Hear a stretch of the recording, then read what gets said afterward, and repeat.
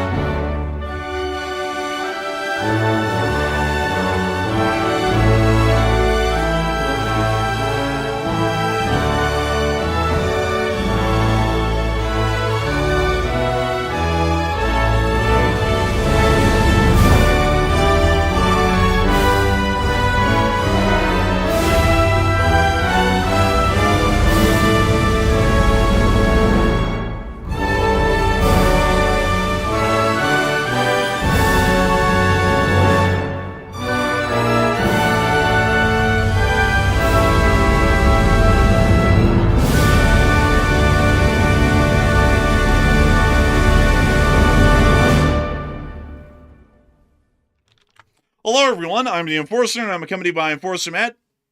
And good evening, folks. It's Enforcer Matt, and welcome back to day 1505 of the War News Stream. And tonight we have some wild news, a major change of events happening as of today. We are seeing that Iran has closed the Strait of Hormuz despite the U.S. brokered ceasefire deal, and right now it is extremely tense as the deal appears to be completely collapsing. We're also seeing large explosions erupting over the capital city of Tehran inside of Iran, as Iran claims they shot down an Israeli drone, and also Iran is now threatening heavy military responses on Israel and also the allies in the Middle East. It's good to see you all once again. And of course, we're going to be covering the past 24 hours of the news from around the world, as we have been able to hear of significant developments that have occurred within the Middle East and also within Eastern Europe as well over the course of the past 24 hours. According to information that we've been able to receive over the course of the day, after the Islamic Republic of Iran violated the ceasefire only 20 minutes after it went into effect by attacking every single nation within the Middle East, this morning the Israelis have decided to ensure that the ceasefire would be broken by conducting significant attacks against Hezbollah forces inside of Lebanon, which the Iranians have alleged has been a blatant violation of the ceasefire, as they understood that the terms and agreements of the ceasefire was that there would be no attacks against Iranian forces and Iranian proxy forces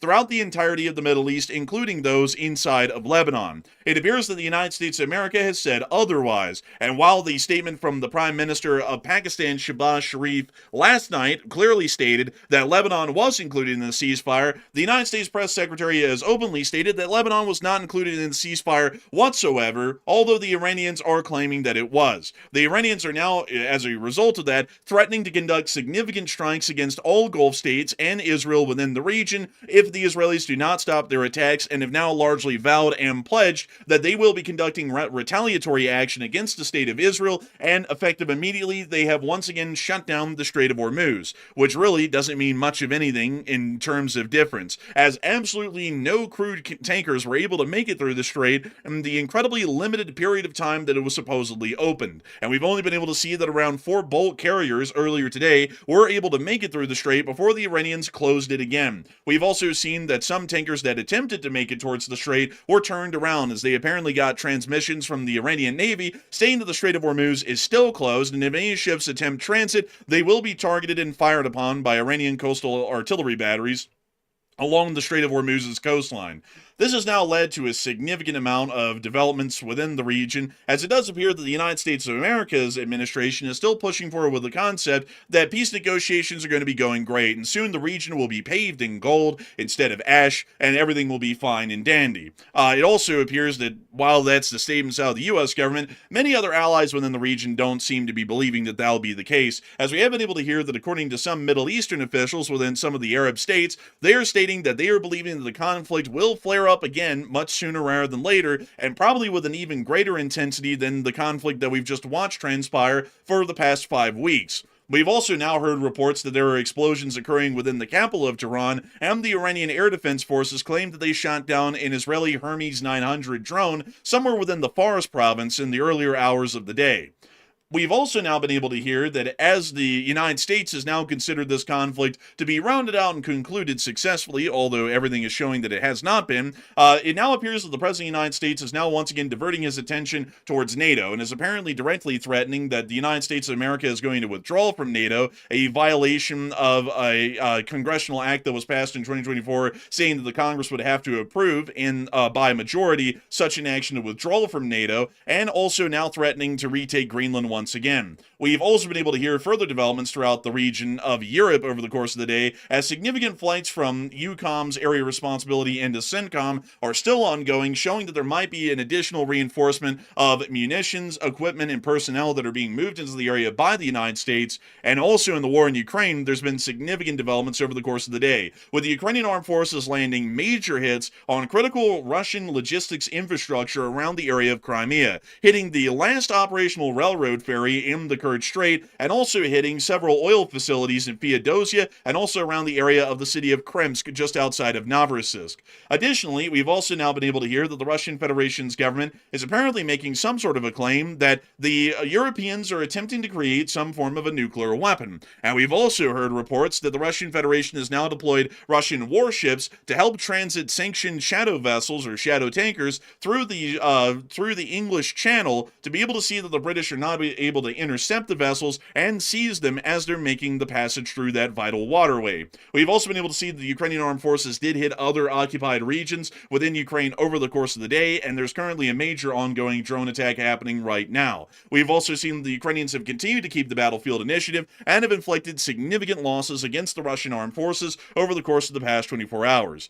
With that in mind, we are going to be making sure to get into all of this news, starting with our largest stories first, and then moving our way on down into the smaller stories throughout the night, as we have significant news to cover. And I have to tell y'all folks to make sure to strap in, because we are going to be here for a hot minute, to be entirely honest with y'all. It is going to be a lot of news to break down and a whole lot of analysis. So with that in mind, it is time for us to move on into the Middle East. As many of y'all heard yesterday, after the ceasefire was declared celebratorily and preemptively by the President of the United States to have finally brought peace to the Middle East and everything would be totally fine from there, only about 20 minutes later, the Islamic Republic of Iran conducted significant attacks against multiple Gulf state nations, the state of Israel, and generally everybody that existed and was breathing within the region. This seemed to give us an idea that this ceasefire was most likely going to be incredibly unstable and prone to collapse within the next several days. And it appears that we're getting incredibly close to it collapsing already, pretty much within the first 24 hours of the ceasefire technically being in effect. We've already heard that Kuwait reported significant damage from the attacks that were conducted on it last night, as the Kuwaiti Ministry of the Interior has stated the following. A number of vital facilities affiliated with the Petroleum Corporation and the Ministry of Electricity and Water have been subjected to an intensive series of nefarious Iranian targeting and attacks using drones. These attacks resulted in significant material damage, and the necessary precautionary measures have been taken to ensure the safety of the workers and secure the sites. According to preliminary reports that we have at the moment, the Islamic Republic of Iran, in last night's attack, after the ceasefire supposedly went into effect, damaged and hit 3 desalination plants within the Kingdom of Kuwait, causing significant damage to the water refining capabilities of the country and therefore the quality of life of the citizenry within Kuwait. Water is, of course, a necessity for human life, and without water, human life cannot really persist, especially within an arid desert environment like that in which the Kingdom of Kuwait exists in. The fact that 3 desalination plants have taken damage, and we're not entirely sure the extent of the damage, could mean that we see that there is a significant water shortage within the Kingdom of Kuwait here within the foreseeable future, which not only will create a significant humanitarian crisis, but it also means that the Islamic Republic of Iran, only about 20 to 40 minutes after the ceasefire supposedly went into effect, had conducted a crime against humanity and a war crime by attacking these desalination plants within the Kingdom of Kuwait. We've also been able to hear that after these attacks were conducted, earlier on this morning, it appears that we've started to get further information about how this ceasefire actually came into being. And I want to really quickly point out, folks, some statements that were made in Pakistan over the negotiations between the United States and Iran there from yesterday to give you all an idea of what we're working with today and to give you all some very important background information for our analysis that's going to be going from here on forward.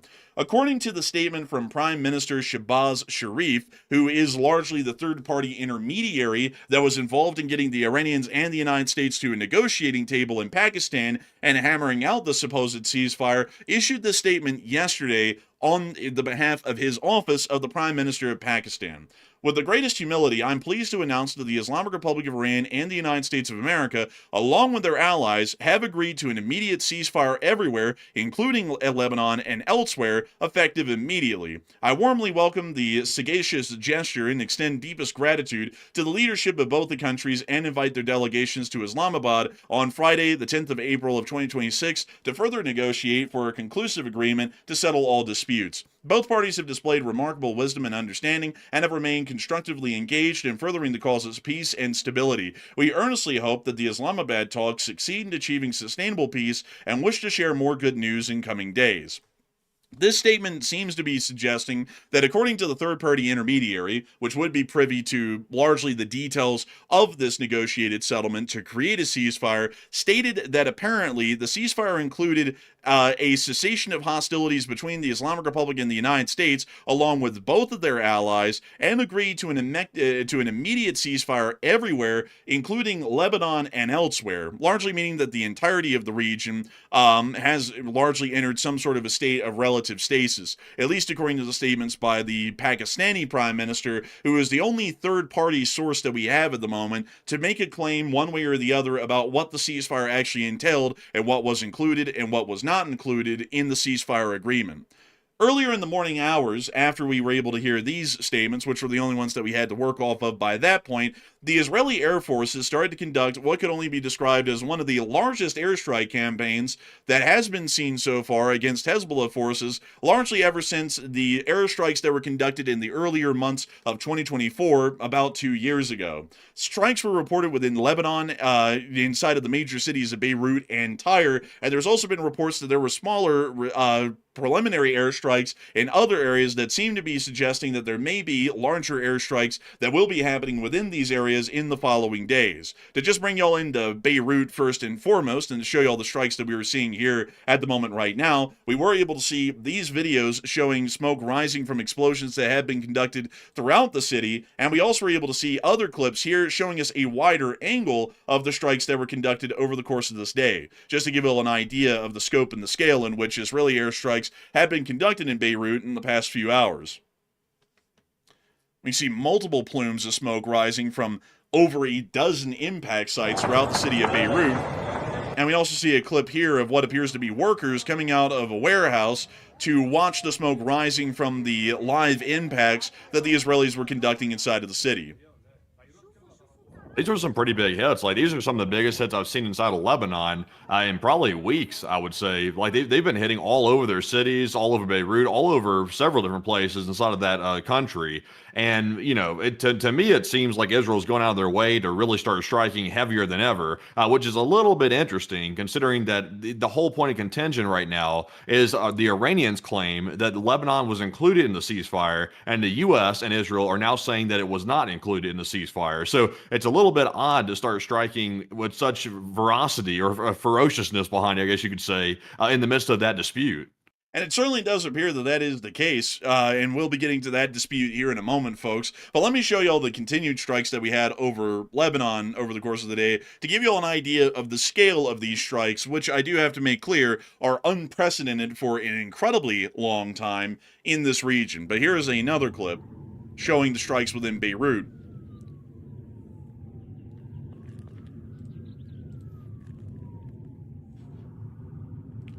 Moving us on from that clip, we also were able to see two more clips that also showed us the airstrikes within the area. According to a Twitter poster named Ian Bremer, he had stated that over 250 had been confirmed dead in Lebanon so far over the course of the day from the Israeli airstrikes. We're still trying to independently verify that here on this channel. We also were able to see one more clip here very recently within the nighttime hours in Beirut showing that the airstrikes were still continuing and that the Israelis were still hitting targets inside of the capital city of Lebanon in Beirut. Further on down and in the smaller city of Tyre, still a major one for Lebanon, but a far smaller one near to the Israeli border, we also saw that airstrikes were being conducted within this city as well on an incredibly large scale. And right before we went live, we did see that the Israelis were hitting critical bridge infrastructure within this area as well, which we saw in this clip right here.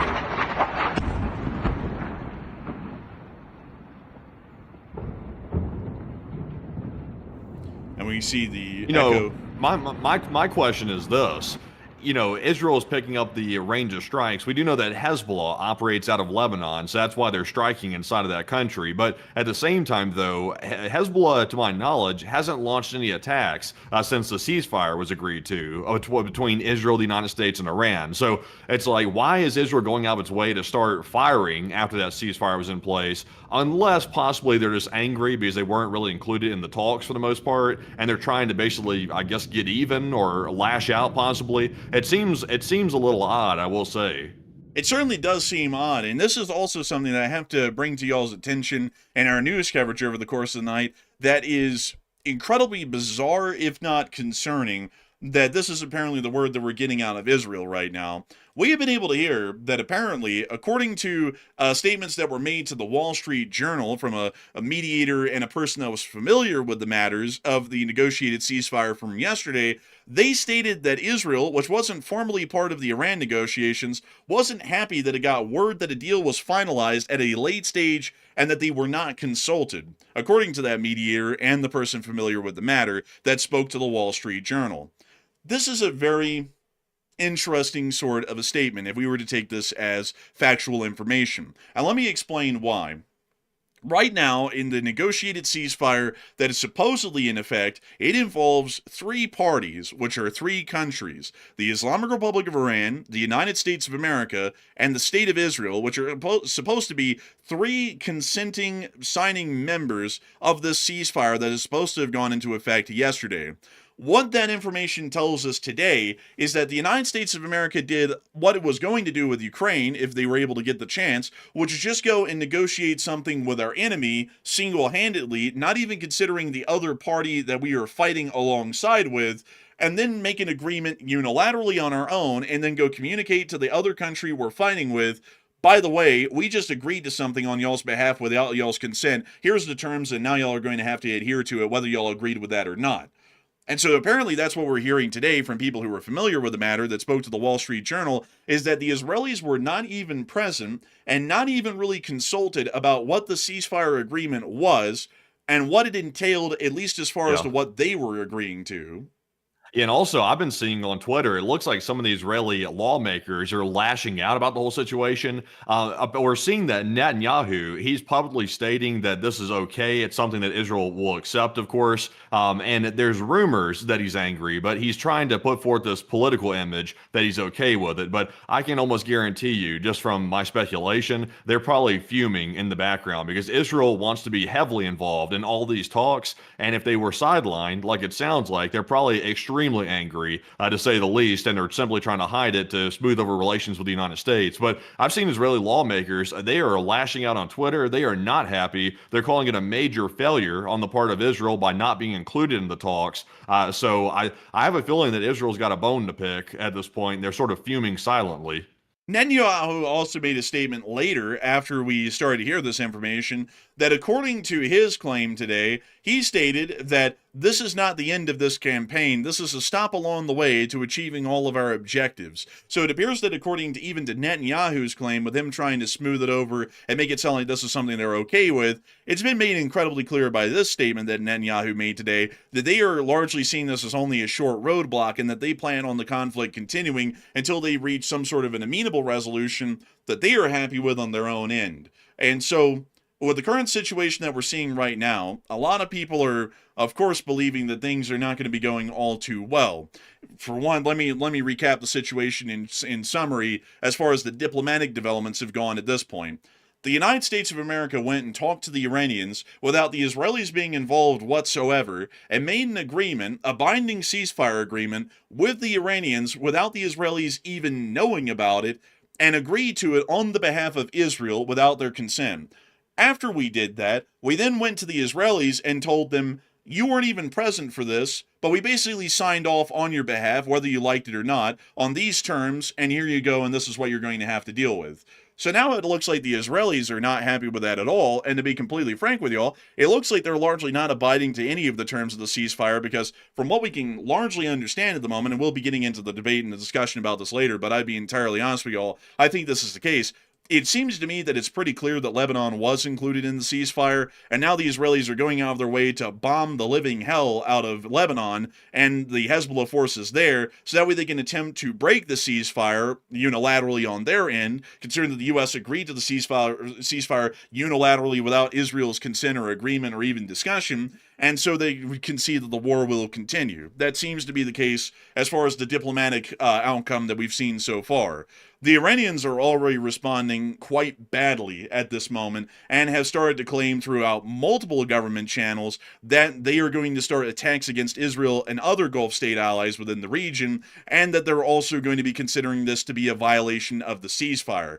At this moment right now, they have already shut down the Strait of Hormuz once again, and we have been able to hear that over the course of the past 24 hours, no oil tankers have passed through the strait since yesterday's ceasefire, and the 4 ships that did pass through, which we did track today, were all dry cargo carriers, which you can actually see live in the recording of my short war video earlier today. We also were able to hear that according to announcements that were supposedly made to international oil tankers that were getting close to the strait, apparently the Iranian Navy was broadcasting a message that the strait was still closed and that passage would not be permitted. And that was according to claims that were stated by Reuters today, which is an incredibly credible source as far as we're concerned. We also were able to see that one tanker did attempt to make it towards the strait and may have had a message of a significant warning of risk of danger or loss of life transmitted to it by the Islamic Revolutionary Guard Corps, which led the vessel, the Aurora, a Panamanian flag tanker, to turn around and immediately start steaming south back into the strait, into the Persian Gulf, to try and avoid getting hit by missile or drone fire by the Islamic Republic of Iran.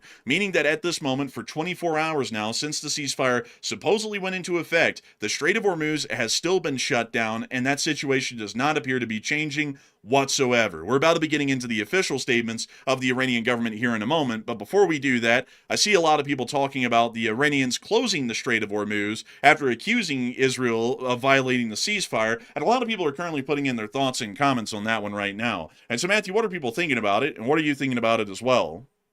Okay, so this is a very strange ceasefire agreement. Of course, the ceasefire agreement, according to the United States officials, was contingent on Iran reopening the Strait of Hormuz. And right now, Iran is saying that they have closed it again. They've halted all traffic through the Strait of Hormuz because of the Israeli attacks on Lebanon. Because, of course, we just went over that a second ago. Iran is alleging that the ceasefire included Lebanon as well, and the U.S. and Israel are saying that's a complete lie and that's not true. But nonetheless, though, Iran right now has the leverage over the strait, so they're the ones closing it. So what are your thoughts about this whole situation? 53% said Iran will attack Israel very soon over their strikes in Lebanon. 21% said Iran will probably keep stalling and talking to keep dragging this out. And 19% said the USA will attack Iran preemptively to get ahead of Iran's aggression. So all we know right now is this.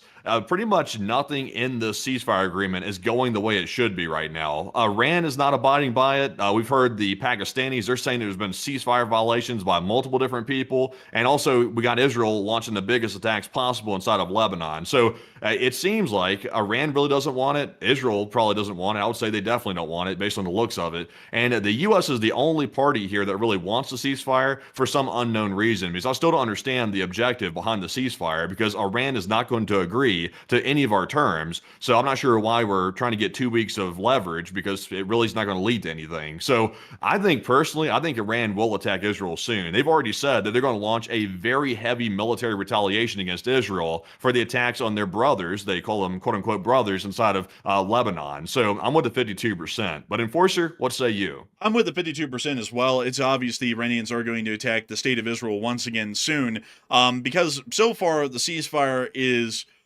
how would we say it? It's an F-up. That's really the best way to describe it at this point.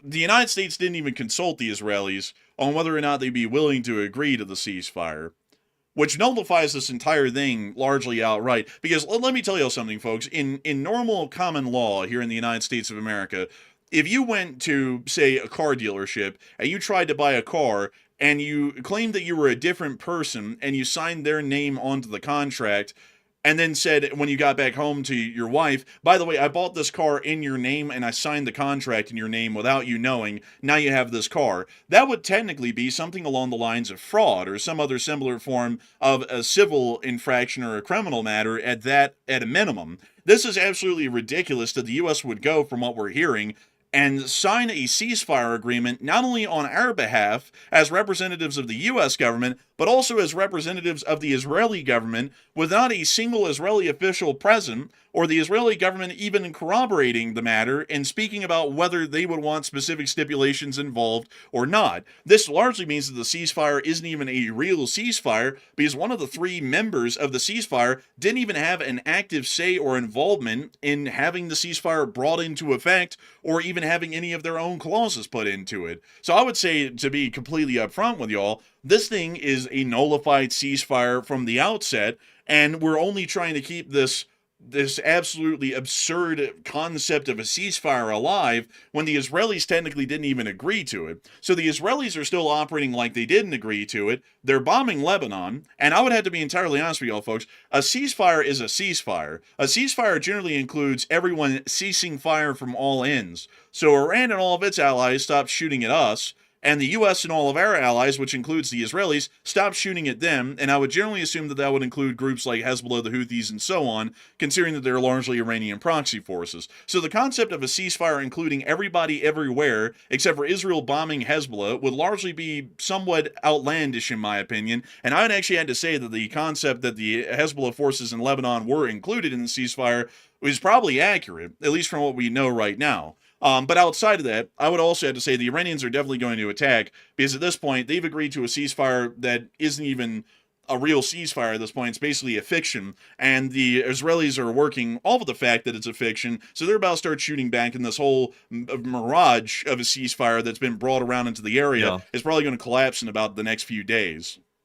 Also, I've been seeing, I'm sure everybody's seen this, of course, it's all over the media. The U.S. keeps railing out at media organizations saying that they're misrepresenting the agreement, they're misquoting it, and they're getting their sources from Nigeria and stuff like this. The U.S. so far has not released the document showing the alleged basis of negotiation with Iran. They've not released it that I've seen so far. So I don't know why the U.S. is keeping it secret, like it's some type of classified information or something. It seems like something that it would publicize if it was favorable to the United States. So, I'm not sure why they're holding that back. Right now, we're still having to go off of public reporting on it. We're still having to go off of what the Iranians are claiming. We're going off what the Pakistanis are claiming. And the U.S. keeps giving anecdotal information about it, like describing the agreement, but they won't show us the actual document, which they could clear up all this trouble right now if they just simply released it. But they're not releasing it for some reason, which seems, a little bit strange. As a matter of fact, there was a statement by the president today claiming that everyone who's saying what the 10-point plan is completely wrong and that there should be possible actions taken against them. But the United States does have the 10 points in hand, but we're not going to disclose that to anybody in the U.S. public at all, because apparently it's a closed-door negotiation according to their claims, and it's too sensitive for the U.S. public that voted the president into office, and also the administration that has appointed the officials that are currently involving the negotiations in the United States' behalf, to even let the public have the decency to know what exactly is in the ceasefire proposal. So we have no clue. Like here's the crazy thing, folks. As far as the U.S. is concerned, or U.S. citizens are concerned, from official statements from the U.S. government has not told us a single point or a single word that is included in the 10-point ceasefire proposal for us to even be able to have a proper public dialogue about it, whether we say that that's acceptable, whether that's peace with dignity, whether this is an unconditional surrender, or whether it's maximalist on our end and we're trying to get one over on the Iranians. We don't even know.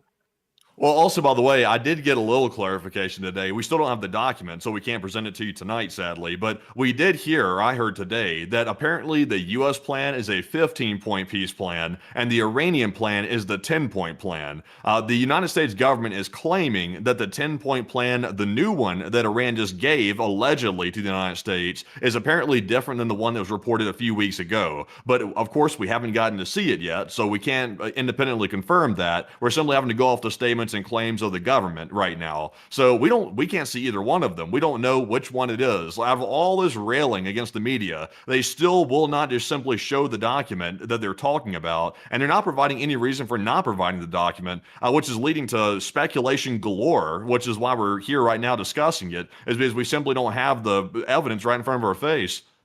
And it's absolutely insane, folks, because, all of this stupidity that the president keeps talking about how in the world everyone keeps on misrepresenting what the terms are. Well, maybe if they were transparent like they claim to be, maybe they could just put out their 15-point ceasefire plan to the public and also put out the Iranian 10-point ceasefire plan to the U.S. public as well. So that way the U.S. public can actually read the terms of these ceasefire agreements, what the Iranians want and what we want. So that way we can actually have an honest discussion about what's in it. Because I would say that it's generally disingenuous to make it sound like people are trying to go out of their way to lie about the ceasefire plan, considering that the U.S. government is shrouding this ceasefire plan in such a great veil of secrecy that literally nobody out here in the world right now, us included, knows exactly what the U.S. demands are in their ceasefire proposal or the Iranians' claims in their own ceasefire proposal. Nobody has a legitimate clue. The best we can work off is what the Iranians are saying publicly, and that means that we generally have to lean on them for the largest concept of what it might be, because outside of that, the U.S. government isn't telling us what it is. So, there you have it. Also, another thing I got to say, folks, is that a lot of people are saying, well, it's so sensitive, they can't say it. Well, if it's that sensitive, why in the world are the Iranians saying what their 10 points are openly and clearly without any stipulations or acting like it's super secret and top secret on a need-to-know basis? And they're completely fine with that. But for some reason on the U.S. end, if we published what their demands were and what our demands were, apparently the whole thing is going to fall apart. The Iranians have been doing it all day yesterday and today, literally laying out exactly what they suppose their claims are. But the U.S. can't do the same. Now, if I remember correctly, folks, the United States is a federal republic and a democracy, meaning that there's generally an ode, there's an ode, sort of an obligation to the citizenry and the people to let them know what's up. And I think that's a little bit crazy that a dictatorship and an Islamic regime is apparently being a little bit more transparent from what we can tell publicly, propaganda or not, about what their points are in the ceasefire proposal than we are at this point. But outside of that, I do see that a lot of people are talking about the Israeli strikes inside of Lebanon at the moment and what these largely are entailing or largely wanting to achieve. And Matthew, what are people thinking about that right now, and what are you thinking about that as well? Okay, so to quickly address this right here, we kind of touched on it earlier, but to get this one out of the way, we did see that Israel today launched some of the largest strikes that we watched in the videos earlier in the stream on Lebanon in the most recent months. So is Israel trying to end the deal intentionally? It looks like 54% said yes, Israel is trying to sabotage it, while 32% said no, Israel's just running defense, and 8% said I'm 50-50 on the issue. And I'm actually with the 54%. I would say, I mean, to me, it seems pretty obvious. I think Israel was trying to sabotage the deal. They didn't want the ceasefire in the first place, and it sounds like they weren't included on the talks. So, they're pissed off for many reasons. Number one, they hate Iran, for good reason. They've been trying to, take Israel out for a long time. So they hate them for that reason. So there's a bone to pick there already. And now they're doubly pissed off because now they were pretty much kicked out of the talks from the sounds of it. At least that's the claims in the media. So between those two things, Israel is fuming, and they're wanting to take it out on somebody, and Lebanon is who they're taking it out on, and Hezbollah inside that country. So they're trying to sabotage it. But here's the thing, folks: the ceasefire is not going to last anyway. So Israel is essentially trying to sabotage it, but it's not going to last. So I mean, ultimately, it probably is a net zero at the end of the day. But it's still like some symbolism of it is Israel wants to sabotage it. But Enforcer, what say you? I'm someone who's fair, folks, and I got to tell y'all something. The Israelis, if we want to look at it from an American perspective, are trying to sabotage this thing. But I have to say, though, they really can't sabotage a ceasefire that they weren't even included in the negotiations for, because that's just wildly unfair. Because here on this channel, the analysis is always as accurate and level-headed as we can make it. So the rules are the rules, dims the rules across the board. And back when the President of the United States claimed that he was going to negotiate an end to the war in Ukraine with Russia only, and then just force Ukraine to accept whatever the hell he agreed to, we said that was completely wrong and messed up, because the Ukrainians should have a say, considering that they are a warring party in the conflict. Going and having a negotiation with the Iranians and not including the Israelis, and then agreeing to something, and then going and telling them that you agreed to something on their behalf without them agreeing or even knowing about it, and now they're going to have to adhere to it, they are obviously going to sabotage it. They weren't even involved. They probably don't like most of what in the world the ceasefire includes, because they had no say in it. I mean, like, we're being completely honest here. Yes, they did sabotage it, but in this case, who the hell wouldn't? I mean, would you like it, folks, if some country out there that isn't yours went and you're involved in the war? Like, for example, let's say this, for example, folks. Let's say that Britain and the United States are at war with Russia. So how would you like it, folks, if you were an American citizen here in the United States, and Britain went off to the side without us knowing and had an entire negotiation with the Russians, signed a peace treaty, not only for themselves but for us as well, and then told us later, hey, by the way, we agreed to this whole peace treaty with the Russians, the war is over, and here's all the ceasefire and peace treaty proposals and addendums that we agreed to, and y'all didn't have a say in it at all, but y'all are going to have to just work with it now, because that's how it is. That would be wildly unfair. And this is an extremely unfair thing that we did to the Israelis, regardless of whether we say that the Israelis kind of screw us over strategically at every turn in this war or not. That was wildly unfair, and obviously the Israelis are going to sabotage something that they weren't even allowed to be a part of in the ceasefire negotiations. So that'd be my 2 cents on it. A little bit of a complicated sort of an affair, but who the hell wouldn't sabotage something like this at this point? It's just absurd. But anyways, with that, I hope that has addressed that the best I can, at least in my opinion. But outside of that, we also have been able to see that the general situation in the Middle East appears to be fragile, not only to those who are currently inside of Israel and Iran and elsewhere, but also to all of our Arab nation allies or Arab state allies in the area. It also appears that they're believing the situation is strenuous as well. According to a statement that was made by some officials in the Middle East who spoke to the Wall Street Journal, officials in the Middle East believe there's a significant chance that war will flare up again, possibly with even greater intensity. So this is giving us an idea that many of the Middle Eastern states at this point are believing that there is going to be no peace within the Middle East, and that this thing is going to be flaring up quite soon, and the ceasefire is largely worth less than the paper that it was written on at this point, which I'd have to say is fairly obvious, considering that it's about to collapse at this moment right now. It also seems that the Iranians are already telegraphing quite clearly that this thing is going to be collapsing here incredibly soon, as we were able to hear that according to reports earlier in the day, the Iranians had stated, we're preparing heavy responses to Israel's attack on Lebanon. We also then heard a myriad of additional government statements as well, as Iran did also claim, according to the Mehr news outlet, that the ceasefire was violated after reported strikes on areas surrounding Iran's capital of Tehran, which we'll be getting to here in a moment and talking about that to some extent. We've also then heard that directly from the foreign minister's account, Abbas Arachi, he stated the following.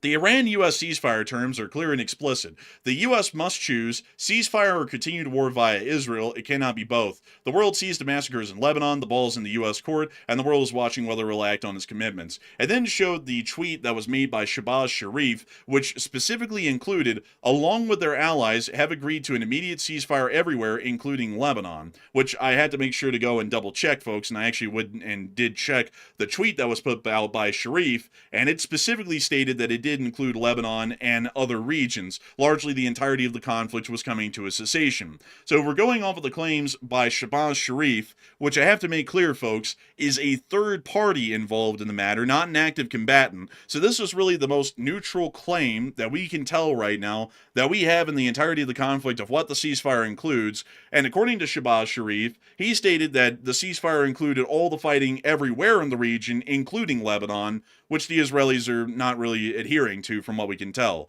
So it does appear that, from what we can tell, at least by the third-party source, which is Sharif, who is involved in the negotiations, he stated that it included Lebanon. And I also want to make it exorbitantly clear, folks, that if that is untrue, which maybe it is, maybe for some reason Sharif just had incorrect information, although he is privy to all of the details and developments of the ceasefire proposal, considering he's the intermediary, maybe he got it wrong. But the thing I find issue with, though, on that kind of a claim, is that nobody came out from the U.S. government immediately after that was stated on Twitter and said that that was false and it didn't include Lebanon. That was only stated by U.S. officials after the Israelis had started to attack Lebanon, and then U.S. officials came out afterwards and then said that it didn't include Lebanon. Although the statement by the Pakistani Prime Minister says it includes Lebanon, the Iranians are saying that it includes Lebanon, and we don't know what the hell the Israelis are saying because they didn't even know what the ceasefire was until it had been agreed to afterwards, and then they were finally told about it at all.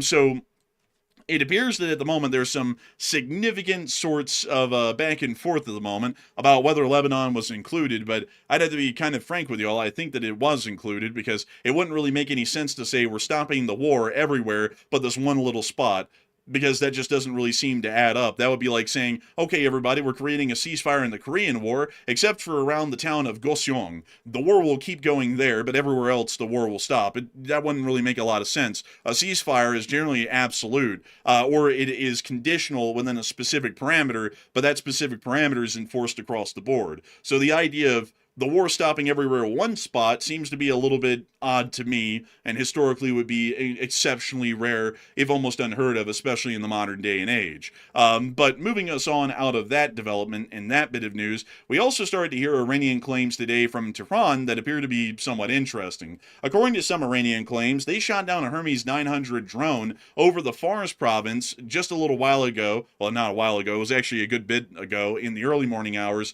here in the United States, inside of the Islamic Republic of Iran. The IRGC then reiterated that any airspace violations by the U.S. or Israel is considered a ceasefire violation. We haven't seen any picture or video evidence proof of this drone that was shot down, folks, and at the moment we're taking this with a bit of a grain of salt because we need to see a debris field or some proof of destruction for us to say that there was a Hermes 900 drone over Iran at the moment that the IRGC claims that it was. So we're still trying to verify this claim, but it appears to be some sort of a claim that the Iranians have made that a certain group, Israel, was apparently violating the ceasefire.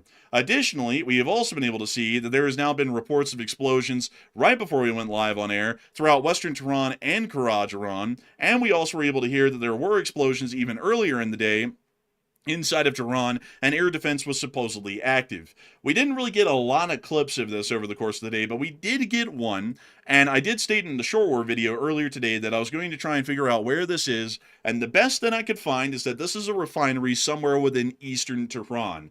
That was about the best I could deduce from this, because this refinery specifically is called the Lebanon Oil Refinery, and I tried to pull up all of the Lebanon oil refineries and look around, and it looks like, from my geolocation, which was done over the course of about 15 minutes, that this appears to highly likely have been within the area of Tehran, which I'll show you all this clip here in the moment, and then we'll be getting to the breaking news right after this.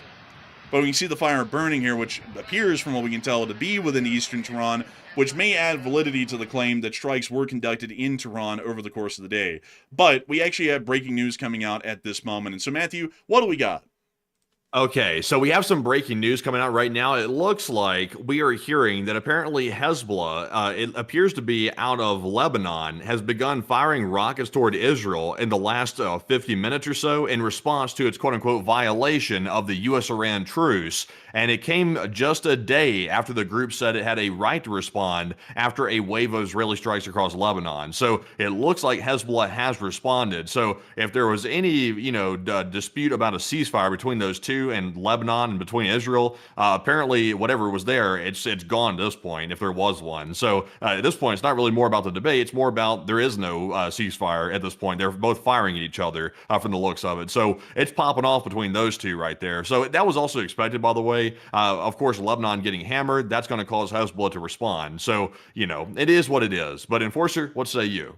I wanted to say this largely kind of corroborates the claim that Lebanon was included, because like you stated earlier, and like I've also seen today, just to make this clear to y'all, Hezbollah did not fire any attacks into Israel over the past 24 hours after the ceasefire supposedly went into effect, which would give us the understanding that it apparently was communicated to them by the Iranians that there was a ceasefire that had gone into effect, including them, and they were to stop all of their hostile activities against the state of Israel and others within the region, which they apparently abided by up until this very moment right now. And now we're hearing that apparently they're firing at Israel and possibly at other forces within the region, because they're now claiming that the ceasefire was violated by the Israelis, which might be giving us a little bit more corroboration to lean towards the idea this actually did include Lebanon and Hezbollah within the ceasefire, and that the conflict was supposed to stop on all fronts, much like many other third-party claims like Shabazz Sharif's made over the course of the past day. So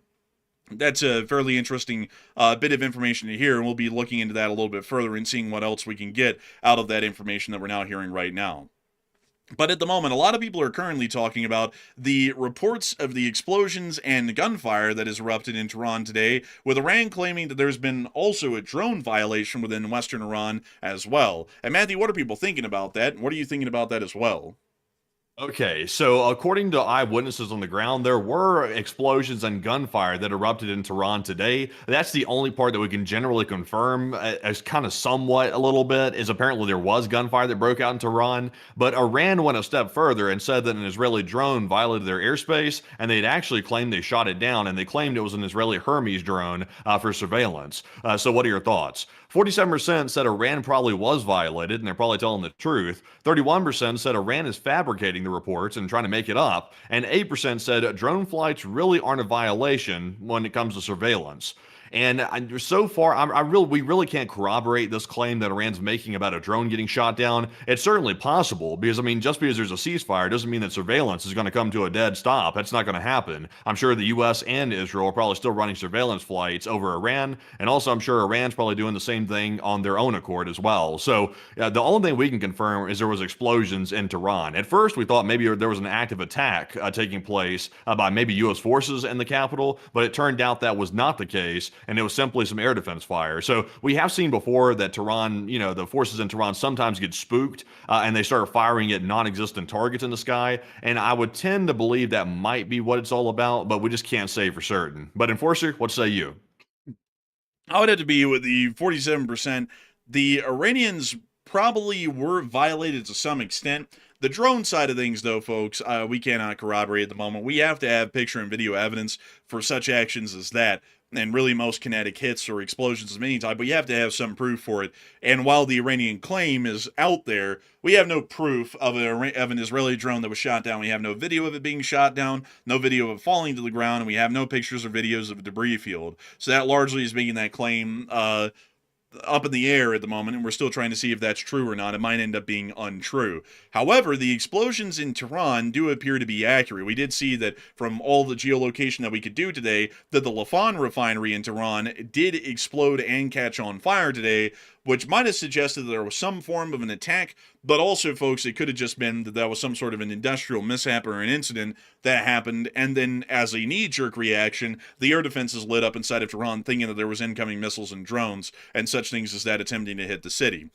So I would say that leaning towards the fact that we do have video evidence of a large fire inside of Tehran at a refinery, there is a decent likelihood that the Israelis may have attacked Tehran because they had been attacking oil infrastructure before the ceasefire, so that would largely be continuing on with their normal line of actions. But still, I would actually have to say that that could kind of be up in the air as well. But the fact that there are explosions in Tehran right as Israel is still bombing Hezbollah forces, and right after the Iranians had attacked Israel last night in clear violation of the ceasefire, would seem to me to be not that far out of the question. So that would be my 2 cents on the matter at the moment right now. I think that there's a decent likelihood there that that may have been some sort of a violation and an attack on Tehran that has happened over the course of the day. But still, take that with a grain of salt, and take my analysis with a grain of salt. We need to get further proof for that, but that's largely just my deduction that I'm able to get from it, is that seems to be the case. But I hope that we've been able to address that well. And moving us on out of that little bit of news inside of the Islamic Republic of Iran, we do have more news that's been coming out of the world. But before we get on into it, I do want to make sure to move us on up and into the Balkans for one of our last pieces of Middle Eastern news that's come out over the course of the day.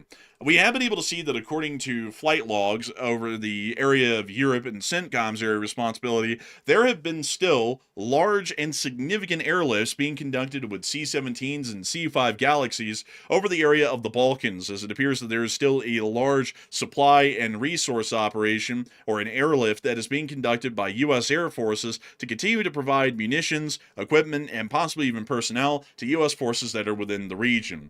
This would generally give us the idea that this is most likely usual sustainment operations, but this could also show us that there is a great lack of faith by the U.S. government currently that this thing is going to conclude successfully with a ceasefire leading to an actual amenable peace treaty. So we may be seeing that this is one of our clearest indicators that even the U.S. government is expecting that the war will continue and that the ceasefire may collapse here within the near future. As this is a very high volume of flights, and it is also giving us the indication, at least at the moment, that the United States isn't really seeing any end to the conflict, at least right now. But with that, it is time for us to move on and into the Strait of Hormuz once more, because we've been able to hear of something a little bit interesting today. I didn't put it down on the map, but I'll make sure to summarize what it is, at least at the moment. So, according to some words that came out today, allegedly, the President of the United States is working on a proposal to where the United States and Iran are going to work the Strait of Hormuz as a toll booth, where the U.S. and Iran are going to charge passage fees to any ships that try and move through the strait. And at the moment right now, the best indication we have of what that tax or toll would be is about $1 per barrel of oil, meaning that most ships would have to pay about $2 million US or more to be able to try and pass through the Strait of Hormuz. And apparently they're going to have to half that, half between Iran and half between us. So apparently we're now in the, apparently at least for according to the alleged claims, the United States is now in the business of running international waterways like toll booths, and also trying to set up some sort of a fee. I guess we have to repave the Strait of Hormuz every once in a while and keep it running, you know, obviously like an interstate and all that stuff. But a lot of people are currently talking about this idea that has been put out there today. And Matthew, what are people thinking about it? And what are you thinking about it as well? Okay, so, this is up for debate, whether or not this is actually accurate or not. There was allegations today that claimed this was a proposal, but I haven't heard the president specifically say it out of his own mouth, and, he usually likes to announce stuff like this, so I'm a little bit on the fence about it, but, it came from mildly credible sources, so, what do you think about it anyway right here? Because we are hearing the reports claim that the U.S. proposed a joint U.S.-Iran toll booth in the Strait of Hormuz, so if it's true, and it's not just something made made up by the media. What are your thoughts on it? 69% said it sounds insane, my hair is basically falling out. 13% said it sounds good, get the money. 13% said I need more details on this. So I will admit, it does sound something similar to what the president has sort of proposed and other things in the past, but I just don't really know if he would actually say something like this, because I'm not sure who in the hell would support something like this. There was no toll on the strait before the war started, so why would we allow Iran to cash in any respect whatsoever in the Strait of Hormuz? I'm not really sure if that's something that the U.S. would even entertain for the most part. So it obviously sounds insane. My hair is not falling out yet, but it could, given enough time. But you know, I just can't really say, because I'm not sure if it's accurate or not. But if the president comes out tomorrow and confirms that this report right here is true, then I think my hair might fall out tomorrow. But Enforcer, what say you? I would say that I'd be with a 68%. The concept of this is absolutely insane and stupid, and it would be ridiculous. And you know, can't really say that this isn't going to happen, because you know, we have the Department of Genius Ideas in charge right now. That this might not be announced tomorrow or the next day after. It might be, because this could be considered the punishment to Europe and all that crap. And so this might actually be some form of a consideration. It's so insane, though. Nobody in America, and I don't really think anybody in Europe or anyone else in the world would support that at all. And not only that, this is a violation of international law. We can't exercise control, and neither can Iran, on an international waterway. International waters are international waters. They fall out of the sovereignty and control of anybody.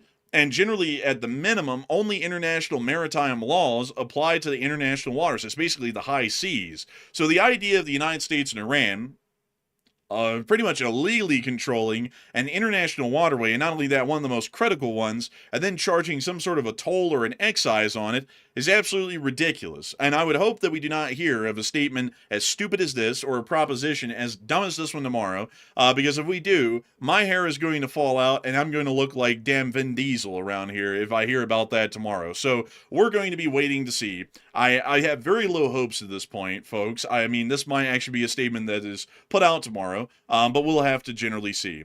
But with that, I hope we've been able to address all of that well, and that's, in a nutshell, folks, the entirety of the Middle East story for the day. And we were able to knock that out in about an hour. So it's time for us to move on and into the rest of the news from the day. A little bit of news out of the United States of America, and also the significant news that has come out of Europe over the course of the day, and the major developments that have happened pertaining to the war in Ukraine, and generally the Russian Federation's weakening position within the conflict. But before we move on and into the rest of our news here really quickly, I do want to say a humongous thanks to everyone who has been watching so far. Over the course of about an hour, we've had nearly 90,000 people watch this stream, and at the peak, we have had 22,000 people here. And I gotta say that we are entirely honored and greatly appreciative that so many people continue to enjoy this channel and continue to consider it to be their primary source of news. If you have enjoyed today, please do make sure to like, comment, and subscribe, folks. We cover the news and provide analysis on the news each and every single day, 6 days a week, every day but Monday at 10 p.m. Eastern Time, and almost every day that we can, whenever we have enough news in the middle of the day,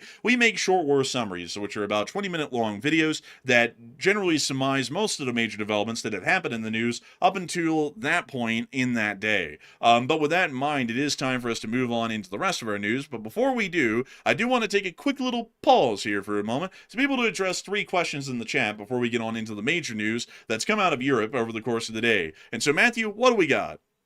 All right, so jumping to our first 3 super chats, getting right back to our breaking news, we have a $100 support from Music Uploader. And thank you very much, Music Uploader, for that very generous support right there and helping to keep the channel running. That's very generous of you with that $100 support. He said, boom, chicken weekly supply. And also, I've seen videos from the people today, and man, the RGC supporters are calling to spill blood of the leaders in Iran that agreed to the ceasefire. There's a massive divide in the regime.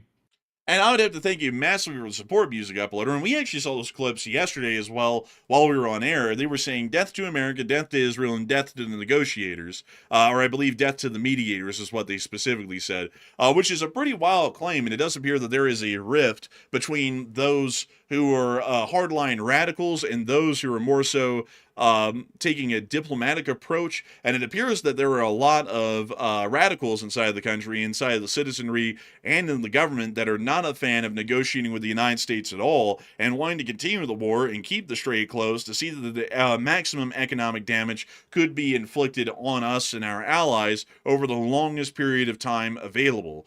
So I would say that we have heard about that as well, Music Uploader, and it's a fairly interesting sort of a situation. I don't believe that it's going to be leading to any sort of government instability inside of Iran to a significant degree, and highly likely, theologically or ideologically speaking, they're going to lean on the concept of not ending the war and keeping it going, because that will remain very heavily aligned with their ideology of destroying the wicked West, including us. So that's generally what I think their fallback would be, but it does appear that there is a little rift going on at the moment about what exactly their approach should be. But I gotta say, a humongous and massive thanks to you so much for helping this channel to keep on running, because if it wasn't for folks like you, we wouldn't be able to make this channel possible each and every single day. It's always a huge honor to be able to run this stream and cover the news for all of y'all, regardless of how annoying it gets to cover some of the developments and the insanity of it. We are still incredibly appreciative to know that a lot of y'all consider this channel to be your primary source of news, and you come here to listen to the news every day. And I gotta thank folks like you, Music Uploader, for supporting the channel and helping it to keep running, because you help to make this channel financially possible so we can pay our bills, keep our lights on, and keep all of the operations behind the scenes running so we can get on air every single day and cover this news like clockwork. So a humongous thanks to you massively once again, Music Uploader, for that incredible support. And with that, we are on to the next one. All right, so our next one's going to go to Chris Feilbach, and thank you very much, Chris, as well, for that $50 support. We do appreciate that. He said that today's orb of the day is desorb. It means to unabsorb something that had previously been absorbed.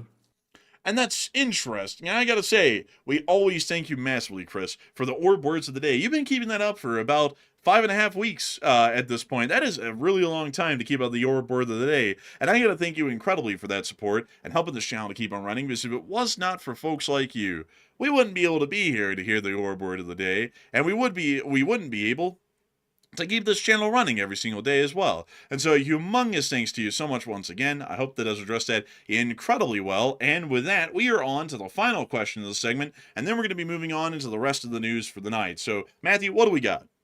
All right, so this one goes to Deminoac, who puts in the 50, and thank you very much, Deminoac, as well, for that $50 support. They said, you've hit the big time, and a chat on another channel whines about our two great LSA Bat Enforcer.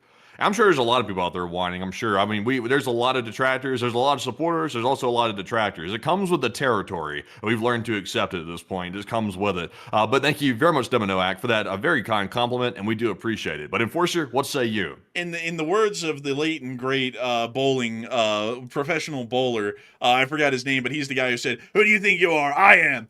Whether they loved or hated us, they watched, and that's all that they could do. And I gotta thank you so much for the incredible support and helping this channel to keep on running, Deminoac, because if it wasn't for folks like you, we wouldn't be able to have people only watch, whether they loved or hated us. And I gotta thank you incredibly for supporting the channel and helping this thing to keep on running, because if it wasn't for folks like you, we wouldn't be able to be on air long enough to have a humongous group of people who adore the channel, and also a smaller group that absolutely hates the channel and hates our guts. And so a humongous thanks to you so much, incredibly once again, for that support. And with that in mind, it is time for us to move on and into the rest of the news that we have over the course of the day. Moving us on and out of the Middle East, it's time for us to move to the United States of America, because I'm sure that now that we have heard that the Middle East has come to a peaceful conclusion, although everything is catching on fire over there and generally kind of collapsing at the moment, I'm sure that we have not heard that the U.S. is already trying to move on to threatening a new war with a whole other group of people that might be our allies. Oh. NATO wasn't there when we needed them, and they won't be there if we need them again. Remember Greenland, that big poorly run piece of ice? The President of the United States. Oh, okay, so... Oh no, we're back to Greenland again. That's crazy. Yeah, well, let's take a second for just a minute here. Let's pause from the post. Right now, we have an active war going on in the Middle East, which is basically a full-scale regional war that's temporarily paused, but it's very likely to start back up imminently at any hour or possibly in the next few days. Then we also have the Cuba threat that's going on. You know, Cuba's about to fall. Yeah, there might be possibly military action against Cuba. That's on the horizon. And now Greenland Greenland is back on the table again. Apparently, Greenland might be something that gets invaded, possibly. That's still something going on. And also, at the same time, we're possibly leaving NATO in the midst of it as well. So, tectonic shifts. It's like we're having like major, like magnitude earthquakes on the daily these days when it comes to geopolitics. Oh yeah. Well, I mean, how stupid can we get at this point, folks? I mean, like, it's like we're setting a new bar for this one every day. So, in the middle of us watching the entire ceasefire burn to smithers in the Middle East, we're now going to threaten a war against NATO to try and take Greenland, which we had largely already resolved that situation a good while ago. So, I don't know what in the world we're supposed to be doing as far as foreign policy, because right now our foreign policy is that we fought Iran and our war planning was poor, and so we've kind of suffered the consequences of that. We now tried to create a ceasefire, which has collapsed because the Israelis didn't even agree to or didn't even know what was happening. We are also going to be going to war with Cuba, which largely doesn't fall within any larger strategic framework at the moment at all. It's just something that we're working on in the background. And we're also going to try and leave NATO, and in the midst of that, punish NATO states that were not involved in helping us out the way we wanted them to inside of Iran. And also, we're now going to threaten annexing Greenland again, which will largely see us go to war with NATO, because NATO would defend Greenland against us, and we would have to go to war with the entirety of Europe to try and take Greenland. So, what's the foreign policy big picture at this point? Who the hell even knows? And is there really any way to even deduce a foreign policy picture out of this that makes sense? And the answer would be no. Because you would think that generally we would be fighting the Iranians because we're trying to fight the Axis powers and their growing influence over the world. But if we were doing that, then we would be trying to solidify and grow our sphere of influence and strengthen our alliances. So that way we would pose a stronger united front against the Axis. But instead of doing that, we're actively trying to destroy the sphere of influence and the alliance that we have to further weaken ourselves while we're fighting Iran, and we're also stating and kind of talking in the background about a possible eventual war with China that might come around over Taiwan, and then in the midst of that all, we just want to go and invade Cuba because.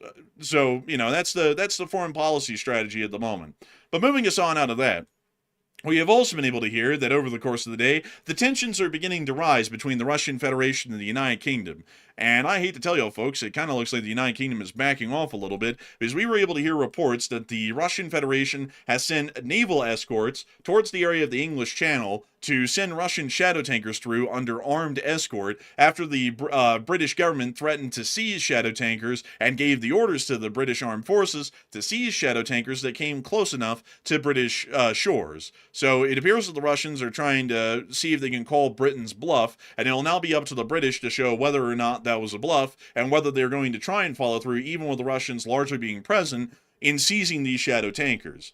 So we'll have to see how that largely transpires, but that seems to be our current showdown between Britain and Russia in the English Channel at the moment, as the Russians are trying, hell or high water at this point, to try and send the only loaded shadow tankers that they have through the English Channel to try and get them past the area, and then to get them to where they can sell the oil and make a little bit of money to keep the Russian Federation alive for maybe a few more months at best. Moving us on out of that situation in the English Channel, we've also been able to hear of some incredibly interesting developments out of Moscow today. And these developments are something else. I mean, absolutely crazy developments that have come out of Moscow. Apparently, they're talking about canceling the May 9th Victory Day parade. That's something else. I wonder why they're trying to cancel that. I wonder if they're worried about possibly Ukraine attacking it. Although I'm not sure if Ukraine would attack something like the Victory Day parade with all the Russian officials there. I'm not sure if they would do that, but I wonder why they're so scared. I wonder why. And according to what we know, the military bloggers in Russia have reported a possible cancellation of the ground part of the May 9th Victory Day parade, meaning that there will only be an air column portion. And there is no official confirmation yet, but there are several signs that are pointing in the direction. Parade rehearsals at a training ground were canceled and troops were sent back until further notice. No reports of preparations in Moscow or St. Petersburg so far for the parade, and the Kremlin is avoiding giving any direct answers about the May 9th Victory Day parade. According to one of the mill bloggers in Russia, Ilya Tumanov, the reason is the risk of long-range Ukrainian missile strikes, and he notes that cruise missiles could reach Moscow in about 30 minutes, while ballistic missiles could do so in just about 10. Even the threat alone during the parade would be a major reputational blow. Amid the war, Victory Day parades have been scaled down in recent years, with less equipment, minimal aviation, and fewer participants. And it appears that at this point, the Victory Day Parade is about to go down and out. And that is something that we've been seeing over years since the start of the war in Ukraine, is that the 2022 military parade, the first one that happened during the war, went on without a hitch. It was a normal military parade as usual. Then 2023 saw a slight reduction, and we saw that there were less tanks that were available in the parade. 2024 saw the complete removal of tanks from the military parade. Then in 2025, we saw that the parade was significantly reduced in size and scale to the smallest that it had ever been throughout the war. And now this year, we're hearing that they're apparently going to completely cancel the ground forces portion and just have an air column, and that's going to be it.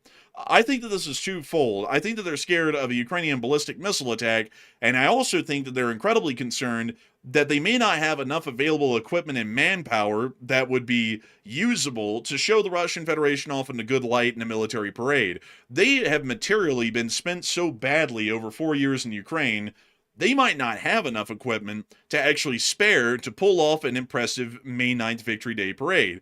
And this is also, folks, going to be a massive propaganda blow for the Russian Federation, because unlike countries here in the West where we really don't hold any sort of military parades, and honestly, seeing how the last one went here in this country, I think that we're better for naught that we don't, Russia holds itself to high regard because of its military parades, this is one of the few ways that they can pretend that they're a large and very domineering sort of a military power. And so if they cancel this parade, which has been going on at the same time every year for decades now, almost 70 years, 70, 80 years at this point, this is going to be a massive blow because it's going to make it look like the Ukrainians are winning so well, the Russians can't even celebrate major national holidays like the end of the Great Patriotic War, according to their own words, because of a threat of a Ukrainian attack. And I think at this point, it's not going to be looking that good for the Russians whatsoever, regardless of what choice they take, because the Ukrainians are posing such a threat to the Russians, wherever they may be in the Russian Federation, that there's always going to be the looming threat, even if the parade goes forward, of a Ukrainian missile attack hitting the parade grounds in the Red Square.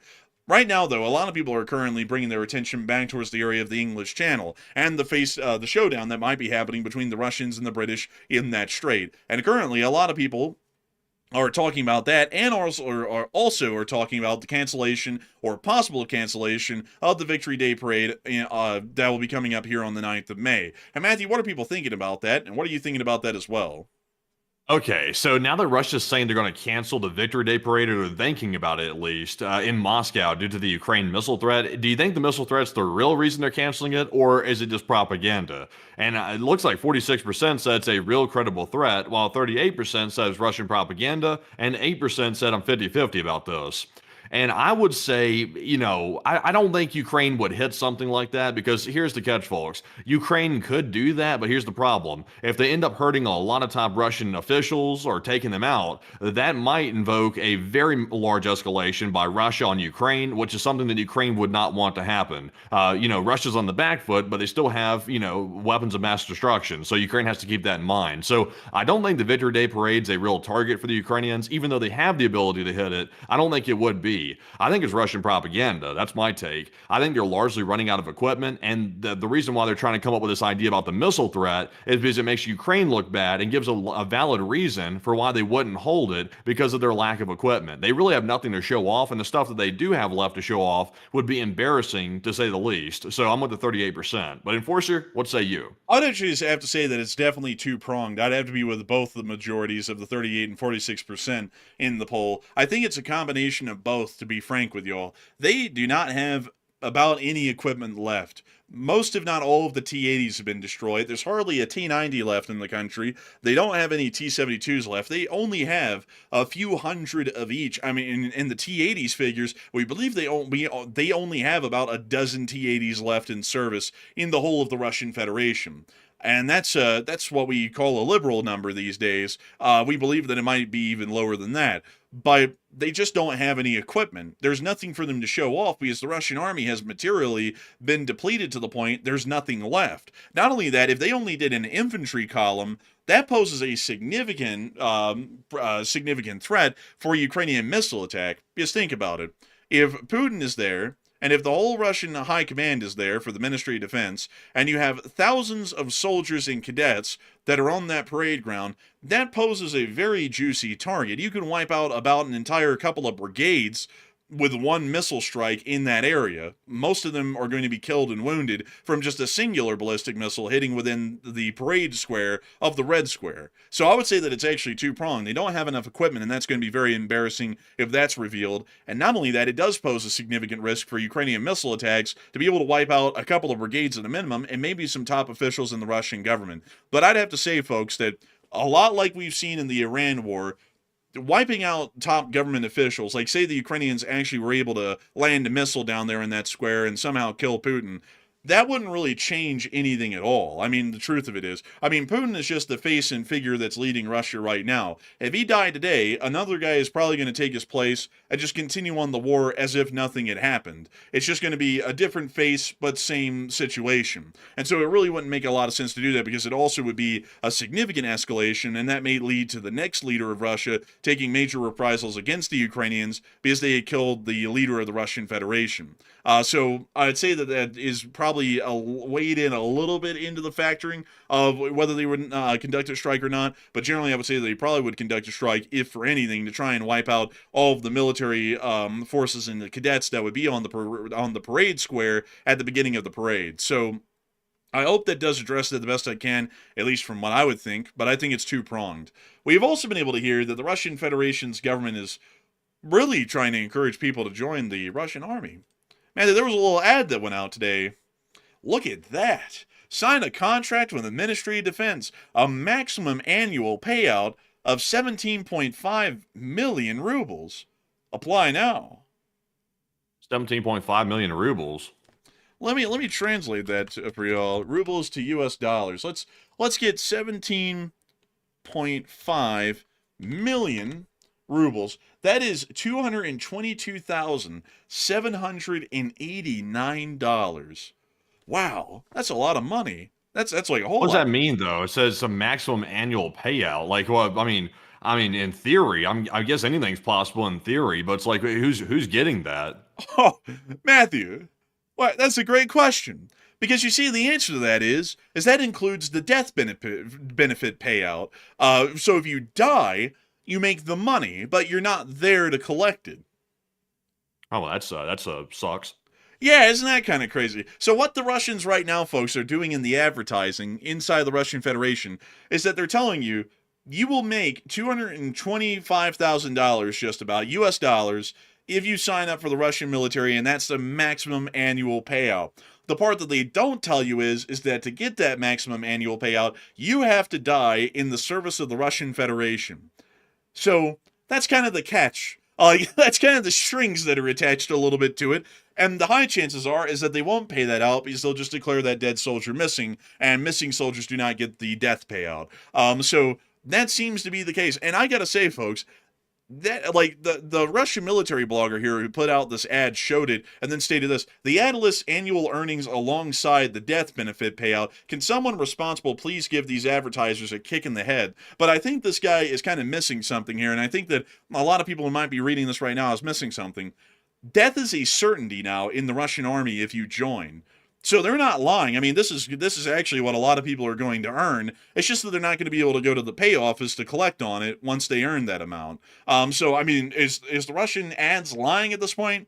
No, not really. I mean, most of these guys who sign up, they're going to die. I mean, we've seen that the turnover rate in the Russian army has been unreal. I mean, basically everybody who was in the Russian army in 2022 has been long dead by now and have been replaced almost 2 times over, at least in the combatant roles. So, you know, it's a pretty high certainty they're going to get paid out this, and many wives will be happy, but, you know, these guys probably won't be that happy about the whole outcome, considering that they will be pushing up lilies somewhere in Ukraine. But we have also been able to hear of another claim that the Russians made today, which is pretty wild to hear and say at the least. But according to the Russians, they claim the European Union as a collective is secretly preparing to produce nuclear weapons. They provided no evidence, and the source is the Russian Foreign Intelligence Service, which is basically the FSB.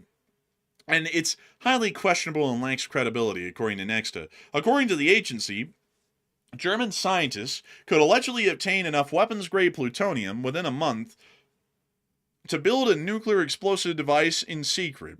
And previously, the same agency did claim that Ukraine was planning to create a dirty bomb, and those predictions never came true. But this is something of an interesting claim, folks. The Russians are claiming that Europe is trying to create a nuclear weapon. Collectively, of course, the European Union as a whole trying to create a nuclear weapon.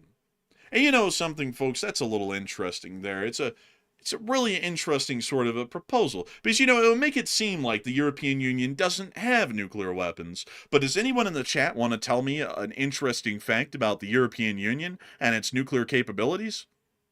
Well, I'm sure y'all do. France is a European Union member, and they have about 400 nuclear warheads. So the European Union is already nuclear armed via the Republic of France. They don't have to do anything to create any new nuclear weapons. The French generally have all the nuclear weapons the European Union would ever need.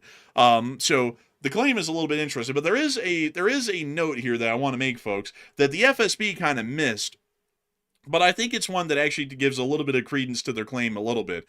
It was about a month and a half ago that the Polish government announced, and we covered it here on the channel, that they were planning on nuclearizing and creating nuclear weaponry.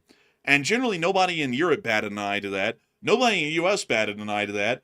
And generally everybody in Russia ignored that. But it came from some of the highest levels of the Polish government, the announcement at least, that they were going to start working on developing a nuclear weapon. And so while the Russian FSB is saying that the Germans would try and make the nuclear weapon, are they really correct on that, or is it more so Poland? And right now, a lot of people out there are talking about whether or not the European Union as a collective should start to produce nuclear weaponry, and whether people would support that or not. And Matthew, what are people thinking about that, and what are you thinking about that as well? Okay, so we're not going to debate whether or not the claim is actually true or not, because it came from Russia, and pretty much anything Russia says you have to take with a grain of salt. But we have heard that some European countries have expressed an interest in creating their own nuclear weapons because they feel that the NATO alliance isn't what it used to be, and they want to have their own nuclear umbrella. So, that's to be seen whether or not they actually pull that off or not. But Russia's claiming that they're going through with it. So would you support it if Europe is trying to nuclearize? And 44% said yes, Europe should nuclearize now, while 30% said no, there should be no more nuclear proliferation, and 19% said France can protect Europe and it's not necessary for other European countries to get involved with that. And I would personally say I'm with the 19%. I'm not really in favor of other countries nuclearizing like this because we should be limiting nuclear weapons for the most part.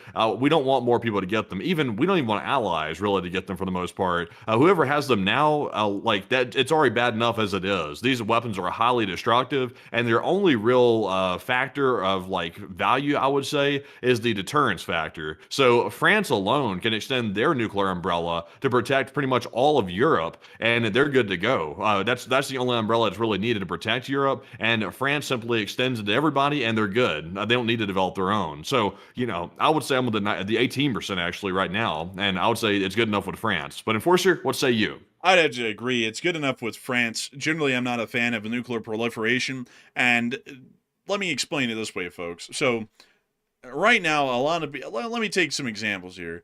Right now, there are some mentally unstable people who are in charge of specific governments around the world that are capable of using nuclear weapons because those countries are equipped with nuclear weapons. So, if that is the case right now, how bad does that get if several other countries that don't have nuclear weapons right now get them? How many more countries can end up being nuclear loose cannons to where they threaten, say, the end of a civilization or something along those lines because they don't have their mental faculties about them? That chance increases because with every country, there is a leader. There is someone who holds the position of an executive. And with all of those executives comes the chance, especially in a democratic country, even a non-democratic country, that person might not be of mental sound mind and construction. And if that is the case, that means that we're just increasing the chance of nut jobs firing off nukes around the entirety of the world because more nut jobs have their hands on nukes and have the independent authority to use them. So maybe we don't want to see a world like that. Maybe it would just be better for a country like the French Republic to generally provide a nuclear umbrella like they've already proposed to the entirety of the world. And also, I see a lot of people saying, what country are you talking about? I was talking about the Russians, obviously. I mean, Putin said that many a times, talking about the end of a civilization in Ukraine. They fired Oreshnik IRBMs.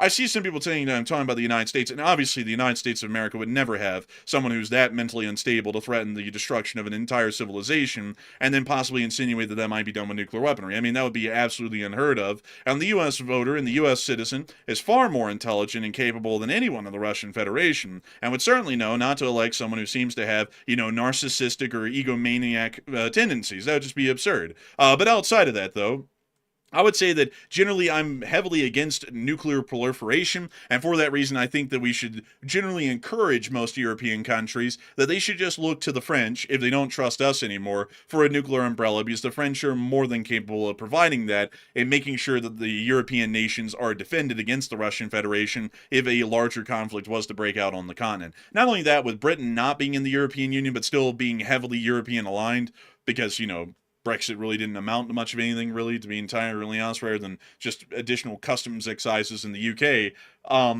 Generally, the British can also provide a nuclear umbrella to Europe as well. They're all a part of NATO, so the British could also do that as well, along with the French, and then that doubles the amount of available nuclear weapons.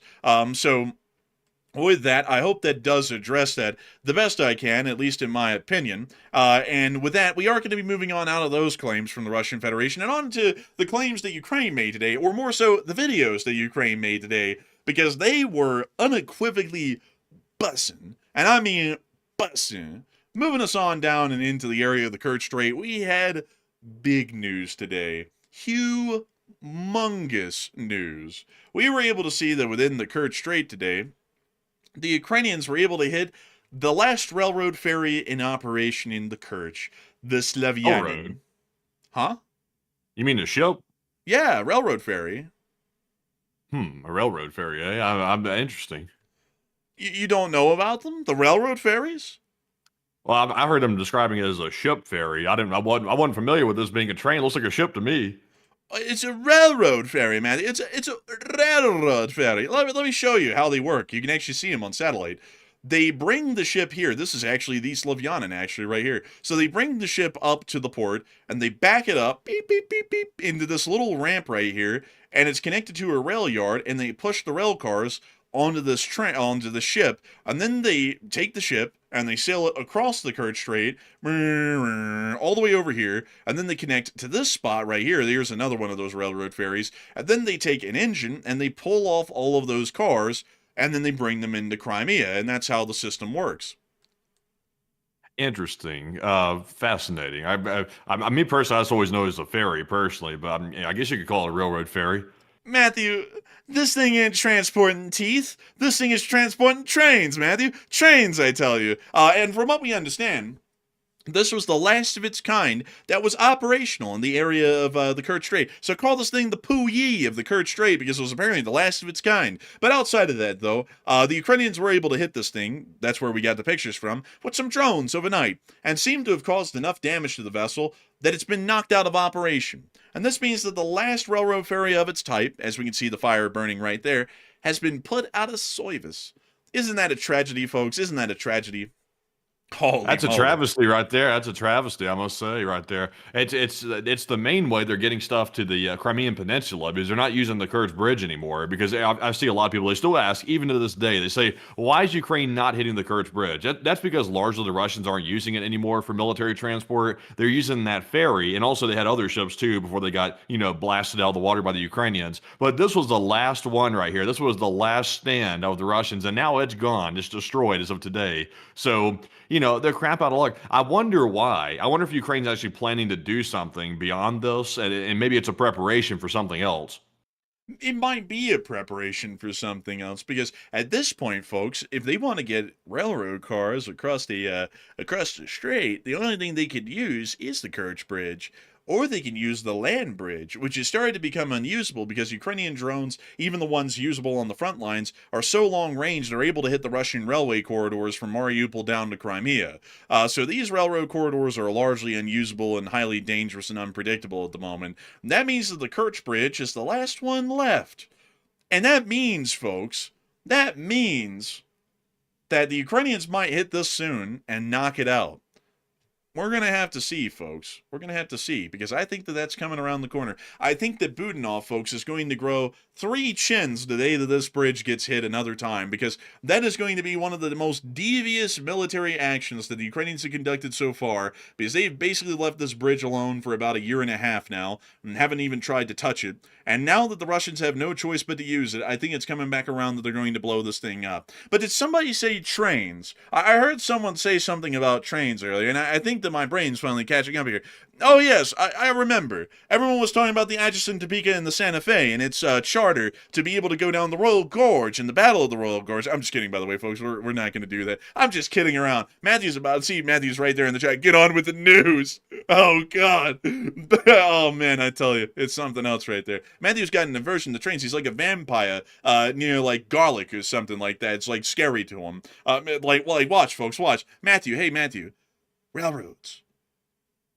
Man, I'll tell you what. I'm just wanting the news at this point. Man, well, we're going through the news, man. I just took a minute to take a joke there. Jeez. I mean, like, good Lord. It's not like it was 5 minutes. It was just 30 seconds. But moving on from that, and down into the Theodosia, we were able to see that an oil depot was hit within the city, which we were able to see right here. And we could see the smoke rising from it. After the Ukrainian drone attacks, we were able to successfully land on the facility. This is a rail-served facility, meaning that it is a part of the larger railroad logistics chain of the Russian Federation within Crimea. And we do believe that this will be seeing a reduced capacity and operational ability for the Russian Federation armed forces that do rely on the fuels within this area. And we can hear it burning right there. See, this is what I like to see right here. This is what I've been waiting for all night. It's a little bit of fires and a little bit of destruction of the Russians. Man, I tell you, it's something else right there. But moving us on out of Crimea, we also were able to see that within the town of Krems, there were also strikes within that area as well, which we can see right here.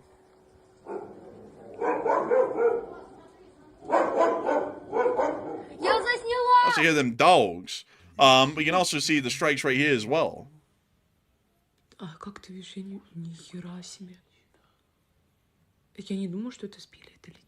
is that floating like that? Is that like a star shell munition or something? It looks like it. But moving us on out of that clip and on into the rest of the news that we were able to get outside of this area, it does appear that the Ukrainian armed forces were able to land some pretty significant hits and damage into that area around the Kerch Strait and inside of Crimea, meaning that it seems as though they are largely starting to conduct a broader campaign to inflict as much damage as possible on the Russians' logistics operations within this area, which may be suggesting future operations that might commence within the region. But we're, of course, unsure and will generally have to wait and see. Moving us on up into the area of Luhansk, Ukrainian attacks also heavily hit Luhansk earlier in the day as well, with significant strikes being seen within the area of Alchevsk, which we saw in this small clip. Blyat.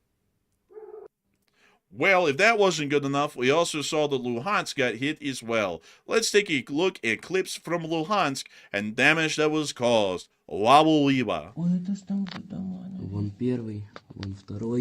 Dear.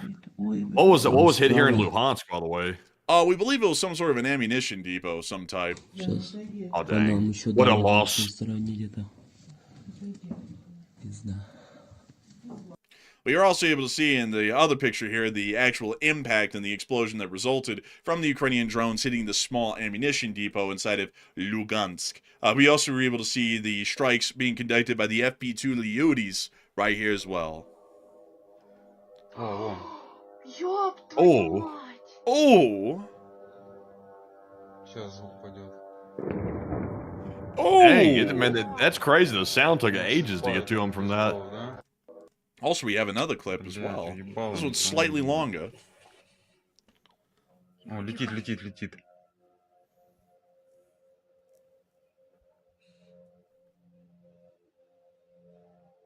Дрон, да? О, въебало. Oh. It's a drone, da. Man, look at that. Нахуй. Летит. We can also see another one coming in here. Да прям, блядь, слишком близко возле нашего дома летит. Блядь.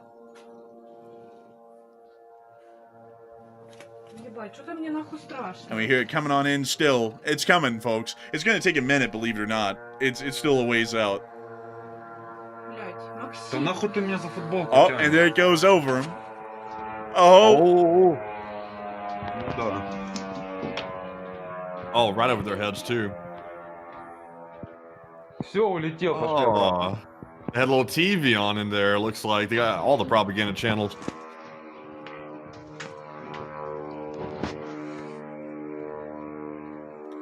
Any second now. You would think that this was going to happen really soon with how close it was overhead, but it actually takes a minute for it to hit the target. Any second now. It's the Ukrainian yard crew. They're coming in for their shift. They're shifted at midnight. Oh, there it is. Oh. Oh, they just mowed their lawn, Сейчас burned and scorched the grass. Oh, boy. насыпают нам пиздов, да? Russian ammunition depots did take pretty significant hits over the course of the night in Luhansk and Alchevsk, showing that the Ukrainians are starting larger campaigns against Russian supplies and logistics hubs that were relocated well behind the lines after the ammunition massacres of the early 2020 of the early year of 2023. So now with that in mind, I gotta bring y'all into some more news. There is an ongoing drone attack while we're on air right now. The Russian media has started to report that drones were flying in towards locations like Saratov, Ulyanovsk, Tolyatti, Samara, and also towards the greater Moscow area, and also towards the Russian Don. So it does appear that we will probably be getting more reports of drone impacts and damage that was caused tomorrow, once we were able to see that these drones make their mark, believe. So moving us on out of that news, which we'll hopefully be getting some developments on, hopefully tomorrow, we are going to be moving on and into the rest of the news that we got inside of Ukraine. Moving us on down and into our location unknowns, we were able to see the casualty report over the past 24 hours, and ole mole! Oh, look at that! They got two Bobcats right there. They got that buy one get one type thing right there. They bought one and they got one. But tell us more. And we were able to see that over the course of the past 24 hours, Misty Secure the record stated that the troop average is over 1,100 a day, and the losses are, in most categories, are also up. We've also been able to hear that 241 supply trucks is the 9th highest daily loss, and 1,960 drones ranks as the 20th highest. And 1960 was a good year, folks, a real good year. But moving us on from that, we were able to hear that in the casualty report, 1,030 Russian soldiers were wounded and killed, along with 4 Bobcat skid steers, 241 supply trucks, 5 main battle tanks, 63 artillery pieces, 1,960 drone, 1 MLRS, 1 anti-aircraft warfare system, and 2 Bobcat skid steers. All in all, it was a good day, and it was a beautiful thing to see. Now, to give you all a little bit of a frontline analysis here, because sadly I didn't get a lot of clips today out of the front lines of Ukraine, it seemed like it was a somewhat slow day for frontline news coverage and video coverage at that. Just to give you all a little bit of an overview of how the situation's going in all fronts, and then we'll get to the clips we have, the 2 of them from the front. The Kupiansk front is still in Ukraine's favor, and they generally hold the advantage within the area. Around the Svatove front, it's generally a stalemate. We're seeing that neither side's making any advances, and the Russians are still taking decent losses within that direction. In the Kremenna forest, it does appear that the Ukrainians still have the defensive advantage and have stopped most Russian spearheads from being able to break out of the Severonsky forest and towards the town of Liman. In the Seversk plain south of that, the Russian Federation is called in the same position, no advances, pretty decent losses. At Konstantinivka, the Russians are trying to push heavily out of Chasiv Yar and also out of Poltavka to be able to try and encircle and envelop the flanks of Konstantinivka, but they have taken quite heavy losses here, and it does not appear that they've been able to make any ground at all over the past few months. The situation in Pokrovsk is still nominal, and while the Russians do control significant parts of Pokrovsk and Mirnorad, the Ukrainians are still holding it as much as they can and are still inflicting heavy losses on the Russian Federation's armed forces within this area, which is still the largest battlefield and the largest active battle that's ongoing in Ukraine right now. In the Novopavlivka direction, or the Velika-Novosilka direction, the Russian armed forces have been taking decent losses within this area and are slowly getting pushed back day over day. We've also been able to see that along the entirety of the Zaporizhia front, there's largely been a stalemate. It does not appear that either side is making any advances, and also the Kherson front is largely inactive beyond minor drone attacks by both sides against the Ukrainian and Russian armed forces. So that is currently the larger nutshell breakdown of what each front and what each battlefield is looking like right now inside of Ukraine. Sadly, we just don't have a lot of video and picture evidence to be able to show you all of these developments, but that is the prevailing situation on all fronts. Moving us on down, though, into the two clips that we did get, one of them from the Novopavlivka front, we did get to see that the 46th Air Mobile Brigade was targeting and taking out Russian forces with what we could describe as the poke. Oh, the Ukrainians literally upped the pole. They literally did. They brought the pole out. Man, look at that. They just poke them. And it works so well. Like it actually works unbelievably well. It's like they're fishing. They have like a line attached to the end of the pole right there. It's like a tent stake. It kind of is. It's like, man, it's kind of like they're gone fishing for Russians, and they're getting a lot of them. It's insane what actually works like in this like war situation between Ukraine and Russia. Like you would never think that like a tent pole with a string attached to it would be like their next best way to take drones out. It's like you wouldn't see a U.S. defense company strapping like a fishing pole and a wire to an FPV drone. That would be the last thing that they would do because it doesn't make any money. Man, right now in the U.S. defense industries, we need to make a super warrior controlled drone that has a hypersonic quantum computing computer chip in it that's able to predict where the drone will go with quantum science to be able to intercept it and shoot it down. Meanwhile, in Ukraine, go to Cabalas, get a fishing pole with some wire, and go fly at that MFR and hit that shit. Like, it's like, yes, kind of. And then they go and do it, and it somehow works. Like, it's really honestly kind of crazy, folks. The Ukrainians are almost like Looney Tunes with their logic at this point. They're like, oh, yes, long pole with a little piece of string on the end of it. It will take down the throne. And it does. And it like costs like $20. Yeah, it's true. I guess you could say Ukraine's not a stripper, but they keep a pole.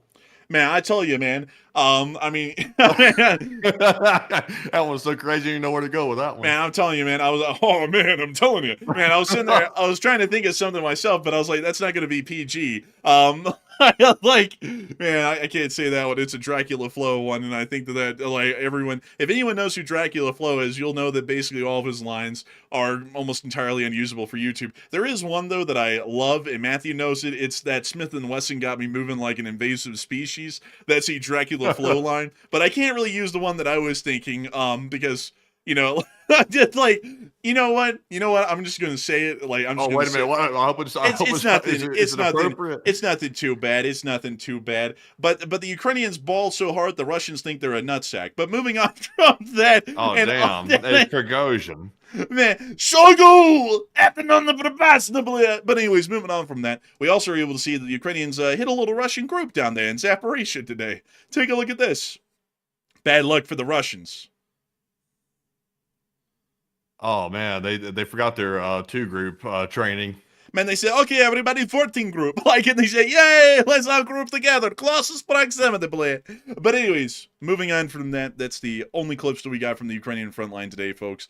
And it's time for us to move on and up into Kyiv to cover the speech from the president of Ukraine, Volodymyr Zelensky. And I'm not going to lie, folks, I'm absolutely blown away. We have been able to get through the news tonight in what would have been considered a normal amount of time, like months ago, because we've finally been able to get through the news in about an hour and 50 minutes, which was usually what we used to shoot for years. And then recently we started to get 2 hour and 20 minute and 2.5 hour long news segments as a norm. But nevertheless, here is the speech from the president of Ukraine, President Volodymyr Zelensky. And so, once this website loads, there we are. Without further ado, here is the speech with dramatic lighting and everything by the President of Ukraine. Бажаю здоров'я, шановні українці. Щойно були доповіді Служби безпеки України, генерал-майора Хмари та генерал-майора Поклада. Я вдячний за те, що наші операції завжди сильні. Я хочу також відзначити підрозділи служби, які разом з іншими елементами Сил оборони та безпеки захищають Україну на передовій. Центр спецпризначення А СБУ перший за підсумками березня по застосуванню дронів. Найбільш результативно. Відзначились військові експерти СБУ також і в налаштуванні захисту для деяких наших партнерів на Близькому Сході. В рамках тих експертних місій, які були направлені Україною в регіон. Дякую вам, воїни. Наші експертні місії продовжать свою роботу в країнах Близького Сходу та Затоки. Побудувати нову систему захисту. Це завдання залишається. І на основі наших довгострокових домовленостей Ми будемо залучати необхідні підрозділи. Сьогодні Сполучені Штати Америки перейшли до дипломатії в ситуації навколо Ірану, і світ це підтримує. Припинення вогню завжди додає можливостей дипломатії та повинно передувати справжньому закінченню війни. Україна з такою ж позицією завжди підходила до війни цієї – Росії проти України. Звісно, не просто це реалізувати. Зараз на Близькому Сході ще потрібні зусилля, щоб стабілізувати припинення вогню, щоб воно спрацювало. Але, зрештою, мета у всіх має бути одна, а саме більше безпеки. Вже навіть оголошення про припинення вогню дозволило ринкам відреагувати позитивно. Ціна нафти знизилась. Це водночас правильний сигнал щодо Росії, що окрім наших далекобійних санкцій, інші інструменти також будуть працювати. Вже фактично не може бути приводів зменшувати санкційний тиск. Раніше про це говорили як про начебто необхідність послабити проблеми на світовому ринку нафти. І якщо вдасться розблокувати Гормузьку протоку, а це глобальна необхідність, російські нафтові доходи мають і надалі знижуватись. Нафта живить російську війну та робить Росію впевненою в собі. І саме через це росіяни так вкладались в підтримку іранського режиму, намагались затягнути ту війну. Війна нікому не потрібна. І важливо, щоб тепер не тільки країни Близького Сходу, не тільки Затока, але й Європа і інші ключові частини світу зробили правильні висновки. Саме безпекові висновки після того, що сталося. Потрібно більше двосторонньої безпекової взаємодії між країнами з тими, хто дійсно вміє захищати життя. Потрібно більше координації зі своїми сусідами та більше взаємодії на регіональному рівні. Допомагаючи сусідам, допомагаєш собі. Треба справді рішучо захищати базові цінності нормального життя. Інструменти для цього є. І в тому числі захищати вільне мореплавство. Зараз весь світ побачив, наскільки кожна країна залежить від того, що відбувається в одному регіоні. Вартість життя від цього залежить. Всі ціни на базові енергоресурси. Не варто перевіряти, що буде, якщо якийсь інший критичний регіон втратить безпеку. Потрібно діяти і взаємодіяти, щоб безпеки додавати. Україна готова працювати з усіма партнерами і надалі, щоб безпека була і була більшою. Ми готуємо відповідні зустрічі та домовленості в Європі. Я дякую всім, хто нам допомагає. Я дякую нашим воїнам і усім нашим людям, які роблять можливим захист України. Слава Україні! And Ram Slava. Rum Slava. And with that, that is the end of the speech from the President of Ukraine on day 1,505 of the news from around the world. And with that in mind, folks, it's time for us to move on and into the second segment of the news, or more so the stream, which is where we get to talk to each and every one of y'all. There's no news in this segment. Oh, man, I'm telling you, I got no respect around here. I'm losing my mind, I tell you. Oh, man. They sat there and asked me, did I want Ukraine? I said, yeah, they made it rain puke. Oh, man, I'm telling you. Oh, man, I'm telling you. I get no respect around here. But beyond that, we are going to be moving on to the question segment, and we'll be getting to talk to, hopefully, each and every single one of y'all. We will be able to talk about literally anything and everything, except for religion, politics, climate change, or whether the A-10 is relevant in modern warfare or not. But still, we will have absolute blast getting to talk about just about each and everything else, except for those 4 topics. But nevertheless, it is time for us to move on and into it. And Matthew, I understand that we've got quite a lot of questions tonight. And please, take it away. All right. So also, by the way, go to Flight Radar 24 real quick and go check out at the Dugway Proving Ground. See if anything's going on out there. I see someone claiming that something's going on out there, but let's see what's happening. Well, Oh, look, they're trying to keep us from the truth. you It's always they. It's always there. They're trying to keep me down. They're trying to keep me from the truth. They want to take over. damn. Let me go pull it up on the second screen. Go get it up here. Let's see. Go ahead and filibuster, Matthew. Filibuster for me. So we're going to meet here today in the Senate, this fine hall of the Senate, to discuss something that's needed to be discussed for a very long time. Today we'll discuss something that's very critical. What's going on around here? I'm just playing with you, but I got it up. I mean, what did they say was going on out here? So they claim there was some exercise taking place out here. I see some images appearing to show some aircraft out there. It must have been maybe 30 minutes ago, possibly. But they're not there now, though. I don't see anything. But apparently there were some Marine Ospreys and also KC-130 hovering over the Dugway proving grounds from the looks of it. Check out there to the right. Like, is there anything happening over there on the right side of the Wasatch? Well, you mean Salt Lake? Like that's the right side of the Wasatch.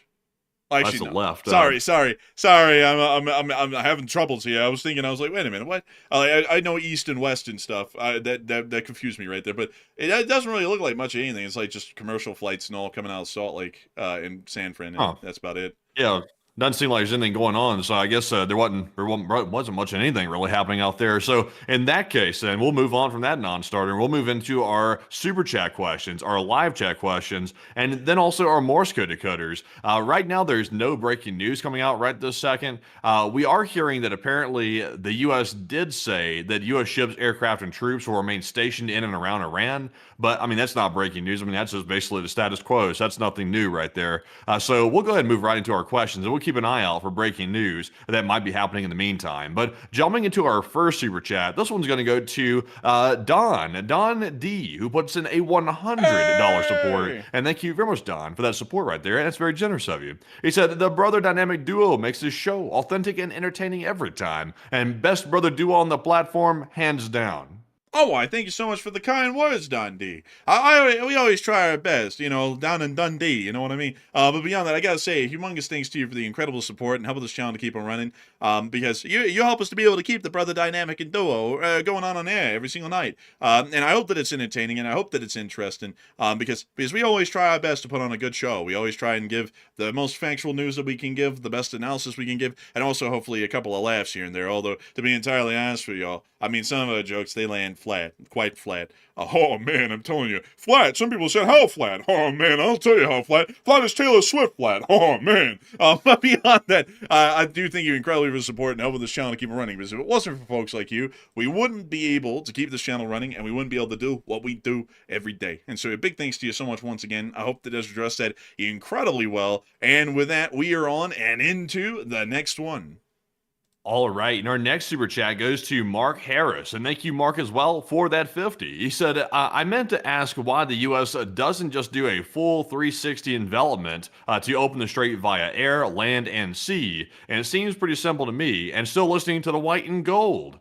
And also, it really it's not as simple as it looks, because if you were to try to do that, you could do it by air, but there's a lot more to it than simply by air, because here's the catch. If you try to do an aerial bombardment around the strait right now, you're going to have a problem trying to hit the launchers, because the Iranians had time to think this out. They built these hardened shelters where they can take the launchers back in to protect them from airstrikes right after the U.S. tries to come after them after they've launched their missiles. So that's a problem from the air. Then by land, we also have a problem as well, because Iran retains at least 50% of their missile capacity, and also they have thousands of attack drones left. So if you put troops in on the ground, they're going to get bombarded with cheap drones, and we have no real defenses to that right now. Also at sea, there's a problem there as well, because apparently there's mines in the strait. So if they try to bring in ships, they might hit a mine. And also, once again, the launchers on the coast are still a major problem, and it would be very short range and very little time to address it. And the ship would probably take a hit. So that's why it's a quagmire. No giggity. That's why it's a quagmire right now. But Enforcer, what say you? Giggity, giggity, giggity. But beyond that, though, I would have to say, generally, I don't know why they're not doing that, because it's not easily said and then done, but it's a lot easier than a lot of people are making it out to be. Because the one thing I find interesting, folks, is that people want to say that and I'm not trying to get political here, but I'm just having to point this out, that the president is right, that the military is the strongest one in the world, and there's nothing that is outside of their control, and we can do whatever we want. But when you talk to those people about the Strait of Hormuz, then they say that it's impossible for the military to open the Strait of Hormuz, and that's why we need to negotiate with them, or do something else to them, like, blow up a power plant or something. And it's like, how in the world do those two ideas exist in the same person's head? and not conflict with each other because they conflict with each other. Either the military is capable of doing everything on the planet and nothing is beyond their abilities, or they're not capable of anything because the Strait of Hormuz is hardly one of the most I guess you could say difficult obstacles the military would deal with in this day and age compared to other hypothetical wars that we would be fighting here in the next few years. And so I would say I don't really know what is up with that. I'm guessing they are thinking they might be taking some losses if they try and do something with the Strait of Hormuz, maybe, but I just don't get it because they're more than willing to hit almost everything in Iran that they can think of. They will even hit missile cities and underground missile silos in places like Western Iran. But for some reason, if you ask them to try and do that same thing around the Strait of Hormuz, then they act like that's impossible. And that just doesn't make any sense to me. I think there's some sort of a thing in the background, some sort of an idea or an opinion that's poorly informed that makes them believe that they cannot open it. It should be fairly easy to open it compared to all of the hurdles and gymnastics we're doing right now. But we actually have breaking news coming out at this moment. And so, Matthew, what do we got? Okay, so it looks like we've gotten a new post from the President of the United States, and it looks like the threats are starting to fly toward Iran. It looks like tonight we got some news. So, Enforcer, I reposted this at the very top of our Twitter page, so if you could, there it is right there. So here's what the President says in his post. He said, all U.S. ships, aircraft, and military personnel with additional ammunition, weaponry, and anything else that is appropriate and necessary for the lethal prosecution and destruction of an already substantially degraded enemy will remain in place in and around Iran until such time as the real agreement reached is fully complied with. And if for any reason it is not, which is highly unlikely, then the shooting starts bigger and better and stronger than anyone has ever seen before. It was agreed a long time ago, and despite all the fake rhetoric to the contrary, no nuclear weapons, and the Strait of Hormuz will be open and safe. And in the meantime, our great military is loading up and resting, looking forward actually to its next conquest. America is back. So that's obviously there's obviously a threat toward Iran in the middle of it. But here's the catch. He's saying the real agreement reached is fully complied with. Right now, we don't see the agreement in the public. We don't see the U.S. publishing any type of written agreement right now. There's claims that there's an agreement, but we haven't seen the written document, so that's a problem.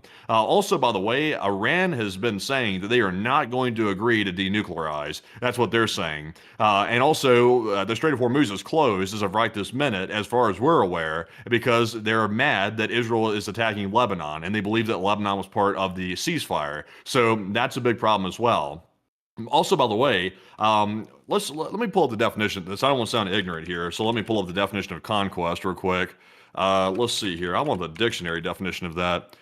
The subjugation and assumption of control of a place or people by use of military force. So I'm not sure if that's the way the president meant that term, but to use the word conquest in context of a democratic nation like the United States, that's definitely not the right word to use. We don't go on conquest. That's not the way of a democratic country. So I think he might have maybe misunderstood what that word meant, or either maybe he possibly meant it, one or the other. But we're not, conquistadors out here. We're not going around trying to take people over left and right. So there's a lot of question marks out of this right here. Take this with a grain of salt, as usual. But Enforcer, what say you? What is there to say at this point? I mean, it's just stupidity as usual. I mean, like yesterday, I mean, if we literally took the statements that were made by the president at the same time yesterday, he was talking about peace is returned to the Middle East. It's a golden age for them. The streets will be paved of gold. The sand will turn into gold. Everything's going to be gold. It's going to be beautiful. It's never been like this before. It's going to be even better because it's me or something. And now today, now we're saying there's a chance that this might fall apart. And of course, it's as always, if for any reason it is not, which is highly unlikely, which means it's highly likely, because if that statement's being made, this whole thing's about to turn around tomorrow and we're going to be hearing about the death of a civilization again, probably. I gotta say, folks, this sort of stupidity that I hear in every statement's getting old. Everything's always bigger, better, and stronger than anyone's ever seen before. So it's like, so are we saying that the last thing that he did wasn't the biggest, the greatest, and the strongest thing that America had ever done in history? Because he was saying that about the military operations we were just conducting, that we just supposedly ended, that were going on for 5 weeks. So now is he saying that he was like half-assing that whole thing, and now this is really going to be it? Like, what does that mean? Also, by the way, I was reading it again because I wasn't able to comprehend it the first time, but he said, until such time as the real agreement, put it in all caps, reached. He said, a real agreement reached. So, right now, there's an understanding, according to the last reports we heard, there's an understanding that between the U.S. 15-point plan and the Iranian 10-point plan, that the U.S. and Iran are going to talk with each other and meet some type of arrangement. This tweet right here indicates that an agreement might have been already reached, or it seems to me that the president is implying that an agreement has been reached, which we have not heard announced by Iran. Iran has not said that they've come to a concrete, solid agreement. And we haven't heard that from Pakistan either, for the most part. So this is the first we're hearing about this. I'm not really sure if this is the announcement that an agreement's been reached, or maybe he's possibly just using the incorrect wordage here on this, but it seems to imply that, unless I'm misunderstanding it. Let's see. And let's see here. See all with additional. Okay, so apparently this is suggesting that we're actually building up even further forces in the area as well, because it's with additional ammunition, weaponry, and anything else that's appropriate and necessary for the lethal prosecution and destruction of an already substantially degraded enemy. Also, it's like, this isn't really the talk that you conduct with diplomacy, significantly, substantially degraded enemy. This sort of stuff throws talks off, if y'all don't know. So, that doesn't really seem to be working towards reaching a conclusion on this thing. If anything, it might incense the Iranians to say no to everything, and then this starts anyways again, which it's already going to happen. And let's see. I just gotta say, folks, it just gets exhausting to read the same shit in every statement. Everything's always bigger, better, and all that shit than ever. It's like, so what is he saying about the last thing that he did? Like, I just gotta ask that, folks, because is he saying that the last thing he did was shit and it sucked and it wasn't good at all? Because everything he always does is always bigger and better and everything than the last thing. And it's like, that would be great if we were running the Ringling Brothers circus. Like, it's like, if we had a tiger coming out as the biggest, the strongest, the angriest tiger that we've ever had in the ring. It's like, yeah, that works for the circus, but this isn't the circus. Unless you consider the Congress and the White House to be one. This is the U.S. government. And so it's like, maybe we can stop with the Ringling Brothers circus hype talk and just kind of work on, some factual statements instead of just bullshit for half of the paragraph. That's my 2 cents. I just kind of get tired of reading the same words over and over. It's like reading like kids letter. It's like, this time I'm going to play ball and it's going to be bigger and better than ever. And it's like, can we just get like the straight up facts and information that we need? Instead of just hearing this crap every time. I mean, it gets old. It really gets old. I can't even hide it at this point. This is just exhausting. But anyways, with that, it appears that a lot of people are currently talking about what's going to be coming next. It looks like Matthew just put up that poll, but we'll let that take a couple of minutes because the numbers are fluctuating rapidly on it, and I want to make sure that we get some votes in, so that way we can get an understanding of what all of y'all are thinking about what's going to be coming next within the region. But anyways, that appears to be the new statement by the president. We'll have to figure out what's going on tomorrow. It'll probably be different. So, anyways, with that, we are on back into the questions. So, what do we got, Matthew?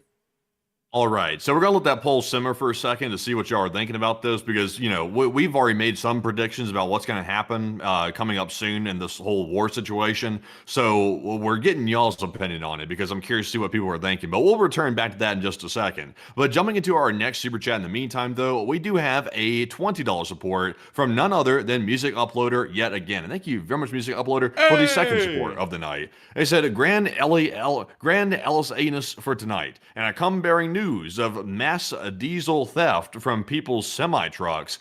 Don't lock your tanks, folks, because they're just going to drill into them and you have to buy a new one. Oh, man. That's actually kind of crazy to hear. I hadn't heard about that, at least in the Salt Lake area. Maybe that's something that's happening down in the U.S. Southwest, further southwest than us. I haven't heard about that. Maybe it's because I don't have a diesel either. But I do thank you for the support and sharing that with us, and that is very interesting to hear. Also, by the way, let me see if I can go and get y'all the U.S. Domestic, let's see, gas prices. What do we have here? Because I haven't looked around for a minute, folks, but, oh, look at that. That's the current lay of the land for gas prices in America. It is going down a little bit. It is going down a little bit because of the whole deal with the ceasefire thing for now. So it has gone up a little. But here in Utah, the average price of gas right now is $4.26. That's quite a lot of money right there.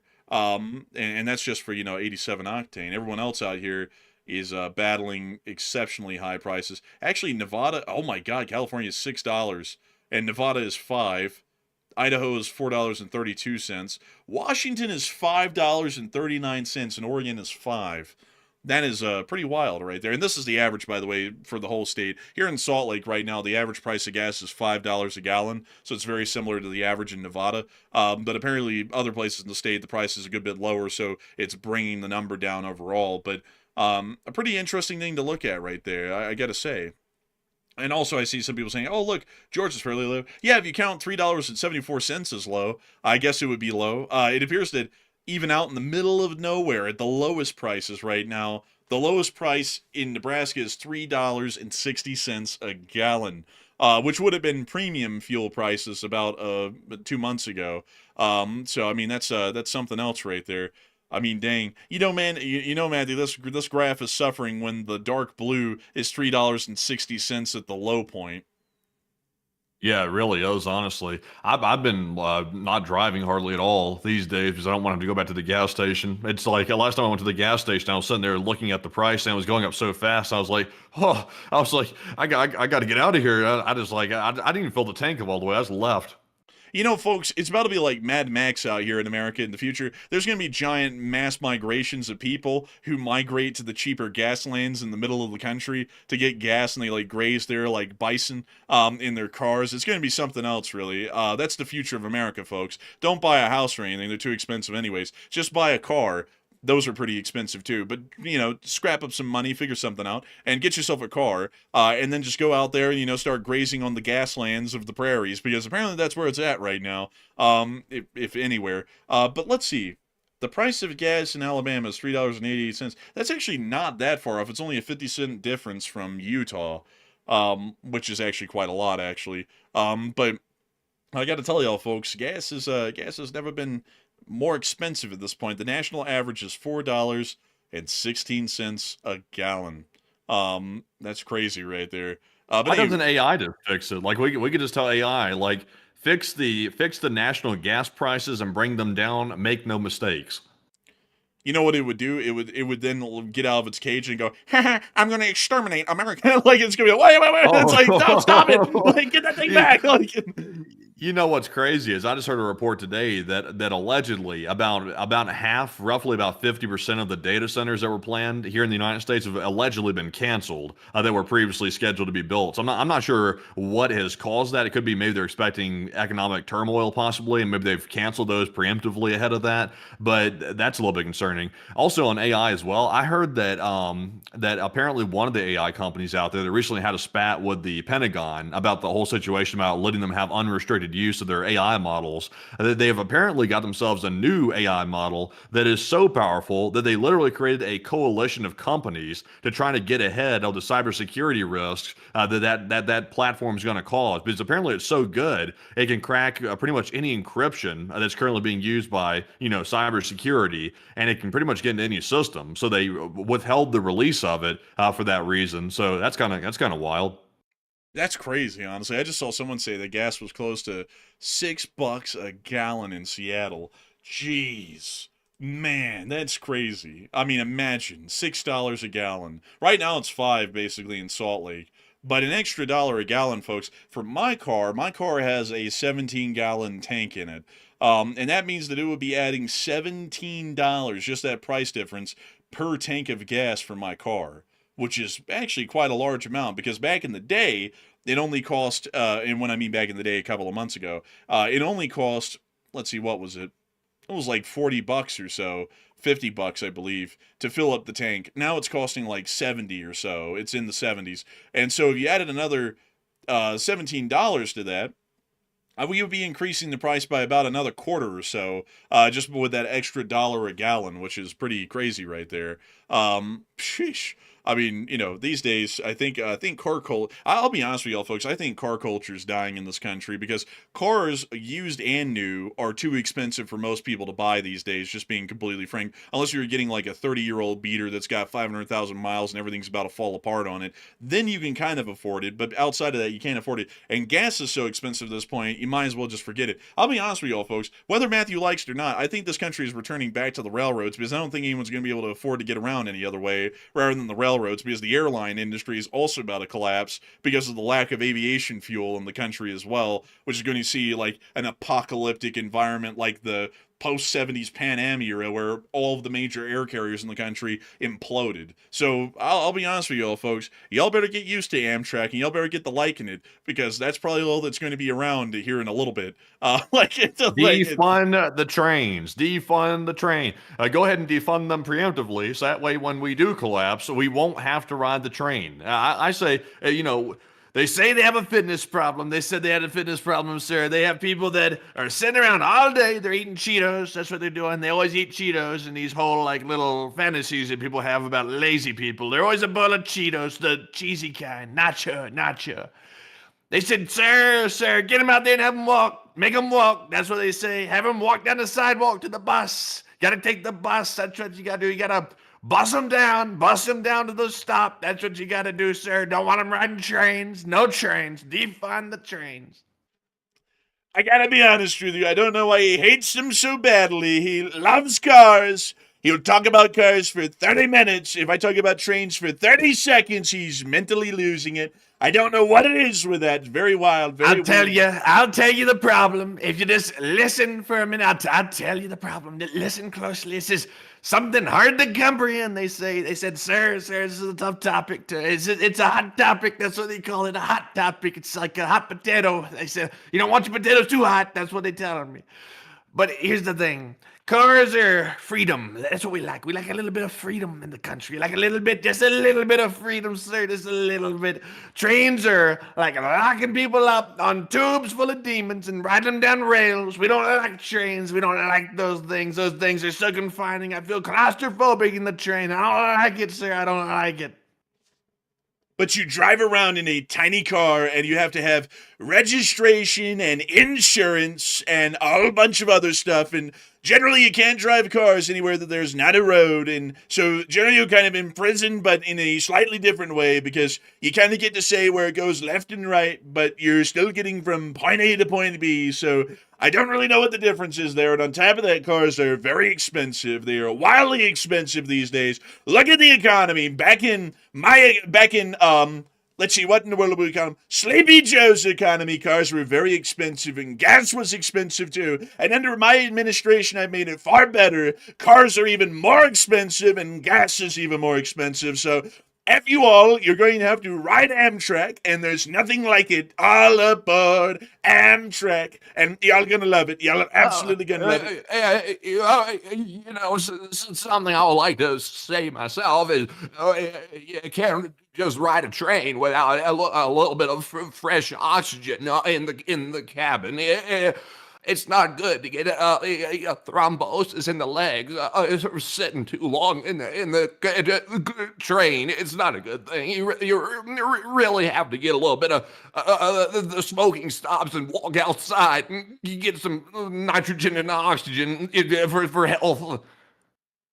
This guy has got TDS, train derangement syndrome. He hates them so much. Why does he hate them? They're not that bad. They're great trains, the best trains. They're the biggest, the loudest, and the fastest trains. You ought to hop on them. They're very nice. Everybody says, wow, look at this train. Sir, what a wonderful train. We're running a train in this economy right now. It's a great thing. Look at it go.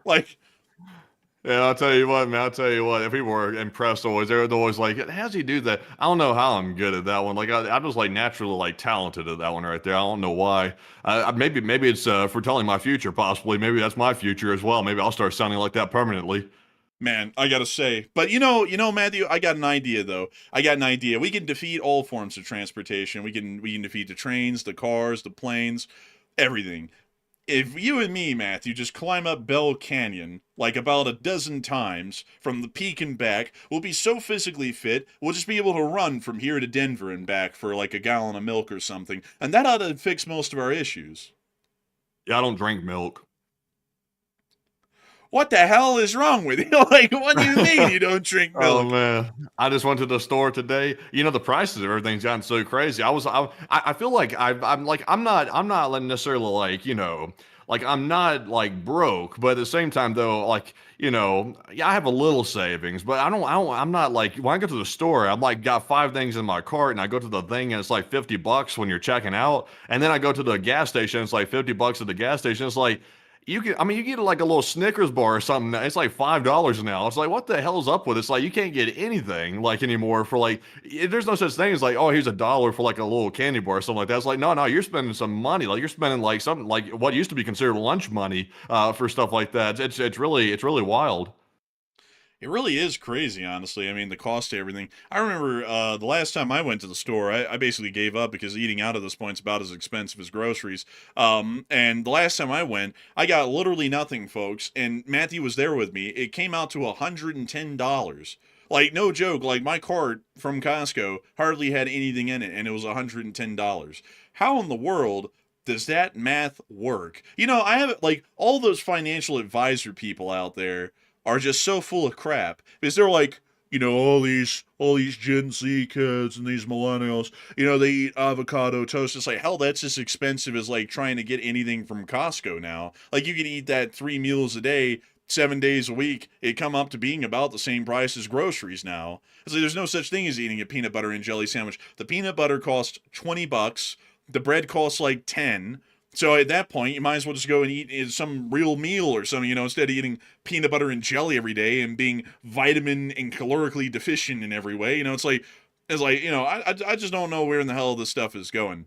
It's like, and then if you follow the advice that there was given out a while ago, you give the advice like, have a piece of broccoli and a piece of chicken. It's like, for like young people with like a metabolism like me, it's like a piece of chicken and broccoli. I mean, I will be practically like 1 foot in the grave by the end of the day if I eat like a piece of chicken and one broccoli. Like I will be non-functional by the end of the day. It's like, I'm not sure what kind of diet these people are living on, which I don't think it's a one piece of broccoli diet. I think they're living off of lobster. But it's like, people gotta eat. Like people just can't just like eat like, cereal and scraps like on the side. It's like that doesn't cut it for most people. No, it doesn't cut it for anybody. It's like who the hell eats that little? That's like a diet that you would be giving to someone in like a death camp or something. It's like, what is that? Like 300 calories? That means that someone on average will only be eating 900 calories a day. It's like nobody can live off of that. That's literally starving rations. That's literally what they gave out in the gulags in the Soviet Union, was like that amount of calories per meal. It's like, that's insane. Nobody can live off of that. But beyond that, I'd have to say, it's a crazy world these days, folks. Crazy world. But anyways, with that, we are on to the next one. All right. So moving into our poll real quick that's been running, here's the question. Where do you think the U.S.-Iran war will be in about the next 48 hours? Because something's going to happen. Right now, it's a bit silent. The only one making any noise right now is the president. So Iran has largely not done anything tonight. They're sitting over there probably scheming, is probably my guess. But what do you think is going to happen over the next 2 days? 60% said full-scale attacks will probably resume, while 16% said Iran will probably escalate leverage and pressure on the United States, and 13% said larger attacks than ever will probably begin. And I have a strong feeling, and I said this yesterday too, that the war will simply start back up status quo probably very soon, and probably within the next 48 hours it probably will. But you have to keep in mind that the statements coming out tonight from the United States is probably going to anger those lunatics inside of Iran. It's probably going to anger them. And also, they're still seething about the Lebanon situation as well. And also, Israel's not really wanting this thing to stop either. So it's probably going to get started on its own automatically. That's my guess. So we'll probably be right back to covering probably a breaking situation in the next few days. The odds of an actual agreement being reached, I still would say it's very, very small. But Enforcer, what say you? I have to say, I'd be with 60%. This thing isn't going anywhere. The attacks will resume soon, and the ceasefire will completely fall apart, and we'll be back to square one. And oh boy, there's going to be a lot of people here in the chat tonight, folks. Some folks who are sadly getting banned, who are claiming that we're TDS because we're making this claim, and in 2 days are going to be eating their shoes because this is going to come around to happen. I mean, like, you would have to be We blind. don't have shoes. Oh yeah, you're right. Those are, they generally walk around barefoot, but they will have to eat whatever the hell they have, so cloth, I guess, because this is going to come around. I mean, we have called the stuff fairly accurate with how the foreign policy turns out in the short run, almost every single time in the past administration and this one. We have no reason to believe that this will be different. We'll probably see that this war continues because there's no reason at this point for it to end, and there's no way in hell it's going to end. That's just the truth of it. So I hope that does address that the best I can, and I hope that those people can find themselves some nice leather shoes in a dump somewhere because they're going to have to be eating on them. Man, joke's on you. We're all going to be eating on those leather shoes before long. I hope you got some salt and pepper and seasoning because that leather's going to taste good, I tell you. Oh my God, is that a Stacey Adams shoe? Can I have a bite? Soaking in Just water. don't a ever little bite. bit? Just don't ever bite the elephant ear. Like maybe like don't even really bite the shoes either. Like now that I think about it, like try to keep the shoes off limits and stuff because I see some people saying it's like jerky. I've never really tried. I've never really given it a go yet. I've just generally like right like actually I found these little things. I was like let me find a little something to snack on. It was like $1. It was like these little honey sticks. Have you ever seen those? By the way, they're like Yeah, little I've seen things that them. like I think diabetic folks like carry around like in case they need like a little sugar fix to get the glucose levels up. I actually got those, and that's what I've been like gnawing on for a while. I've been gnawing on those things for a little bit. They're actually pretty good. I don't think there's many calories in it, but it's pretty bad. It's better than eating the leather. I'll tell you, man, nothing beats a nice leather shoe. Cut that thing up with a nice knife and drop it in a little bit of water. Let it soak for a couple of minutes. That's a solid meal right there, folks. That's a solid meal. I never have one like that. Better yet, folks, another thing that you can do. This is one that we learned from Korea. Oh, actually, I can't say that one. That one's going to get a little bit too morbid. YouTube might not like that one. But I was really going to take that up a notch, but we'll just drop that right there. But anyways, with that, it is time for us to get on and into the next one. So what do we got, Matthew?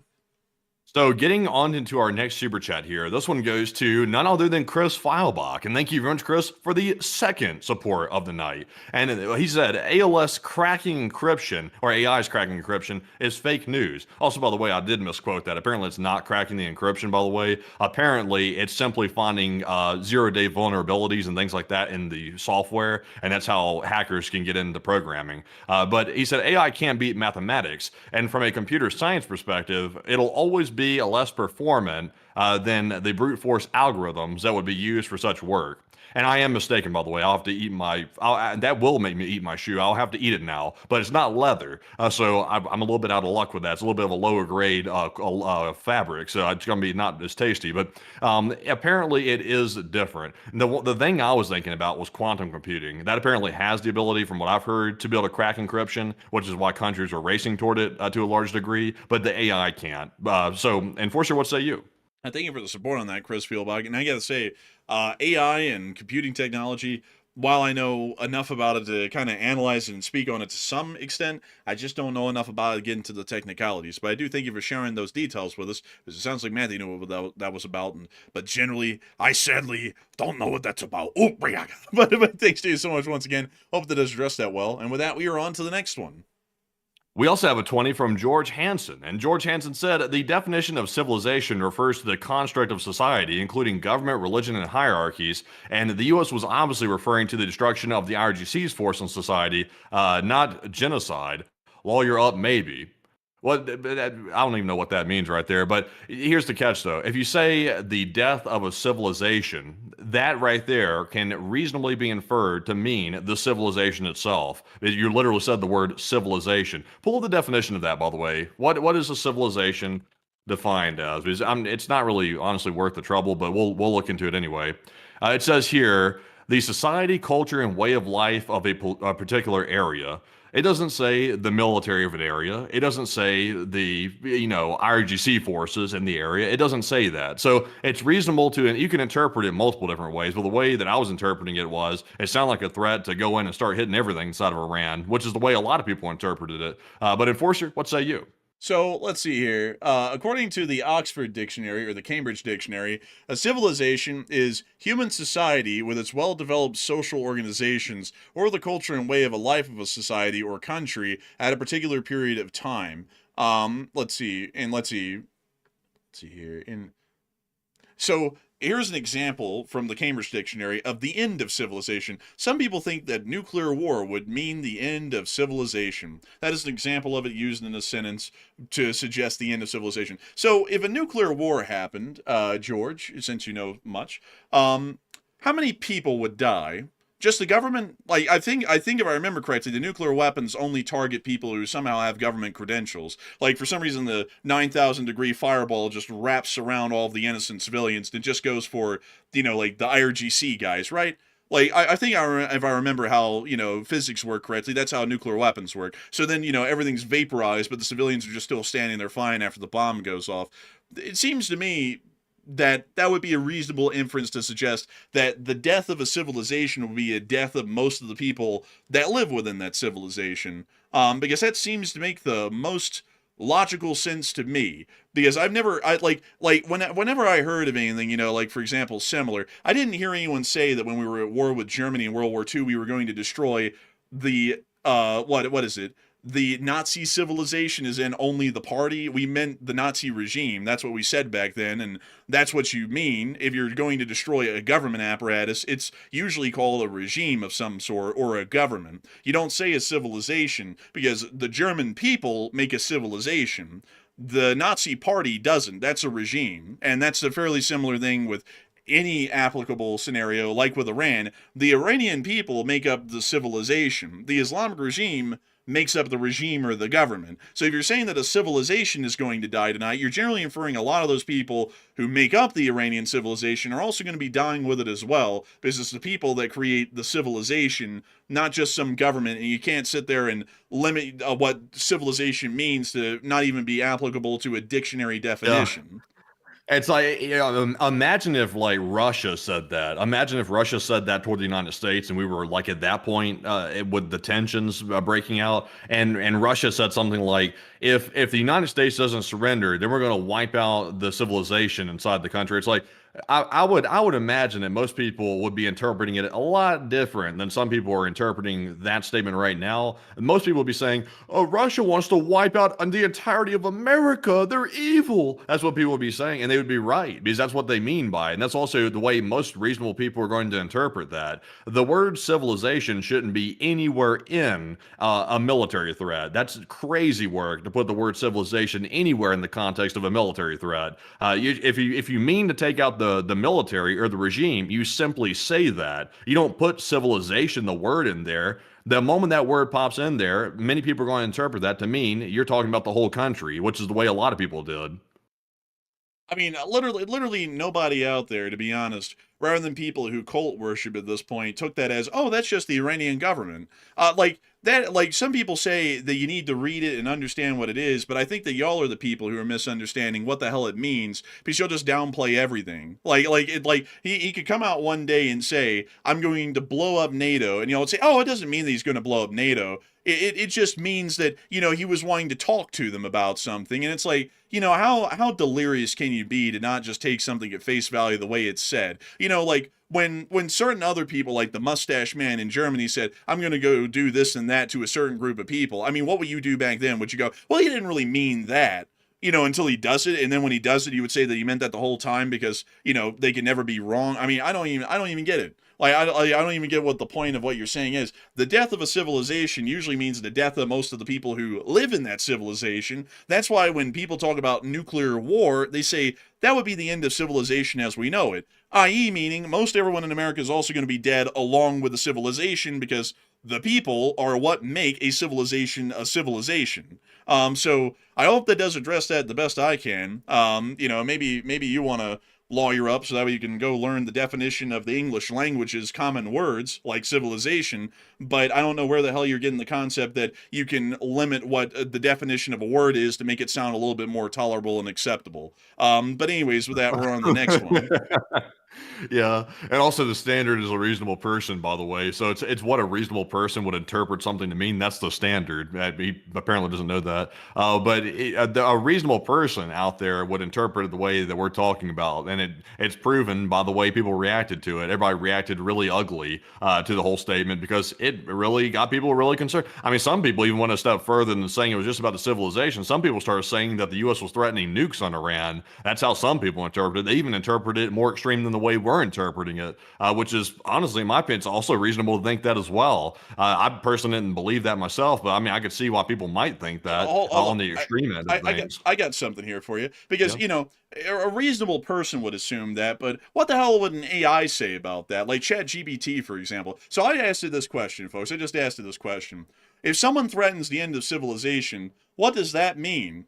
Usually, and here's its answer, usually it means they're making an extreme civilization level threat. Not just I'm going to hurt you or I'm going to cause trouble, but something more like destroy society at a massive scale, collapse governments, infrastructure, or public order, wipe out huge numbers of people, and trigger war, terrorism, bioweapon release, nuclear disaster, or total systems collapse. None of that really sounds, just like, oh, we're going after the Islamic regime. I mean, not even an AI, which it has no opinions, it has no feelings. Just asking it what the phrase, someone threatening to end civilization, what does that mean? It even says that it means wiping out a large group of people and most everything else inside of the country. So if an AI makes that sort of an inference, which it's just taught off of specific parameters and what it can gather off the internet, that means that most common people would assume the death of a civilization means killing most of the people in that country.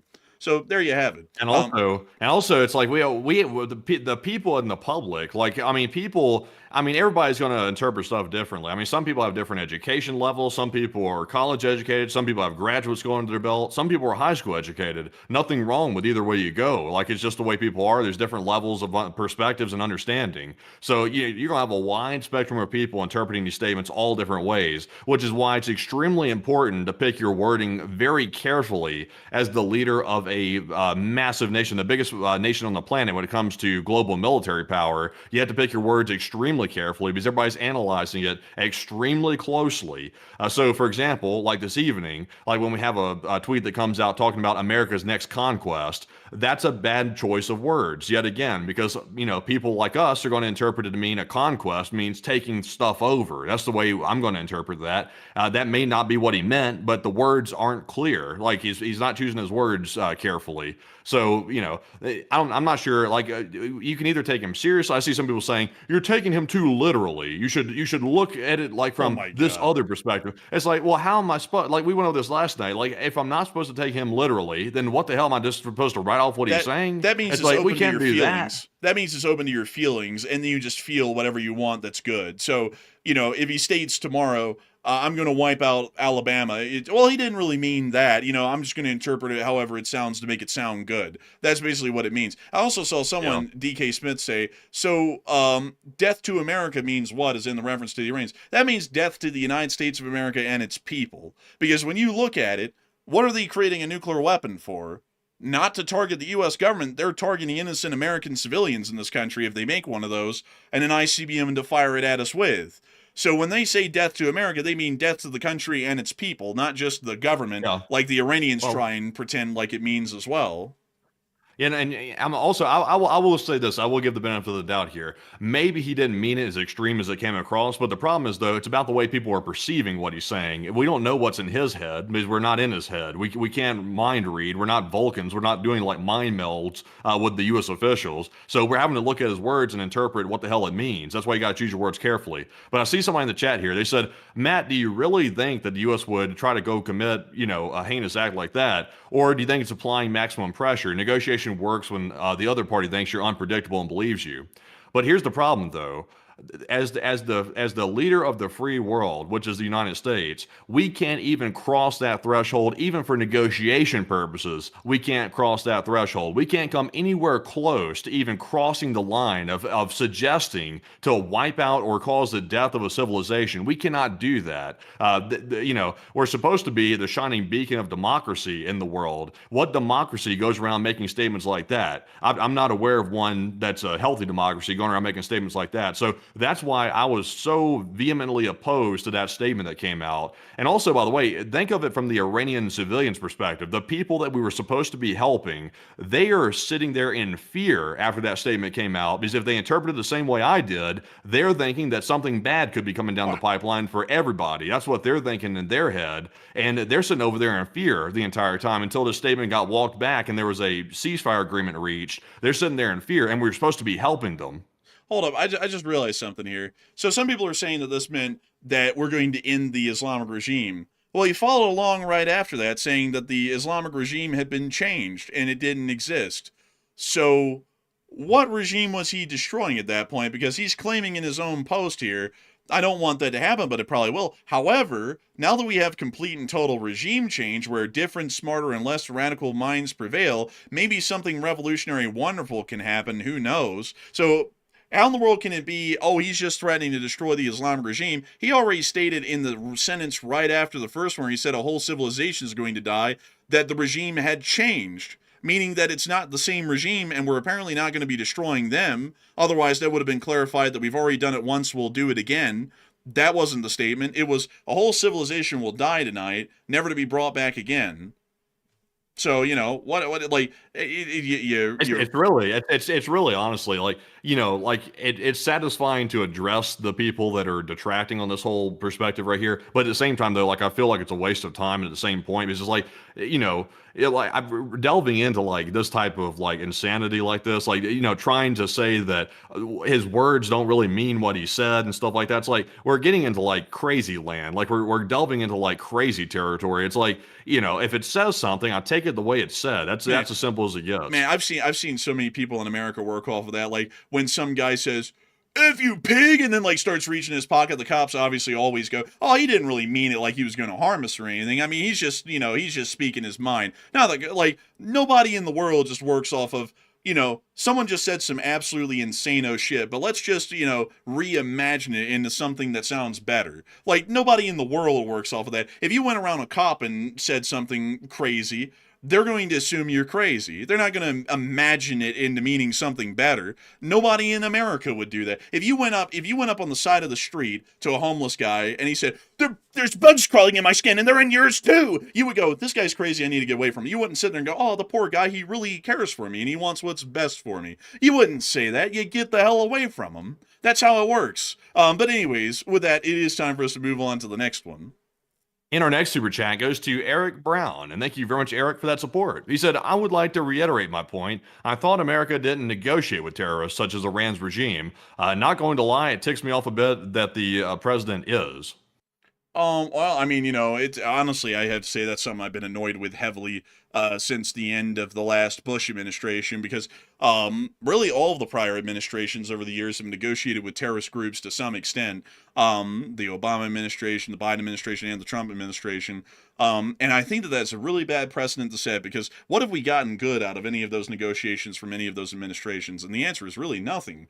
And so I would say that I think we should return back to our original policy that we had for about 230 years or so, which is that we don't negotiate with terrorists, and they can either accept our demands unconditionally or we will continue to work towards their destruction. I think that should be our approach. But a big thanks to you for support and helping this channel to keep running, and I hope that does address that well. And with that, we're on to the next one. We also have a 20 from Ariana Franco, and thank you very much, Ariana, as well, for that $20 support. And it said, "Thanks for the coverage, LSA. And what is Ukraine's newest drone?" Ukraine actually is pumping out so many new drones these days, we can't even say with certainty. I mean, they generally come out with a new one just about every week. And sadly, I've stopped following the exact details of new drones. We only pay attention to them once they're out there on the field. But if I had to say the newest drone... Isn't it that Hornet interceptor, the one that the Middle East was trying to get its hands on a while ago? It's like that really fast, like projectile interceptor for the drones, like Shaheds. Oh no, that one's been around for about a year. Yeah, I think the newest ones are like the unmanned ground vehicles, like the little scooters. Like the little ones that are modular and you can put really anything on them, like a machine gun. A basket yeah. of supplies. I think that's one of their newest concepts of a drone. Like amongst all of the classes that they have that are currently in service. So I would say that's probably the newest innovation they've had in drone warfare, but the exact class and type I sadly wouldn't know off the top of my head. But a huge thanks to you for the support and helping this channel to keep on running, because if it wasn't for folks like you, we wouldn't be able to make this thing possible, and I hope we addressed that well. And with that, we're on to the next one. And we also have a 20 from Chris Feilbach. And thank you very much, Chris, for that $20 support. And we appreciate that once again. He said, how on earth did you guys know I've been doing the Orb of the Day for 5.5 weeks? I didn't even know that. That's amazing. Because, Chris, you started doing Orb Words of the Week once the Orb of Judgment came up. The Orb of Judgment came up on day one of the war. Actually, before the war started, just a couple of hours before. So you've been doing that basically every day since then. And that means you've been doing it for about 5.5 weeks. And that's how I knew, because I remember that you've been doing that since the Orb of Judgment was a thing. And I was like, it's been 5.5 weeks since you started the trend. And honestly, it's a pretty good one. And I got to thank you amazingly for the support, Chris, and helping this channel to keep it running. And I hope that does just that well. And with that, we're on to the next one.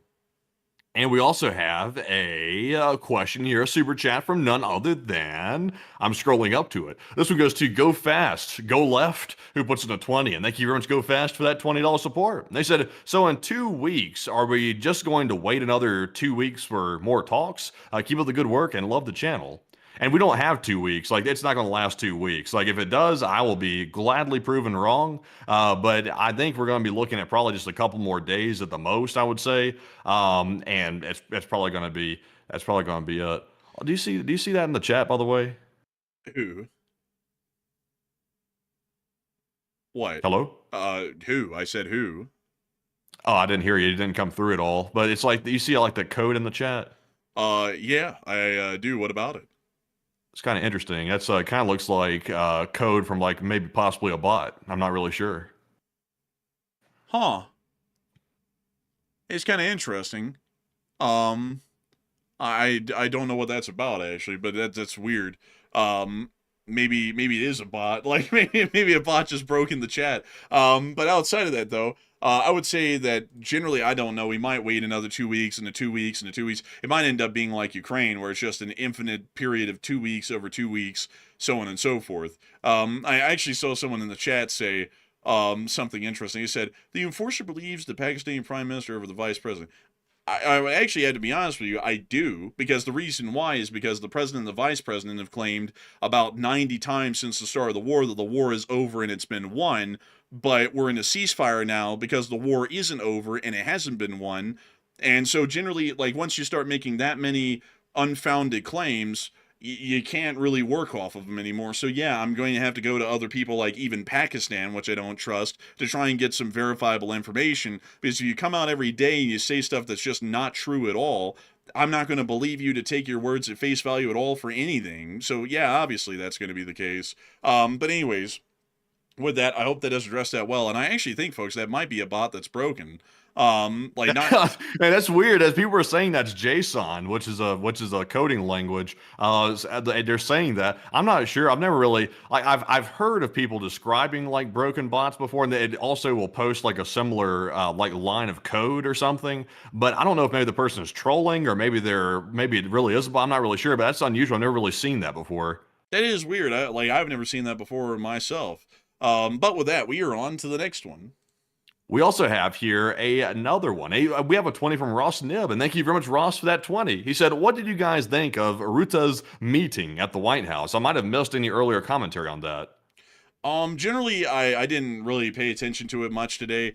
I try, like, I'll be honest with y'all folks, I generally don't repost a lot of what the U.S. government does and says every day because it's infuriating to me. Like, I can't handle talking about it much because it just wears me down and gets me so angry that that's the kind of unintelligent, ignorant level that the U.S. government operates at. it's been like that the whole time we've been covering news, regardless of who. It's worse now though than ever. And so I generally don't look at stuff like that that has to deal with the president dealing with someone one on one. Because if I had to pay attention to that stuff and look at it, I would be getting on air a lot angrier every night than ever. So a big thanks to you for support and helping the channel to keep running. But sadly, I didn't really pay a lot of attention to it. But Matthew, did you pay attention to it? I generally heard the statements out of it. I don't think Ruto was willing to go into too many details about what was being discussed behind closed doors. I think they might have described it as being a frank conversation, and obviously the topic of discussion was possibly withdrawing the United States out of NATO. So you know, it seemed to me like there was probably a lot more of a heated argument behind closed doors, but nobody was really willing to go into that detail. So we just probably won't know. Yeah, probably not. But anyways, with that, I hope that does address that well. And a big thanks to you for supporting up with this channel to keep on running. And with that, we are on to the next one. We also have a 20 from none other than Chef Danny B. And thank you very much, Chef Danny, for that $20 support. And he said, good evening, Enforcers. Chef Danny here. I hope you're doing well. And do we really expect a ceasefire to go through and for the U.S. to pretty much threaten war crimes is not okay? We are burning bridges. LLT, LSA. I don't say we're definitely burning bridges at a record pace, for this person to be a master negotiator, they sure as hell can negotiate us into a bad position in foreign policy. I've never seen anyone do this before in history, but outside of that, I mean, maybe they're like, wow, the enforcers called me up. They said, no one's done this badly in foreign policy. Nobody ever. Maybe I'm the greatest at doing this. But outside of that, I'd have to say, generally, I don't think the ceasefire is going to be lasting much longer. It's going to fall apart here really soon, probably within the next few days, because the Israelis are attacking Hezbollah like there's no tomorrow. That is going to incense the Iranians to strike at them, which once they do that, the entire ceasefire is collapsed at that point. There's really no way to recover it that I could see that would actually work and be successful. So I thank you massively for the support and helping this channel to keep running, because if it wasn't for folks like you, we wouldn't be able to make this thing possible. And I would generally say that the threats of utter destruction of a civilization are obviously unacceptable. Anyone who says otherwise is no worse than the enemies of the Republic, and are largely animals when it comes to morals, which I find to be something else, because for a lot of people to talk about how they want to bring back real values, a lot of these people have no values at all. Like, none of them do. Like, their values are completely malleable. They change from day to day depending on what someone tells them. It's something else to me, and that's for both sides. Right now, one side's in charge, so it's quite obvious on their end, but when the next side comes in charge again someday, we'll be seeing that from their end as well. And I just wish that people would have a spine and actually stick with their own values and not budge on them, instead of what we see these days, where everyone's values are just bought and sold for free for the larger part, depending on who they like for no reason. But anyways, a big thanks to you so much for the support and helping this channel to keep running. I hope that does address that well. And with that, we're on to the next one. We also have here a $10 or $15 support from Paul Weekly. And thank you, Paul, as well for that support. He said, thank you for all you do and keeping us updated with real news. And thank you so much for enjoying all we do to try and keep you all updated. We try our best, and I'm happy to know that folks like you, Paul, really enjoy our work in the coverage. And so a big thanks to you once again, and we are on to the next one. And we also have a $10 support from Paul Weekly yet again. And I already read that one off, though. But thank you very much, Paul, for that support. I guess I'm seeing double. We also have a 10 from Music Uploader who said, nuclear drones, will someone make them somehow, someplace?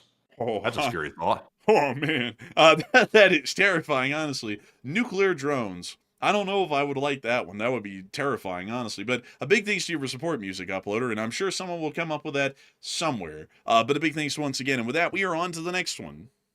We also have a 10 from Hysterics, who said, I saw someone call the Strait of Hormuz the Ayatollah both today. Oh, my God. Oh. That's a pretty good one.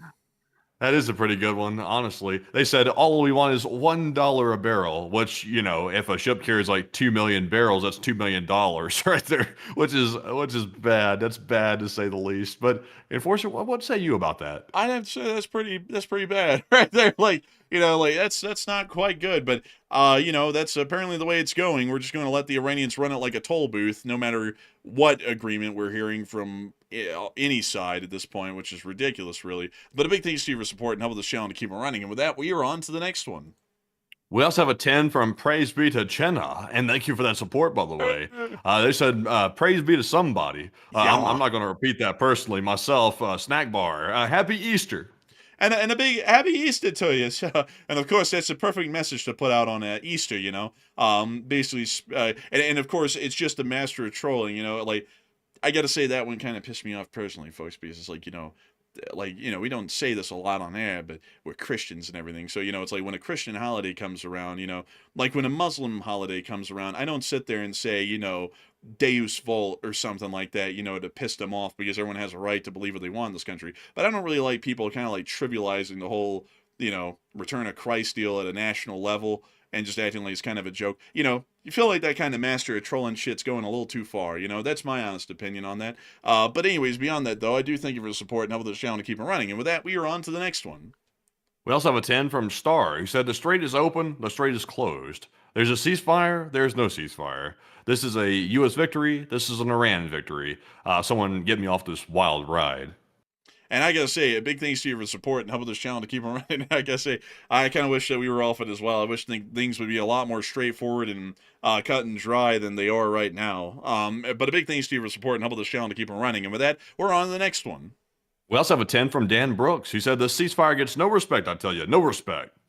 And oh man, I'm telling you, it gets no respect around here. Oh man, I was talking to my doctor the other day, Dr. Vinny von Butch. Oh man, I sat there and asked him, hey doctor, is it okay if I run the strait? He said, oh man, only if you're watching. Oh man, I'm telling you. I sat there and told my wife, hey, every time a ship passes through the Strait of Hormuz, let's smoke a pack of cigarettes. She's Iranian, I'm American. I haven't had a single cigarette. She's gone through 3 packs in one day. Oh man, I'm telling you. Oh man, and the administration is stupid too. Oh man, real stupid. Instead of fighting for our side or the Iranian side, they're fighting for the Russian side. Oh man, I'm telling you. Oh man, you never seen anything like this, Matthew. You haven't seen anything like this, have you? Oh man, no you haven't. Oh man, I'm telling you. And I tell you something else too, those crude oil tankers, they're massive. I said, I told them, hey, you're kind of fat. They said, why don't you tell them my rear end? I said, I would, but I only got a half tank of gas. Oh man, and that costs like $1 million these days. Oh man, I'm telling you. Oh man, and those gas prices are getting higher too. Oh, real high, Matthew. Oh man. You know, they're getting so high these days, I thought I was looking at Snoop Dogg smoking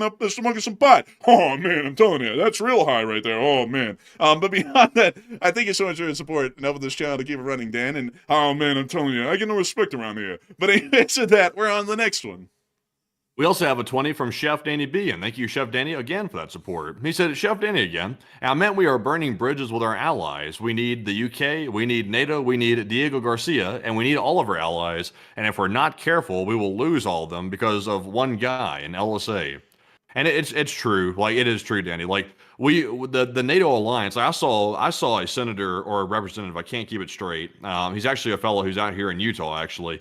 But he came out today and said that the NATO alliance is obsolete because it doesn't meet the same threats that existed at its founding. And 70-something years later, the threat is no longer there, which is absolutely absurd, by the way, because the NATO alliance was created to combat the growing threat of the Soviet Union. That's a large reason why it was created. And now the Soviet Union, which is Russia in the modern day, is now invading Ukraine. They're threatening to invade Europe. The threat is worse than ever. So to say it's obsolete is absurd, to say the least. And I don't know what the deal is with that. I mean, the NATO alliance isn't perfect. Granted, the European countries weren't spending up to the guideline until the president got on their case a little bit. But it's not something worth blowing up the whole alliance about. It's not worth it. You don't have to, like, you know, end the whole thing just because there's a minor problem with it. You simply get them to fix it and you keep moving forward, and you don't try to destroy the greatest military alliance the planet's ever seen at a time where we're about to be on the verge of World War III. But Enforcer, what say you? It has nothing to do with it. Like, that has nothing to do with it, all the spending and everything. It has to do with this insane hatred for Europe for some reason. Like, it's a hatred I can't even explain, folks, because whenever you try and pin it down, there's really no reason for it at all. Like it's a pervasive sort of a thing that never really exists in any way that's like that you can coalesce into words. Because, you know, here in the United States, they say, oh well, you know, the Europeans, they're Like, and I'll just be honest with y'all. Here's the thing, because I just got to be straight up with this, because it takes kind of a political flair to it. But the Europeans are really liberal. It's like, well, what about Poland and Hungary? I mean, they aren't, and they're lopped in with everyone else. Oh, the Europeans don't spend a lot on their military. Well, it's like, what about Greece and Poland, or Sweden for that matter, or any other country like that? What about them? They spend more than the NATO quota, and they have for years. Why in the world are we throwing all of them into one lot? Oh, well, it's the immigration thing. It's like, it's like, well, a lot of European countries don't let in a lot of immigrants or refugees. They don't allow any of them in at all, like some countries over there. It's like, but for some reason they're all lopped into a group, and it makes no sense at all once you start to break it down, because they're all hated equally by the current government here in America, regardless of how similar they are to their ideology or not. And it's just this hatred of Europe to just hate on them, and it makes no sense at all, because it's like, what benefit do we get out of that? And we don't get a benefit out of it. We hate on them, we act on that, and then we just end up cutting off our own nose to spite our face. We end up alone in the world with no allies, no way to get to the Middle East, no way to do anything. And we basically just screwed ourselves over, and we just basically gave our enemies a giant advantage. We defeated ourselves from the inside out at that point.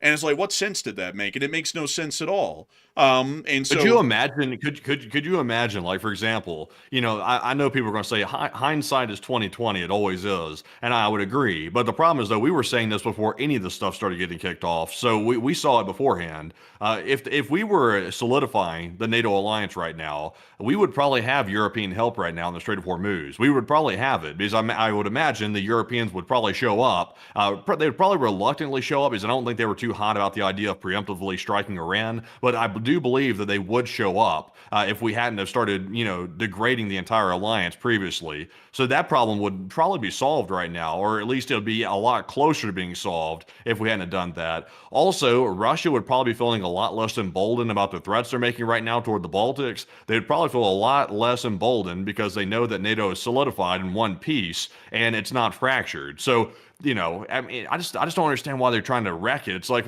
that is such a good alliance. It's like, why would you just like devalue it and then start calling it a paper tiger and trying to say that Putin knows it's weak, it's a paper tiger? It's like, why would you make statements like that about our allied alliance like that? It's like, it hurts my brain.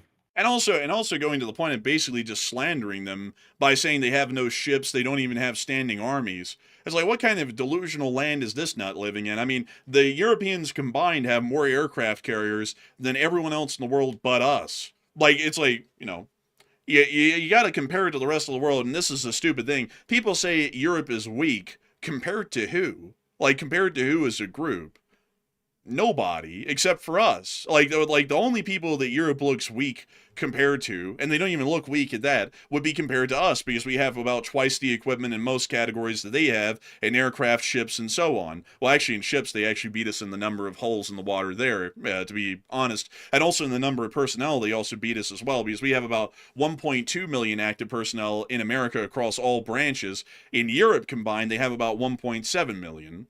They have more ships in the water. They also have the largest nuclear arsenal in the world combined, even compared to China. The only countries that they don't beat is Russia and us. And the only reason that Russia beats them is because they have a Soviet stockpile from the 80s that they're still sitting on top of. So it's like, when people say Europe is weak, it's like, compared to who? And if we compare it to any of our enemies in the world, they're stronger than everybody else in every way, in every figure. So it's like, how in the hell are they weak? And it's all that just this made up hocus pocus bullshit to create an enemy out of our allies when there's no reason to do that. And if we act off of this foolish opinion, which is not supported in any facts or any logic whatsoever, we end up causing ourselves a grave wound and give our enemies a massive benefit for absolutely no reason, rather than feelings and opinions that amount to nothing when stood up against facts. It makes no sense at all, and I don't get what is up with that. I just really don't at all. And I don't know why in the hell we're willing to sacrifice all of these allies for absolutely nothing. And some people say, well, it's domestic politics of these countries. Who the hell cares? Who the hell's business is it in Europe for them to care about what we're doing inside the United States of America? That's our business. Who the hell are we to care about what they're doing in their countries? None of you people who are Americans here in this chat are ever going to live in a European country. I can promise you that. And so why the hell does it matter what kind of domestic politics they have? Why don't you focus for a minute on the situation in your own home country right now in the United States and focus on fixing the mess we have here instead of caring about the messes that other people have in other countries that you aren't even a citizen of, that you can't even vote in the elections for? That doesn't even make any sense to me. Why the hell even waste a thought on that? As long as they're there to answer the call militarily for us if we need it, or to be able to further our interest in, say, the Middle East and elsewhere by allowing us to base our forces in transit through the region, what the hell do we care is going on inside their country? That's none of our business, and what's going on in our country is none of theirs, as it always has been. But anyways, with that, we are on to the next one. But a big thanks to you once again for support, Chef Danny B, and I hope that answered that well. We also have a 100 from Jerry Coates, and thank you very much, Jerry Coates, for that very generous $100 support, by the way. Extremely generous of you, and to help keep the channel running. And he said, I love the LSA. And I gotta say, a huge thanks to you for that unbelievably amazing support, Jerry Coates. And we love the LSA too. It's an amazing group of people. And so a humongous thanks to you so much once again. I hope that does address that incredibly well. And with that, we are on to the next one. We also have a $40 support from Jerry Coates. And thank you once again, Jerry Coates, for that support. He said, love y'all again. Hey, and a big thanks to you for the support, Jerry Coates. Jerry Coates. I was about to say Jerry Cokes. But we love the entirety of the LSA as well. And a huge thanks to you once again for the support and help with this channel to keep it running. I hope that does address that incredibly well. And with that, we are on to the next one. Also, real quick, I see someone's in the live chat here. WIBCI. He said, I love you, Matt. I appreciate that. He said, I just don't believe that the U.S. really wants to leave NATO. He wants the alliance stronger, but they won't change unless they're afraid. It's common psychology that can be applied to everything. That was, I mean, it could have been argued that was what he was trying to do at the very beginning of his crusade against NATO. It could have been argued, but the problem is, though, he's going too far. Like, he's going way too far with it. I was actually in support of getting the NATO partners to actually reach the 2% spending guideline. I believe they did need a kick in the butt to get up to that guideline. He did that at the beginning, but here's the problem. He's gone off the deep end. He's now threatening to possibly invade Greenland, and he's returning back to it again. That's way too far. Like, you don't threaten that toward your allies. The moment you do that, you become an enemy at that point. That's just common sense. So that's all I'll say, is it's simply gone too far. But anyway, so moving on to our next one. This one goes to PLSZ, who puts in a 20. And thank you very much, PLSZ, for that support. They said, hello from Canada. And NATO has supported the U.S., especially after 9/11, when we fought side by side in the GWOT. And he and his administration saying otherwise is frustrating those who served, and wishing positive change ahead in LSA. And I would have to say, I do have to apologize to folks that are watching from other countries that are our allies, because it's like the statements that are coming out are just wildly untrue. And I also got to say that I wouldn't really listen to, if you're on the internet, if you see anybody who seems to have their entire account or profile revolving around certain people politically, I wouldn't count on them for shit for an official U.S. standpoint, because a lot of those people are ignorant as hell. Like, they talk about how pro-American they are. They wouldn't even be able to tell you what the first 10 amendments in the Bill of Rights are, because they're that damn stupid. They don't even know what America really stands for. But outside of that, I have to say, I do have to apologize, because Canada has been a great ally with us for an incredibly long time here in this nation's history, especially over the past 100 years. And I have a lot of respect for the nation of Canada and all of the Canadians that live up there in those northern lands above us, because Canada is a great country. We have huge trade relations with y'all in the hundreds of billions every year. We have a very mutual and cooperative sort of an exchange of people, of culture, of art, of ideas, of everything. I mean, Canada is basically our brother nation for the larger part here on the continent. There's no other nation that's more similar to us than Canada. And I have a huge amount of respect for y'all up there. I don't get involved in y'all's internal affairs either. That's y'all's concern. If y'all don't like your government or you like it, that's on y'all. I'm just here to say that we're friends of all Canadians here in the United States of America, and I think that that is an alliance that we should persevere well on into the future. Because if there's any country that we should truly consider to be a friend, it's Canada, because there's literally no people on the planet that are as similar to Americans as Canadians. I mean, like, think about it, folks. Think about actors who have come from Canada that you wouldn't even really think of that came from Canada. Like, did y'all know William Shatner, if I'm not mistaken, is Canadian?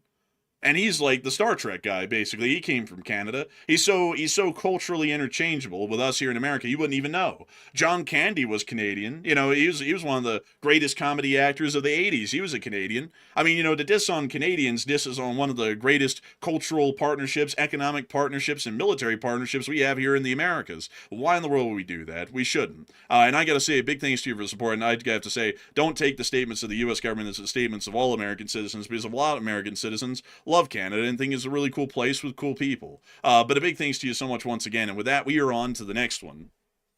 All right, so our next one here is going to go to none other than Wantan Quadruple 8. And thank you very much, Wantan, for that $20 support. He said, whatever happened to the U.S. Peace Board, LOL? We must instead assemble the FIFA Peace Corps and send out the soccer orb spotlight sign, LSA.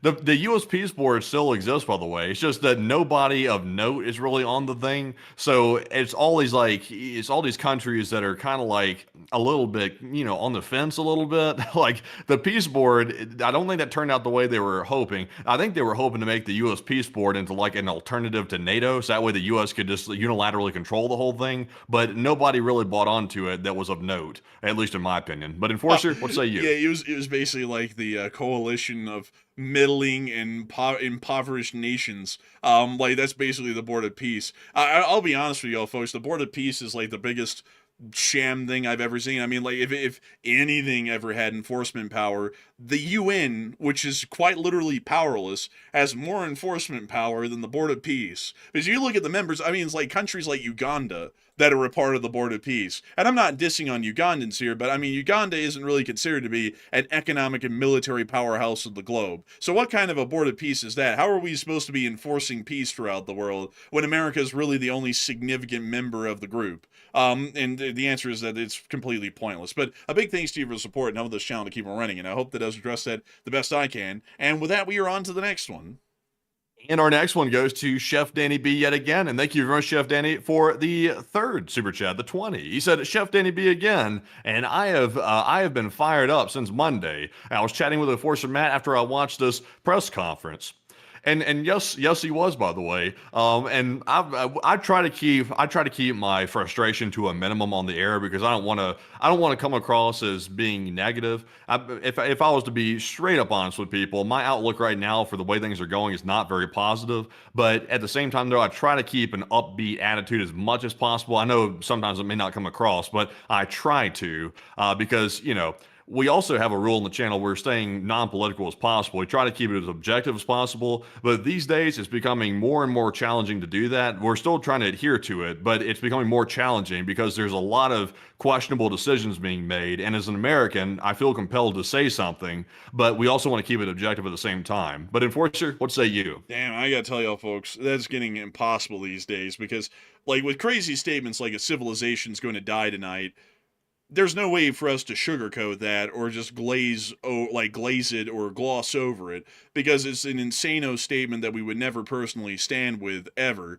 And, you know, and so, and the stupid thing is, folks, that these days, if you sit there and say so, like our analysis is just as neutral as it can be. And at the beginning of the war, we were like, it's going pretty good, but they're not really focusing on Hormuz. And that might become a situation and a problem here.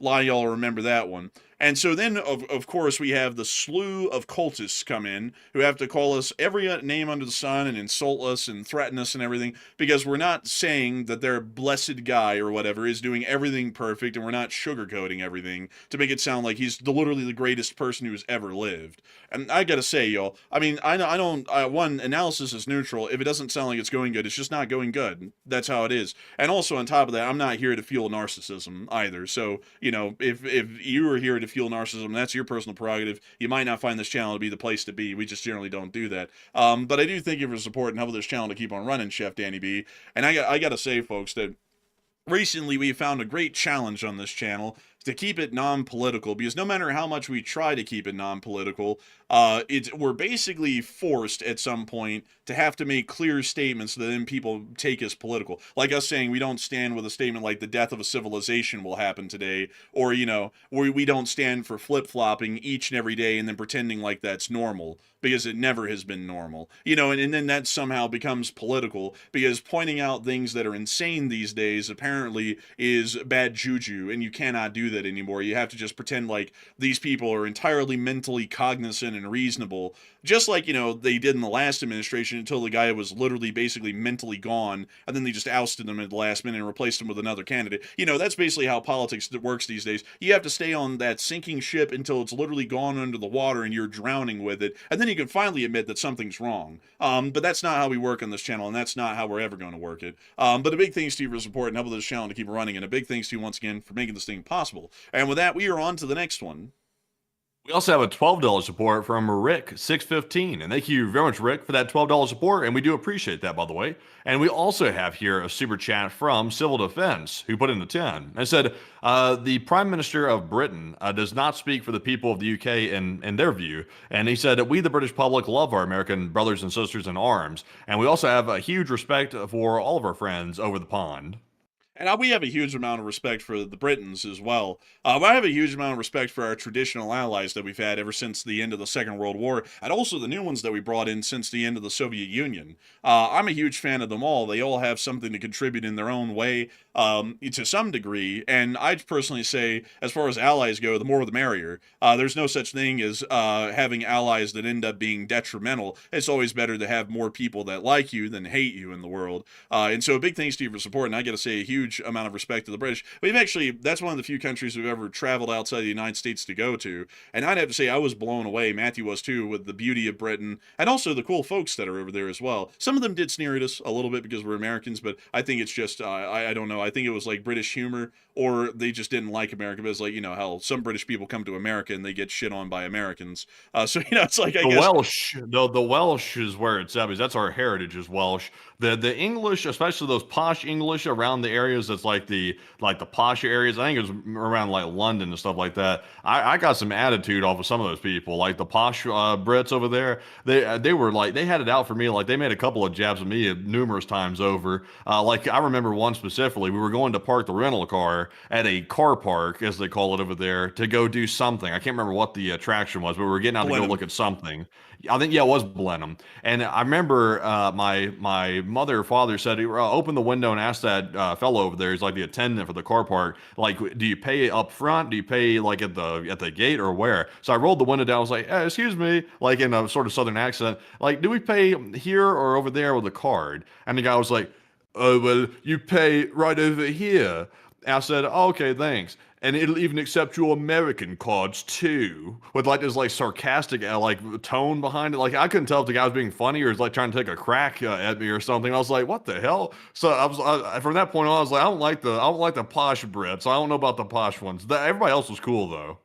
Honestly, like I ran into a lot of people that were cool in Britain. I will say this though, I think that like, and this is going to be a little bit controversial maybe for the British folks, but I think that the Northerners were actually a lot more polite than the Southerners. I don't know if that's a really controversial thing in Britain because there's a huge difference between the North and South of England, but I found the Northern Englanders, or the Northern English, to be far more hospitable and polite than the Southern English by and large. The Welsh were nice across the board. Honestly, the Welsh were like the nicest people in the country.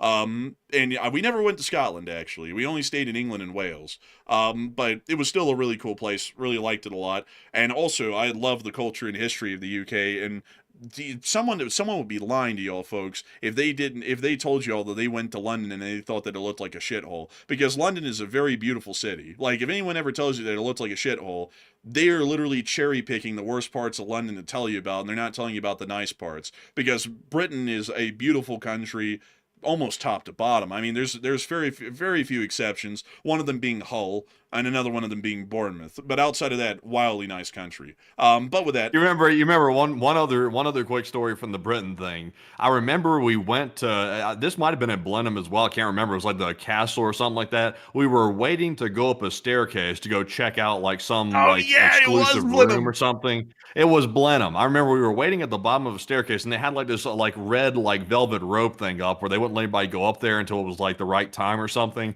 So we walked up and there was this British couple that was arguing with the attendant standing there blocking the staircase, and they were like chewing the hell out of this attendant. They were like, why can't we go up there and go see what's in that room? Isn't it about time to learn something to go see? And the guy was like, I'm sorry, sir, but we can't let you up there. I'm sorry. Come back in about 5 minutes and we'll let you up there. And he said, this is preposterous. I'm leaving. Wait, no. So Remember, Matthew, wait. Why would they you? stormed off. They stormed off. These people did. They stormed off the opposite direction. So then we walk up there, and the guy literally the exact same minute removed the rope and said, right this way, please, and led us straight up the stairs. I'm like, oh my God, he just shafted the hell out of those people. He apparently was fighting with them for a while and just wanted to get the last word. Man, well, remember, man, the famous line from that whole thing was, well, why can't we go there right now? Well, sir, that's because we're having to wait for the other tour group to go through, so that way we can send it. Well, why wouldn't you let us up now instead of having us wait 5 minutes? Remember, that's what he said. He was, well, why wouldn't you? And we were mocking that for, like, the rest of the trip. That one guy, like, if something didn't make sense, it was like, you know, you had to feed this parking meter a certain way, we would go, well, why would you? Like, we would start talking about the parking meter or something. Well, why would you have to pay the parking meter this way when I could just put my money into it and be done with it? And it, like, that's how, like, we were making fun of that one guy. But honestly, that was so funny because he literally walked off, and as soon as he went around the corner out of the earshot, the guy said, okay, y'all can go. And he, like, lifted up the red thing and let us in. Man, I remember laughing my head off. I was like, holy cow. I was like, that guy was angry as hell at that couple. And he was being so professional with them, like, at least verbally. He was being very professional. Like, I'm sorry, sir. We can't let you up here. Like, being so calm, like, in the face of this dude is going off on him. So, literally, they walk off, and the dude just lets us straight up the stairs. Like, my goodness. It's like, that's a hell of a situation. Yeah, I tell you, it was something else. I mean, it was hilarious. Man, remember that one time, not to go down memory lane for too long, but remember that one time that we went, where the hell was it? To Cardiff. Yeah, remember that? We went to Cardiff and all the people were like so nice there.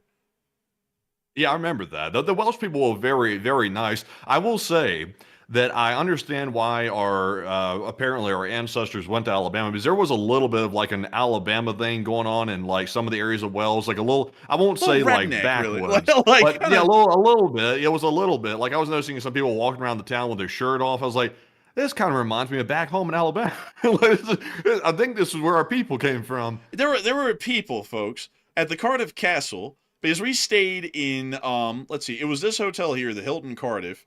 And when you come out, there's this moat around Cardiff Castle, right, folks? And you remember it, Matthew. There were people literally out there just laying on the grass, no blankets or anything, with their shirts off, just sunning in the moat. Like, it was like, the hell is this? Like, it just seemed kind of a little red, like, to be entirely honest with you. And I was like, maybe this is where a lot of southern, like, mannerisms came from, is from, like, the Welsh, maybe, because they seem to have a lot in common with the folks in the South. You know, but they were wildly nice, though. I will say that, like, people in the South, by and large, these days are kind of, like, angry, to be entirely frank, but the people in Wales were, like, super nice. And then remember, man, there was that one guy, dude, that rode by, and he was, like, driving that little one-person horse carriage, remember? And he literally just had, like, boxers on, and nothing else, and he was just running this carriage through the middle of the city. It's like, where are we? Like, it's like, what is this place? They're really a character. Like Welsh people, Welsh people are like closely like similar to like Scottish people. Like from what I can tell, like the Scots are always known for being like a little bit over the top, like also a little animated and stuff like that. The Welsh are kind of similar, like in their own right. Any Welsh person I've ever seen, or like seen in real life or on YouTube or anywhere, they're always a little over the top. It's kind of actually endearing, actually. You know, I would say that they're actually a lot more like Americans, but it's also another thing is that the Welsh smile a lot with their teeth more than everyone else in Britain. And that's something else that you notice too, because people in England do not really smile a lot with their teeth. Well, let's not go I there. won't make a joke. Let's not I won't go make there. a joke. Let's not go there. But people in England don't really smile with their teeth. They just smile with their mouth, like with their lips. But people in Wales smile with their teeth, which is a very American way to smile. And that seemed to be a very familiar thing too. And also one thing that's crazy, folks, is when you go up into the northern parts of the country, you remember this, Matthew. Like we would get out and stuff, and you would hear like these groups of people speaking fluent Welsh.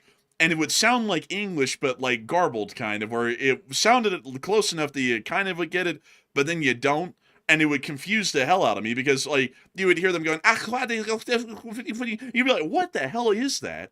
Like it sounds like English, but then it doesn't, and it's Welsh. And it's really interesting language, actually, folks. Like it's one worth learning. But anyways, Enough of that.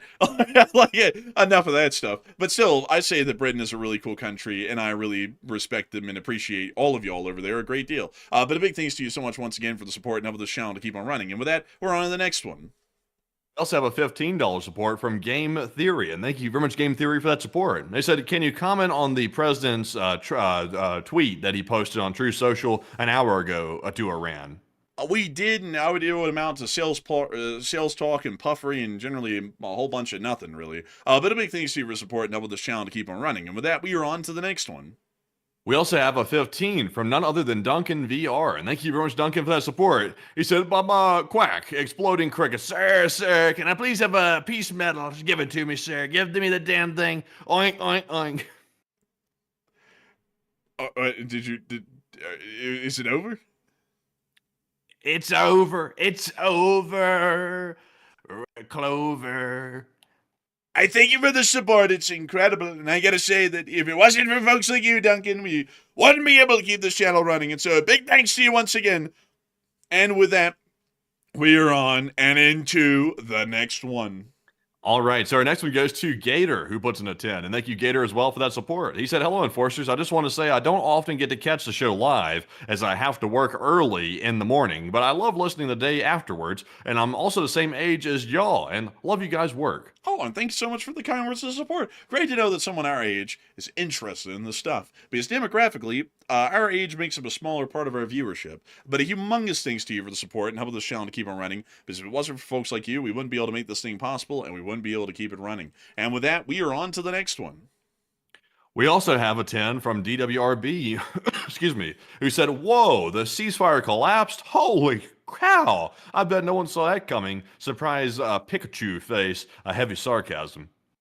And I gotta say, who the hell? But beyond that, thanks to you for the support and helping this channel to keep it running. And I'd agree with you. And you know, folks, one day I'm going to find one of those Pikas and I'm going to domesticate it. But a big thanks to you for the support and helping this channel to keep it running. And with that, we're on to the next one. We also have a 10 from Wantan Quadruple 8 once again. He said, let's see here. Let's see. I don't know about this. I don't know about this Wantan. I'm not sure. I'm not sure if I can. I might know what you're talking about possibly, but I feel like out of context, I feel like this tweet right here might get us flagged possibly. So I'm scared to read it for that reason. But he said Orb and LSA. And a big thanks to you for support and long live the Orb. And with that, we're on to the next one. We also have a 10 from Abu, who said, what do you think? Could the war in Iran be a play by the U.S. to get Russian oil flowing again? Or could there be a benefit to the United States? And does the money from Russia oil need to flow? Well, generally, Russian oil doesn't need to flow. Middle Eastern oil needs to flow. So I would say not really. And if that is the play, that's a horrendous play. Because that doesn't really make a whole lot of sense when you think about it. Because the Middle East makes more oil than Russia. So logistically, we would want the most oil. So we want the Middle Eastern oil being shipped out rather than Russia's if we had to choose. And we do have to choose. And so I'd pick Middle Eastern oil. And also Russia's an enemy, and the Middle East generally isn't. So a big thanks to you for support. I hope that does address that well. And with that, we are on to the next one. We also have a 10 from Groundzer, who said, we've gone from enforcing freedom of navigation to potentially going halvesies with that regime over there, that terrorist regime, and a glorified piracy racket. How far have we fallen? Hopefully that information didn't turn out to be true, because we don't know if it's true yet. I'm sure that tomorrow we'll hear that it's all that and worse even at this point. We'll have to see. But beyond that, I do thank you incredibly for the support and help with this channel to keep it running, because folks like you make this thing possible. And with that, we're on to the next one. And we also have a 10 from Toronto, and thank you very much for the support. I said, LSA, folks, and if this is an interregnum, that's a big word right there. That's a very big word. I'm not familiar with that word. I'll have to admit ignorance. He said, do you folks think this is a tactical pause by the U.S.? And also, I just hope I don't get to eating shoes. Not spicy at all.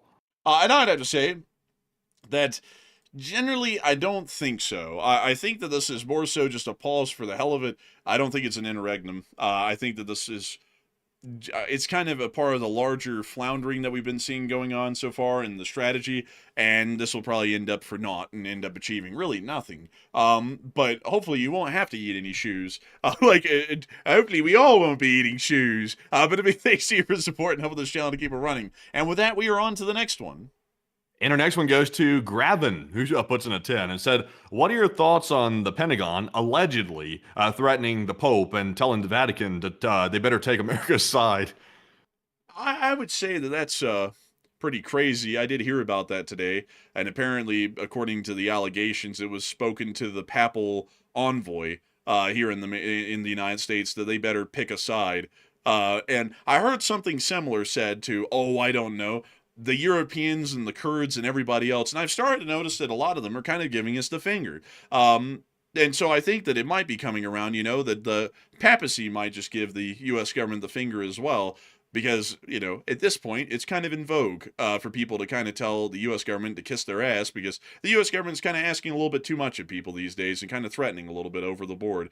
If that is true, of course, all allegedly. But I have been hearing, though, like, I don't know if y'all been hearing about it, but apparently the Pope in Rome has been saying many things that generally seem to be saying that what the U.S. is doing isn't really a great idea, and it's not really morally upright and such. And there's already been open butting of heads, particularly between the Pope and the Vice President, because the Vice President is a Catholic. And I gotta say, it's like, isn't that kind of like bouncing out of the order, like how the papacy works and how the Catholic Church works? It's like, well, the Pope is supposed to be the elected representative in the Catholic Church's faith, by the bishops and such, of kind of like an intermediary between God and the church, at least how that's supposed to work theologically. So it's like, who the hell is the vice president to contradict the Pope being a Catholic? It's like, doesn't that basically make him a Protestant at that point, if he's willing to just, butt heads with the Pope like that and basically say F him? It's like, that doesn't really make sense. It's like, maybe he wants to be a Baptist or something now. But anyways, with that, we're on to the next one. And our next one goes to Game Theory, yet again, who puts in a 10 and said, did you hike today? Joined late and forgot to ask in the other super chat. I didn't hike today personally. I personally went out and went for a mountain bike ride. In fact, I went back to that mountain bike trail that I was talking about very briefly the other day, where I got going up to some speed I wasn't really expecting. I took a turn down an advanced trail by accident the other day, and I ended up like flying and jumping over like stuff that I've never honestly really jumped a bike over before, but it was actually kind of fun. So I was like, I'm going to go back and risk it all again today. So I did that, and actually it wasn't as intimidating this time as it was last time. I was flying over it again, but then I heard a very concerning sound. I heard a crack, and I was like, I'm not sure what that's about. I couldn't tell if maybe the front fork had a problem or something, but apparently the bike wasn't liking the jumps a little bit. But Enforcer, what say you?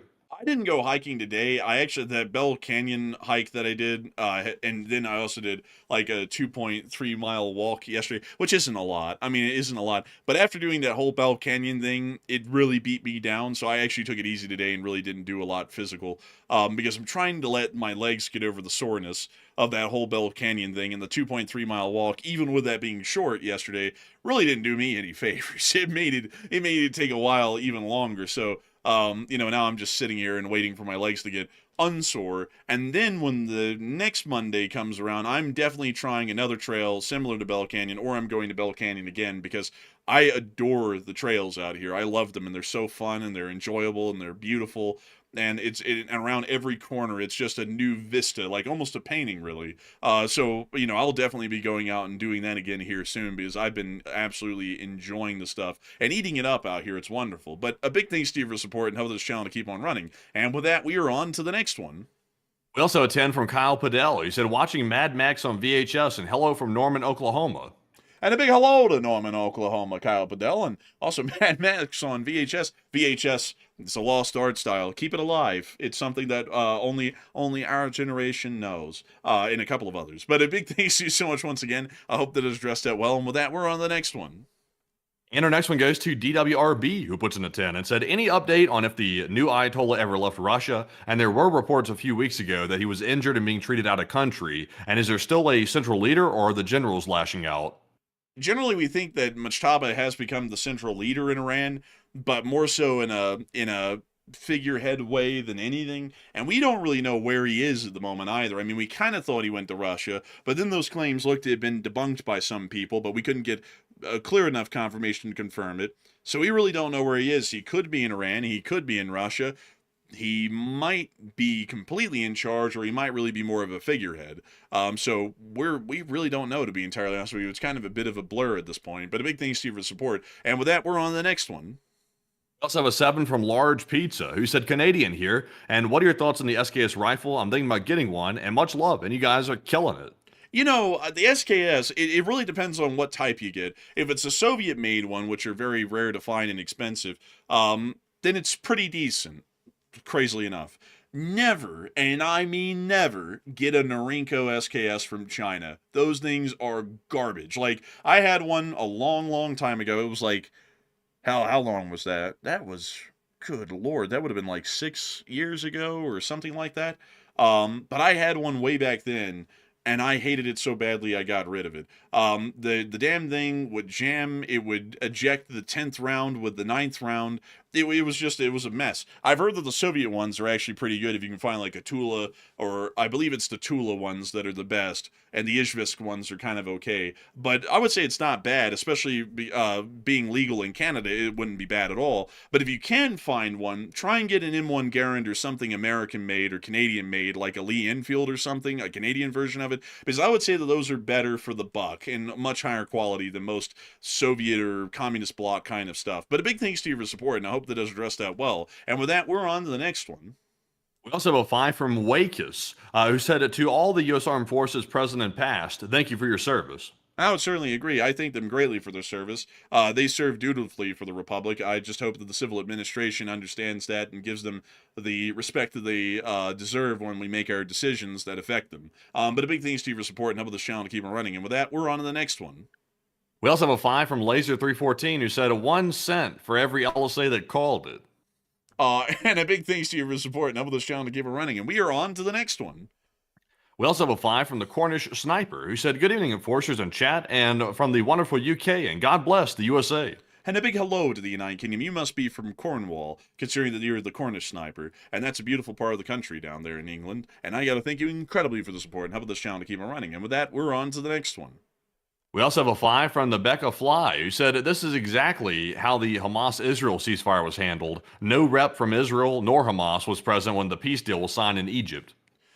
Yeah, and how well did that work? Like, and it didn't work well either. I just wish that this guy would get it, that he's not the only person that matters in the world. And, you know, when you kind of negotiate an end to a conflict, one of the warring parties that you're negotiating for has to be present at the talks, or it means nothing, basically. But a big thanks to you for support and help this channel to keep on running. And with that, we're on to the next one.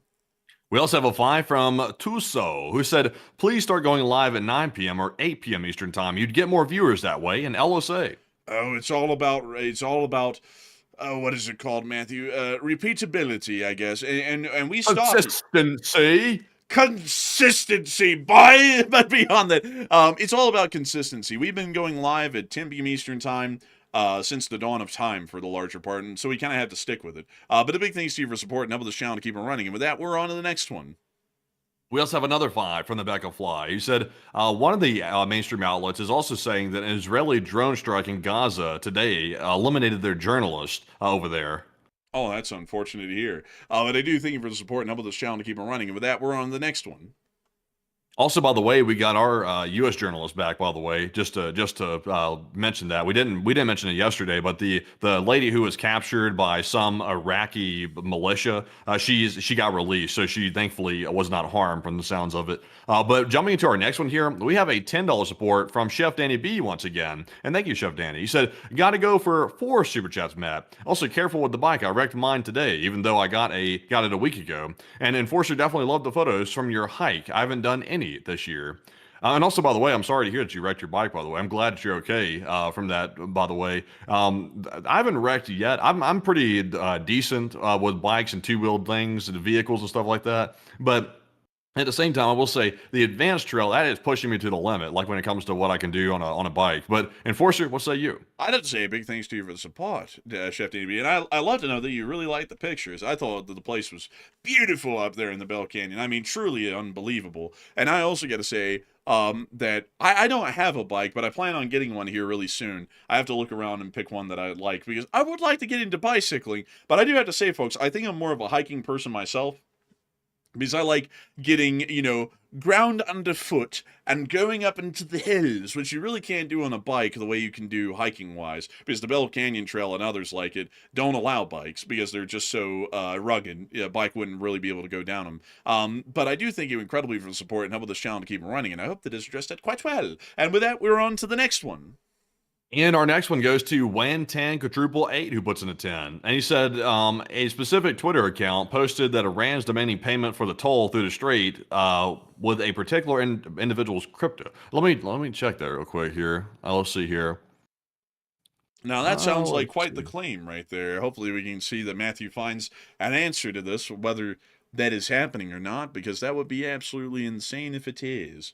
And hopefully we'll be able to hear from Matthew here in a moment that we were able to find the answer. Now, that would be insane. So, let's see here. They've been... so they're citing a mainstream outlet. We got to be careful with this. Let me give you all a reason why we got to be careful. We got to be careful about litigation because, there's individuals these days that sort of weaponize that whole process. So we had to be careful about the allegations we're making. So I can't repeat it on the air, but I will investigate into it because it looks like there could be something there, but I can't verify it right off the bat. So I'll have to do some looking. Interesting, but it sounds like there might be a lead to a story there that we might be covering tomorrow in a short war video possibly. But with that, I hope that has addressed that well. Big thanks to you for support, and we're on to the next one. We also have a 10 from Kyle Padell. He said, sorry, I went thrifting and found Aliens, Godzilla, and Young Frankenstein. I collect old stuff. LSA, best news. I've heard that Young Frankenstein movie is really something. And, I was actually thinking about renting that one tonight after the show, or Blazing Saddles, because both of them, I think, are Mel Brooks, Gene Wilder movies, and I've heard that they're both incredibly good as far as comedies go. And I was really interested in taking a watch on one of them. So I will definitely have to take a look at it. One movie I watched recently, folks, was actually called Harlem Nights, and I thought it was a pretty funny one. It had Eddie Murphy and I think it's Dylan Pryor, his name is, and a couple of other comedians from like the 80s in it. Really, really funny. I thought it was a great movie. But a big thanks to you for support and helping this channel to keep it running, and I hope that it has addressed that incredibly well. And of course, long live the Lee Spring Army, and the Lee Spring Army will never die, and have a fun time watching those movies. They sound like good ones. And with that, we are on to the next one. We also have a 5 from Jimmy, who said, I've seen the new 10-point plan from Iran on YouTube. And we have as well. And a big thanks to your support and help this channel to keep it running. And with that, we're on to the next one. We also have a 5 from Wakis once again, who said, if it wasn't for the U.S., Israel would probably be toast already. And let's see here. And I don't know about the rest of it, but Enforcer, what say you? And I would say a big thanks to your support, and we're on to the next one. We also have 5 from Live Animal, who said, didn't Galibaf, who's, I believe, an Iranian parliament individual, possibly, I think, but they said, didn't he deny earlier that he was in talks with the United States? And I think the Iranian leadership is breaking up into factions. Everybody wants to be Ayatollah. It might be. I didn't really hear that claim myself. We generally have to, like, we are covering so many bulletins these days, we kind of have to, like, laser beam focus on what exactly we're going to be talking about, so I didn't really hear that myself personally, so I'd sadly have to declare ignorance. But a big thanks to you for support and helping the channel to keep it running. And with that, we're on to the next one. We also have a 5 once again from Live Animal, who said, how's Iran preparing for retaliation against attacks by Israel, and are they not already in a war? Apparently they're preparing retaliation by getting maybe their missile batteries ready to fire once again. That might be the case. So I think that's what they were generally meaning by that. A big thanks to you for the support. I hope that does address that well. And with that, we're on to the next one. We also have a 5 from Data Relay, and thank you, Data Relay, for that support and keeping us running as well. We also have another 5 from Live Animal. He said, I think once Galibaf becomes Ayatollah, the real strife in Iran will start with everyone being suspect of each other. It's possible, but we'll generally have to continue to watch the developments and see. But big thanks to you once again for support and helping the channel to keep it running. And with that, we're on to the next one. We also have a 5 from Jack Ray, who said the dance of the Sugar Plum Railroad Ferry is no more. It got the Nutcracker treatment. Oh, no. No, please. Tell me it ain't so. But big thanks to you for the support. And we're on to the next one. And we have a 5 from Ulf Hednar, who said, why is the VP campaigning for Hungary? We complain about foreign influence in our elections, yet we turn around and do the same? The hypocrisy is infuriating. Yeah, that's something that we pointed out on the last show. It's like, it's like, gee, for people who are claiming that they're all for America and they're interested in, advancing the American people's interests, it's really interesting how they can spend all this free time campaigning for random people in other countries. It's like, how bizarre.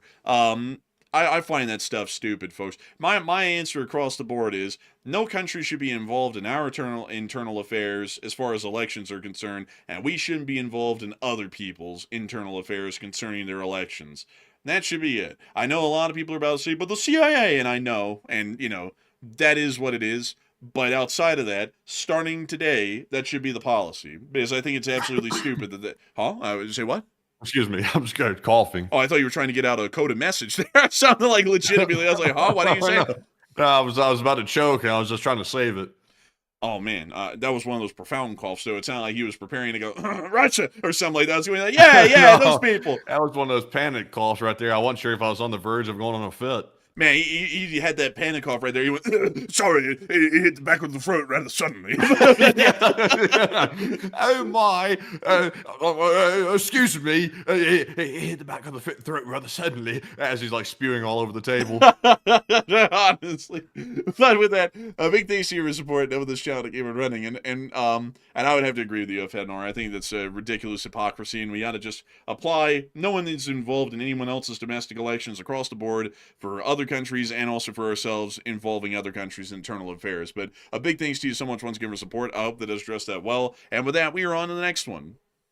Also, by the way, apparently a hacker just got into China's supercomputing center in Tianjin, apparently inside of China. They stole over 10 petabytes of data. Oh my God. Spanning aerospace, military research, bioinformatics, and fusion simulations, and they're offering it for sale in cryptocurrency. They're about to sell off China's worst, biggest secrets. Apparently, this hacker here, in the report claims that their alias is Flaming China. Apparently, they got in there, at least according to the report I'm seeing, and got this stuff out of there. So, I mean, first of all, you got to have a lot of resources to pull off a hack like that. Like whoever pulled this off, they've got some money, some resources, or something. Or either it's a lot of people working together and pulling the resources together. But that's crazy work. 10 petabytes of probably the most top data you can possibly get from the looks of it. They've got stuff like showing schematics. Let me see here.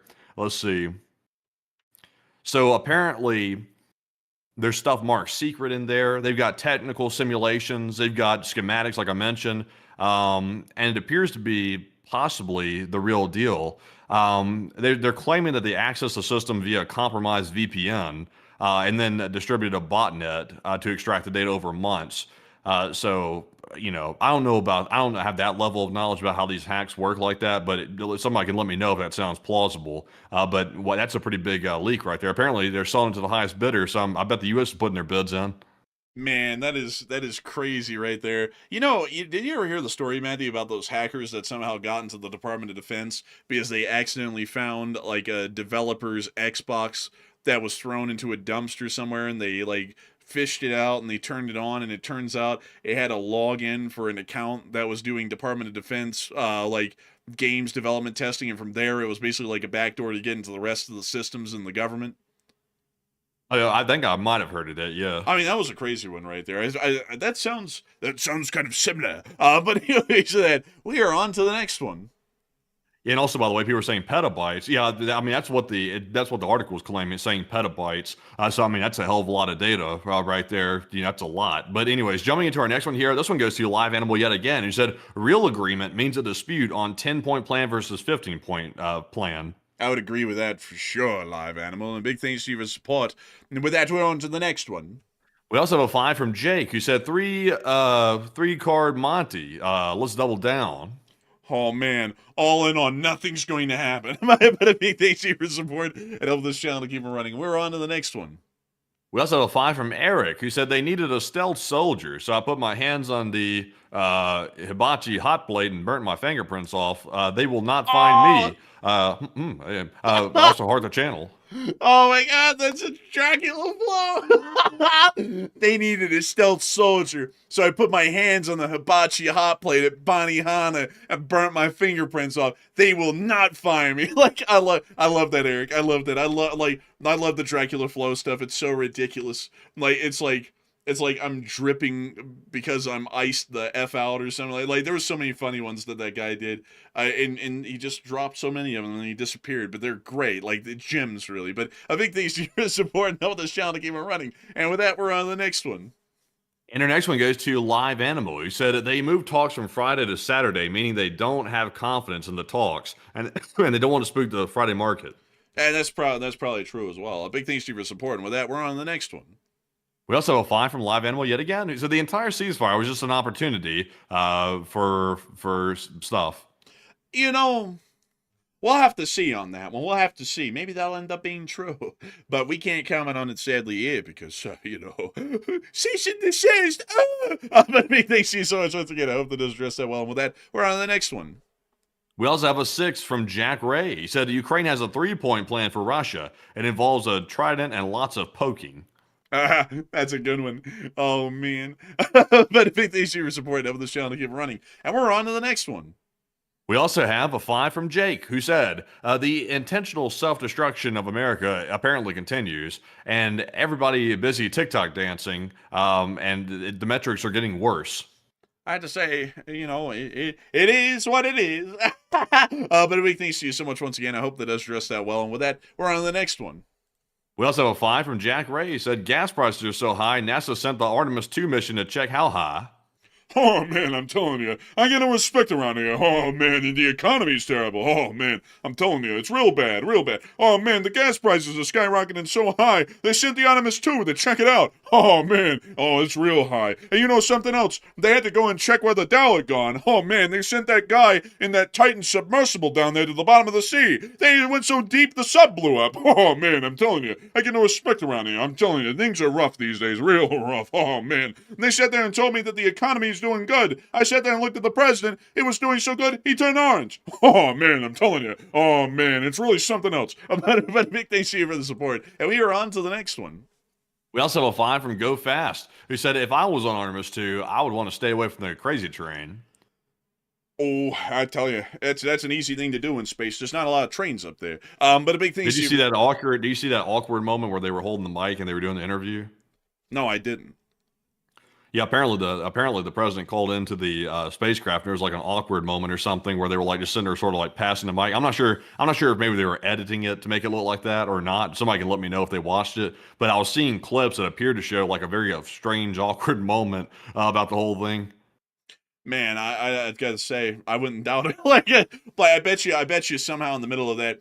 Have y'all ever heard about the auto pin? I bet y'all don't have that up there. And it's like, can we like talk about something else? Like it's like anything. But anyways, with that, we're on the next one. We also have a 5 from Live Animal once again, who said the continued and equally spaced statements of support for a ceasefire from every politician in the world seems to be like them chanting a prayer.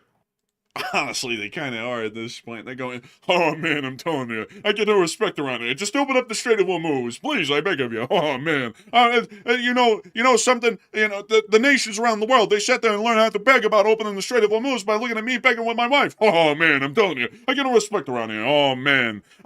Anyways, with that, I hope that does address that well, and we're on to the next one.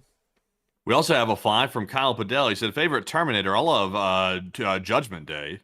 I haven't actually watched any of the Terminator movies, sadly, but I've heard they're quite good, big classics, and I'll have to take a look at them because RoboCop was pretty good, so I bet the Terminators are really good too. So big thanks to you for support, and with that, we're on the next one.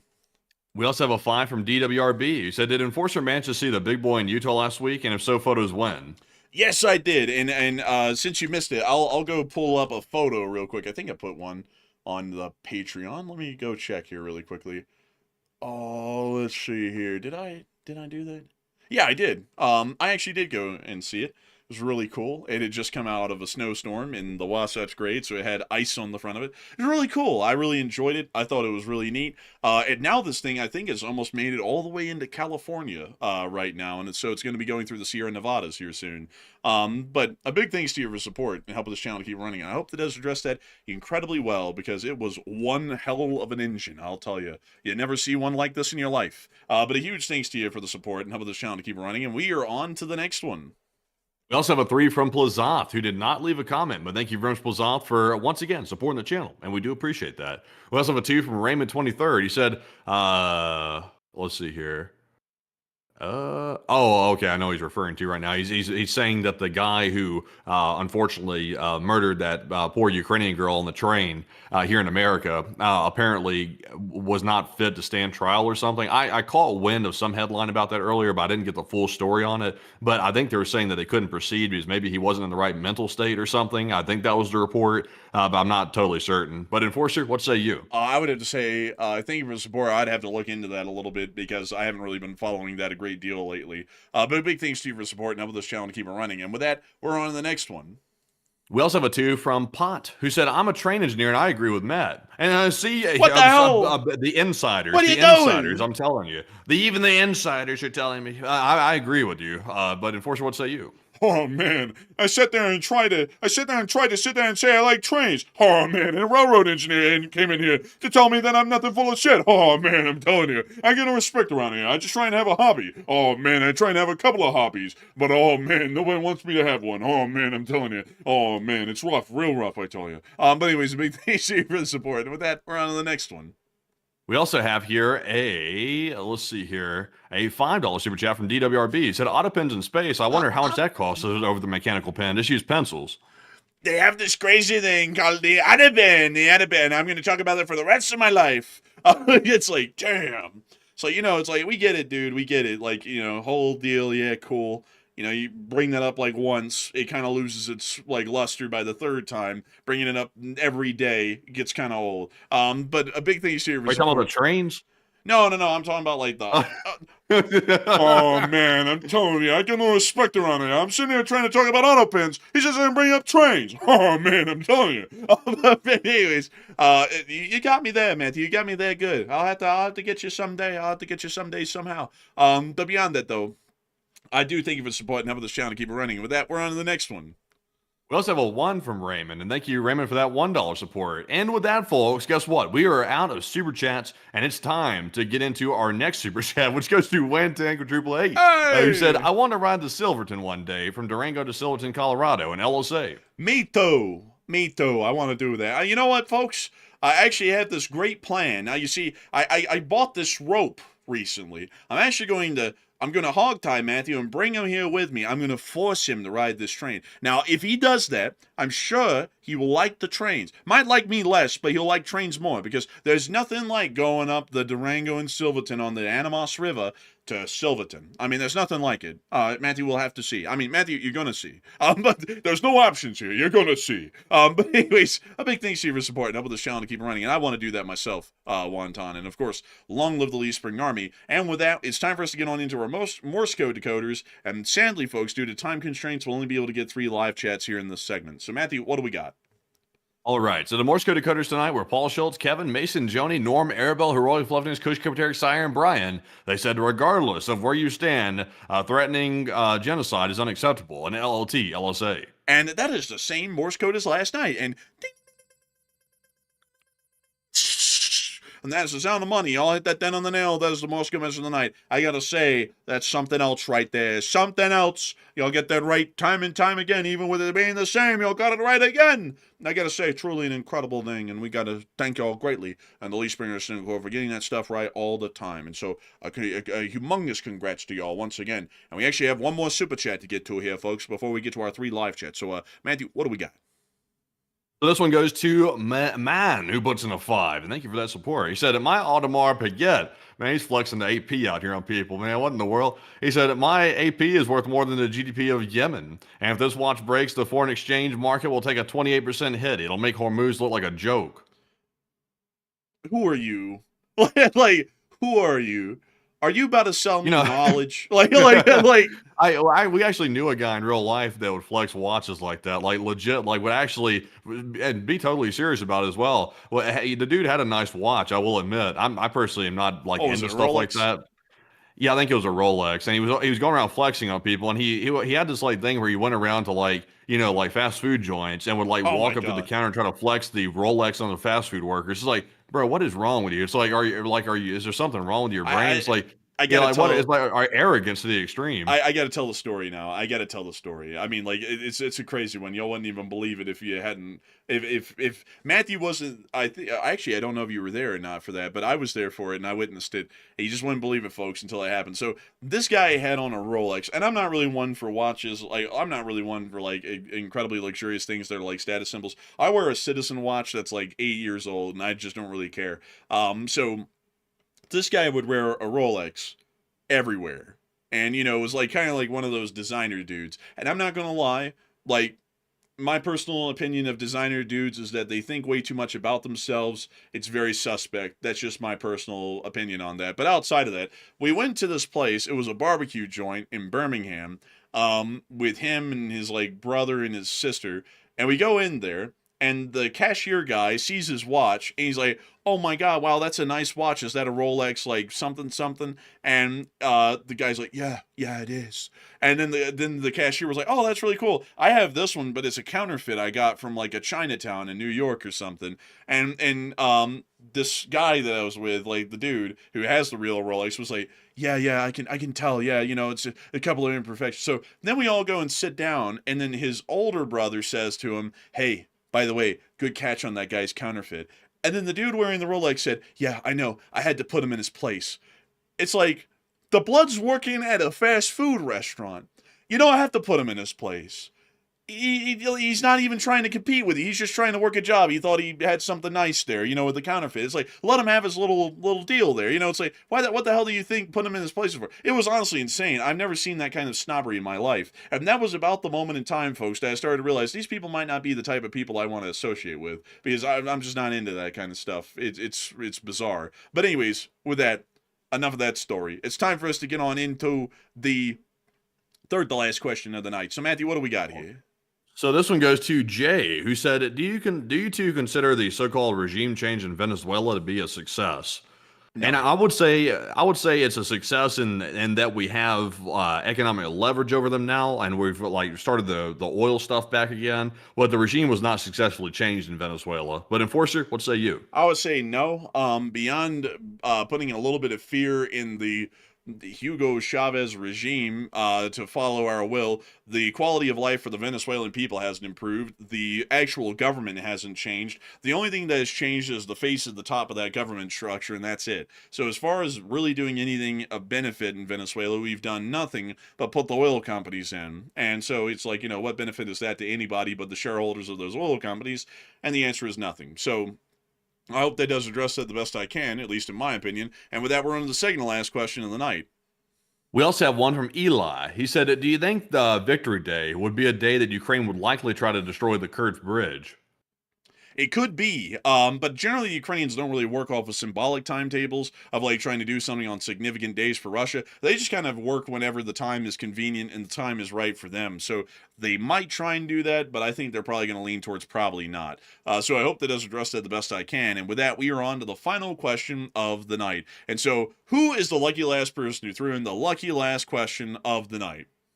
And this one goes to Tooch Fan, who said, "By open, do they mean that only passing through a certain area of the Strait of Hormuz is open, since the mines are still thought to be in place?" From what we know, the answer to that is yes. Basically, all the ships that I saw pass through that were bulk carriers, the 4 of them, they all basically had to use the Iranian channel that they had already created to largely go around the minefield. So the answer to that, from what I would know, is yes.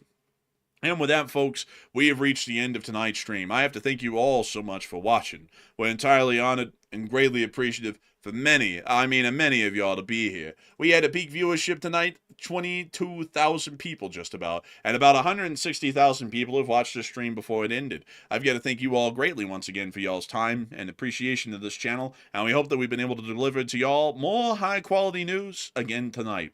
If we have, make sure to like, comment, and subscribe. And on that note, folks, we will see you all tomorrow at 10 p.m. Eastern Time to cover the next 24 hours of the news from around the world and start a brand new week of mapping. But this map will be archived now, as they all are every single Wednesday. And also, if there is a short war video to be made, Enforcer Matt will be the one making that short war video. And so with that, good night, good luck, take care, stay safe. Slava Ukraini, Ram Slava. Long live the Lee Spring Army, and long live the Republic.